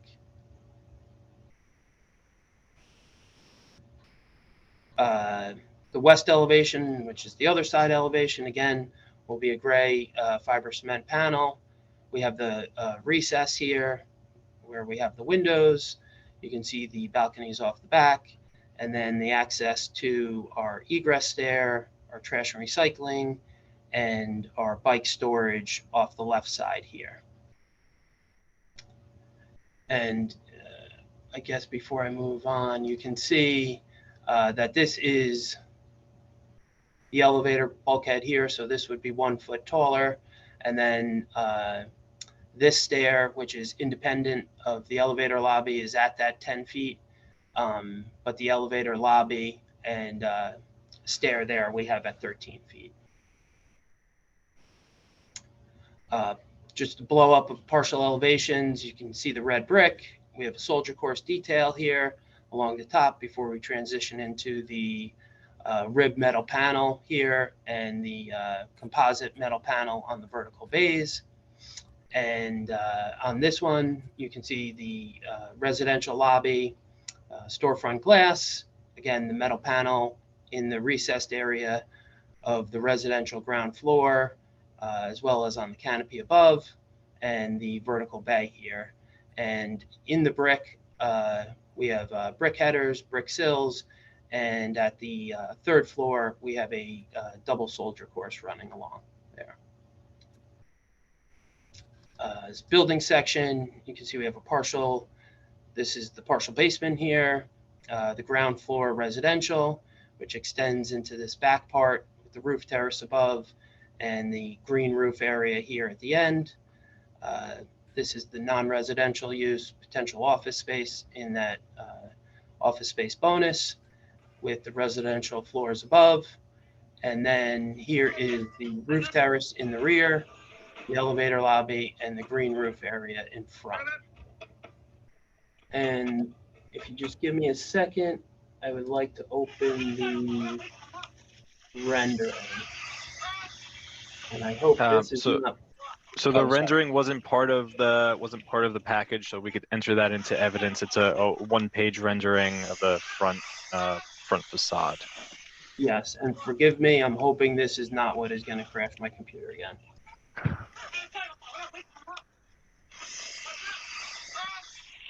Somebody's television going on. Or radio. Can you see the rendering? Yes. Okay, perfect. So yeah, this is just a little bit probably clearer picture of what I was describing on the elevations with our residential lobby here our recessed area for the ground floor residential. I'm not the seeing office the, lobby. Yeah, I don't don't see see it the either. rendering. Seeing the elevation. the Okay. elevations. Hold on, you know what? I probably have to stop sharing. Share screen.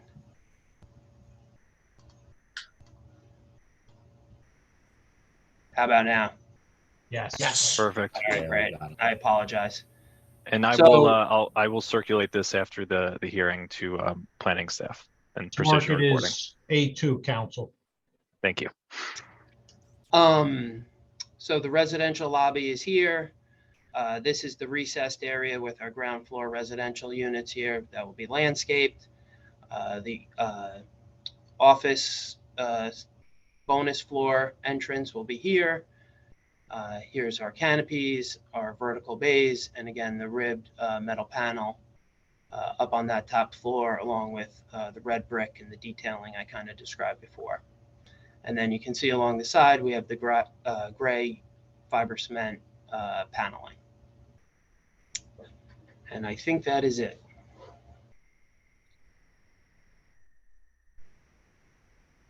All right, thank you, Mr. Waldron. I have no questions, comments, or anything. Anybody else? No. Okay, thank you, sir. We appreciate it. Thank you. All right, so Sam Bellamy is going to be our planner this evening. Let's get him sworn in. Actually, Mr. Bellamy has been sworn in. Oh, perfect. And let's just get him to confirm he knows he's still under oath and is still qualified tonight. Yep, I confirm. Okay, thank you, sir. Great. So getting right into the deviations we're asking for tonight, I'm just going to share a screen as I go through them. As mentioned, we are requesting a deviation for the rear yard extension, for the rear yard deviation from the extension from a right of way. We're proposing 81 feet where a maximum of 70 feet is permitted. As you can see on the tax map in this sheet C1 of the civil plans, this is an irregular shaped lot. It goes from 100 feet to the west to 150 feet to the east. This property is also bounded by further to the west here, properties that front onto Jones Place. So you have the rear yards adjacent to where the setback area would be, and then in the center of the block you have block 66. This is used for parking and garages. So not only is the lot itself irregular, but the block itself is irregular. What we're proposing, the 81 feet, that applies to the second through seventh floors, including the office space bonus. Again, this requirement's only applicable to the upper floors. It actually doesn't apply to the office space bonus, but we're keeping all those floors consistent.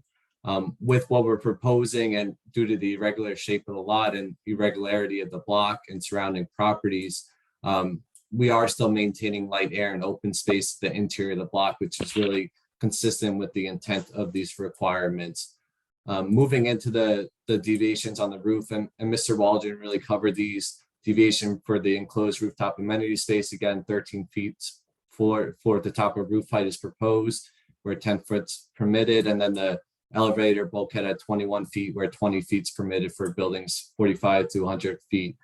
So hearing the testimony from Mr. Waldron, I would just say that I agree with his testimony. The only thing that I would add to that is that both those the roof, the elevator bulkhead and the elevator lobby are centered on the roof, setback far from the right of way. Those materials of those spaces are consistent with the rest of the building. So I think we're in line with what the redevelopment plan calls for there. And as such, I don't see any impacts from what we're proposing. Overall, the benefits here would outweigh the detriments. We are consolidating 3 non-conforming properties, bringing them into conformance with the lot size requirements of Zone 4. We're also utilizing the office space bonus here, which is permitted on sites 9,000 square feet or greater. We're redeveloping the site with a new 7-story mixed-use building, again, permitted in Zone 4. And we are removing 3 curb cuts along Froome Street, which would enhance the pedestrian experience along the streetscape there. As Mr. Chisved walked through, we are providing substantial green roofing along with other stormwater management techniques and street trees. So again, all the combined benefits here would outweigh the detriments. We also are consistent with the purpose of the Zone 4, which is to provide for new housing office space within proximity to Journal Square Transportation Center, and consistent with several of the objectives of the redevelopment plan. Again, consolidating lots, providing for adequate light, air, and open space, and promoting a pattern of mixed and multiple use development. We do advance the purpose of the municipal land use law, guiding the appropriate use and development of the property, promoting the general welfare. Again, the use is permitted here, and we're generally complying with all bulk criteria with exception to the rear yard requirement for extension from a right of way. It's also population consistent with what the redevelopment plan calls for in proximity to Journal Square, consistent with purpose E. And then this is a sufficient space and appropriate location for this mixed use building in the Journal Square area. I don't see any substantial detriment to the general welfare here. Again, due to the irregularities of the lot and the block itself, there's no impact to light, air, and open space. And we're also going to be meeting all fire and building codes and providing ADA accessible units on the ground floor there. Likewise, there's no substantial impairment to the zone plan or zoning ordinance. Again, I find that this project advances the purposes of the redevelopment plan. With that, I think that would conclude my testimony, but I'd be happy to answer any questions. All right, thank you, Mr. Bellamy. We appreciate it. I have no questions. Anybody else? No. No. Okay, thank you, sir. We appreciate it. I just wanted to clarify one thing before we move on, which is we keep referencing the office space bonus floor because that's just what it's called in the plan, but there are other uses permitted aside from actual office space. The intent here is actually a daycare for the site, but just wanted to clarify that. Understood. All right, thank you. Sir. And is that your presentation? Anything else? That concludes our direct presentation. I did want to mention the applicant did meet with the New Journal Square Community Association. That was back in November, I believe November 2nd. And we do have determinations of significance for the existing buildings. Those are on the portal. Okay, thank you. Appreciate it. All right, at this time, let's open it up for public comment. I see one hand raised. If anybody from the public wants to comment on this application, please raise your hand. I don't see any call-ins, maybe one, I'm not sure, but if you're calling in, you can press *9 to raise your hand. So anyone from the public, I move to close. There's Kathy. Yeah, we have one, Steve. I refrain, I remove my motion and refrain from speaking.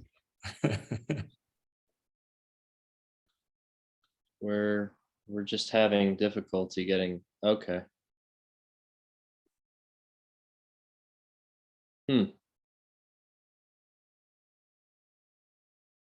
They left the meeting. Okay. Go ahead, Steve. Lipsky, go ahead. Seeing no one from the public, I move to motion that we close the public session. Second it. All right, motion made and seconded. Public is closed. Tim, do you have anything you want to add? Yeah, just that this project has been a long time coming, working with Mr. Joseph and the applicant. I like where the design ended up, and I also agree with Mr. Bellamy's discussion about the variances. I feel they are minor in nature. Planning approves of the application as presented this evening. All right, thanks, Tim. I don't see a staff report. Do you have any? Should be one on there. The standard conditions would apply, Stephen, but I'm pretty sure I sent you one. Yeah, so I did receive a staff report. I reviewed that with my client. The conditions are the standard conditions, and the applicant agrees to those conditions. I also, wanted to say sometimes public comment's uncomfortable, but it doesn't feel good when people kind of just drop out for no apparent reason. So we did meet with the community association in the area, and my office has not received any phone calls from anyone. My phone number is on every notice that goes out to everyone within 200 feet, just for the record. All right, thank you, counsel. Sure, let's make a motion to approve case P22-176 presented to the board tonight. Second it.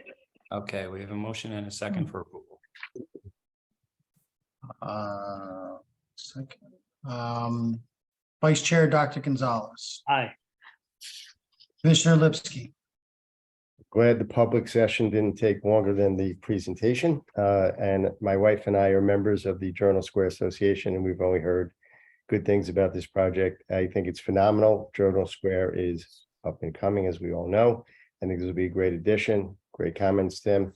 Great job, Mr. Joseph and team. I vote aye. Commissioner Cruz, Aye.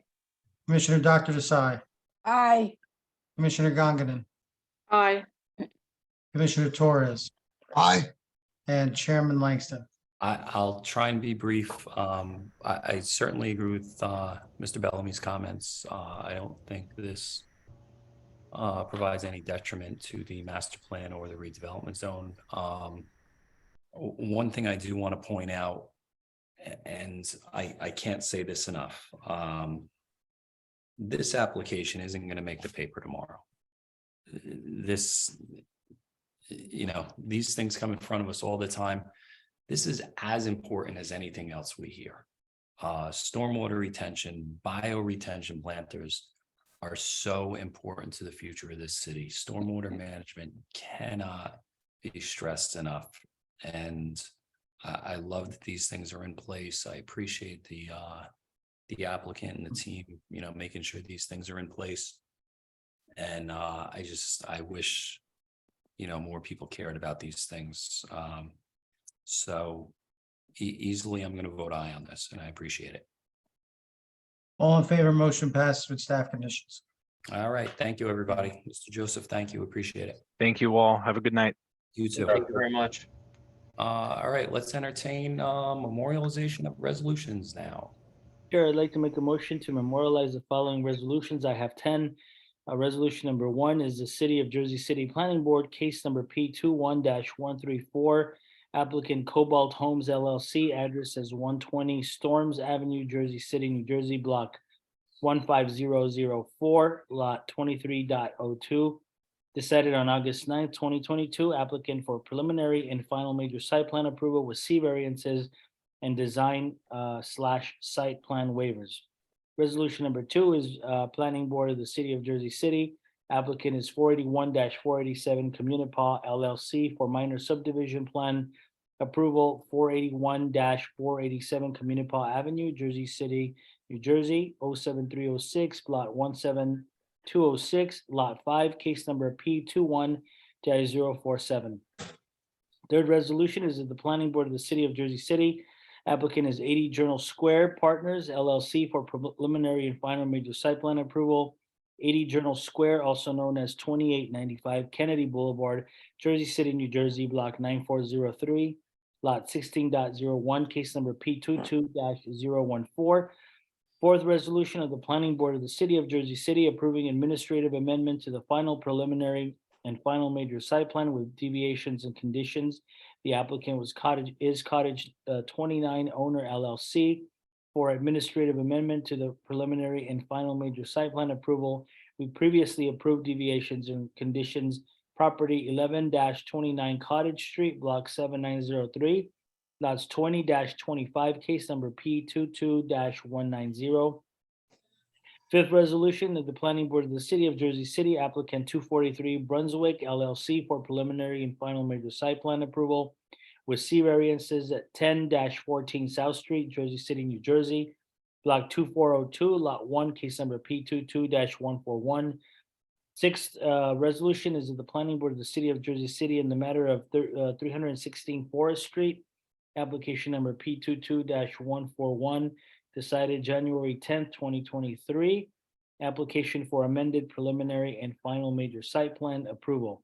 Seventh is the Planning Board of the City of Jersey City, applicant 335 Washington Realty LLC for preliminary and final major site plan approval with C variances, sidewalk width and green area ratio, 335 Washington Street, Jersey City, New Jersey, block 11611, lot 1.02, and case number on that was P22-123.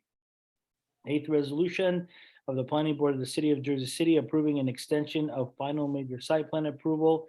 Applicant is 14-16 Oakland Avenue JD LLC for extension of final major site plan 14-16 Oakland Avenue, block 8202, lots 2 and 3. Case number on that is P22-150. Ninth resolution is of the City of Jersey City Planning Board granting minor site plan approval applicant 95 Webster JC LLC for minor site plan approval, 324 Witten Street, Jersey City, New Jersey, block 19005, lot 26, case number P22-157. Final resolution I have is a resolution of the Planning Board of the City of Jersey City. Applicant is Garfield JC Partners LLC for preliminary and final major subdivision approval, 900 Garfield Avenue, Jersey City, New Jersey, blocks 21501, lots 16, 17, 18.01, 19.01, and 20.01, with case number P22-177. Okay, do I have a second? Second. Second it. We have a motion and a second for memorialization. Can I have a roll call, please? Vice Chair, Dr. Gonzalez. Aye. Commissioner Lipsky, Aye. Dr. Desai, Aye. Commissioner Cruz, Aye. Commissioner Gangadin, Aye. Commissioner Torres, Aye. and Chairman Langston. Aye. Motion carries all in favor to memorialize resolutions. All right, thank you, everybody. I do need 2 seconds. I don't think it's executive session worthy. I just want to address the site visits for 136 Summit Ave. If anybody wants to do that site visit, please reach out to either me, city planning.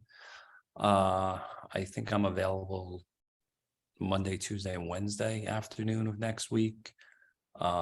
Just as far as site visits go, if you haven't done one before, we have to limit it to 4 commissioners or less per visit. That way we don't have a quorum and we don't have to sunshine it. And we're strictly there to observe. There's no questions that can be asked. All the questions have to be on record. So, if you do go, bring a pad with you, write down any questions you have. Don't ask them on site. Let's get them all on record. And that's it. Santo, do you have anything else you want to throw in? No, there? Chairman. Okay. Thank you, everybody. And if we don't need executive session, I'll entertain a motion for adjournment. Motion to adjourn the meeting. There you go. Second it, second it, second it. All right, guys. Thank you. We're adjourned, and Good night. enjoy what's left of your night. Thank Good you. night. Good night, everybody. Hey, buddy.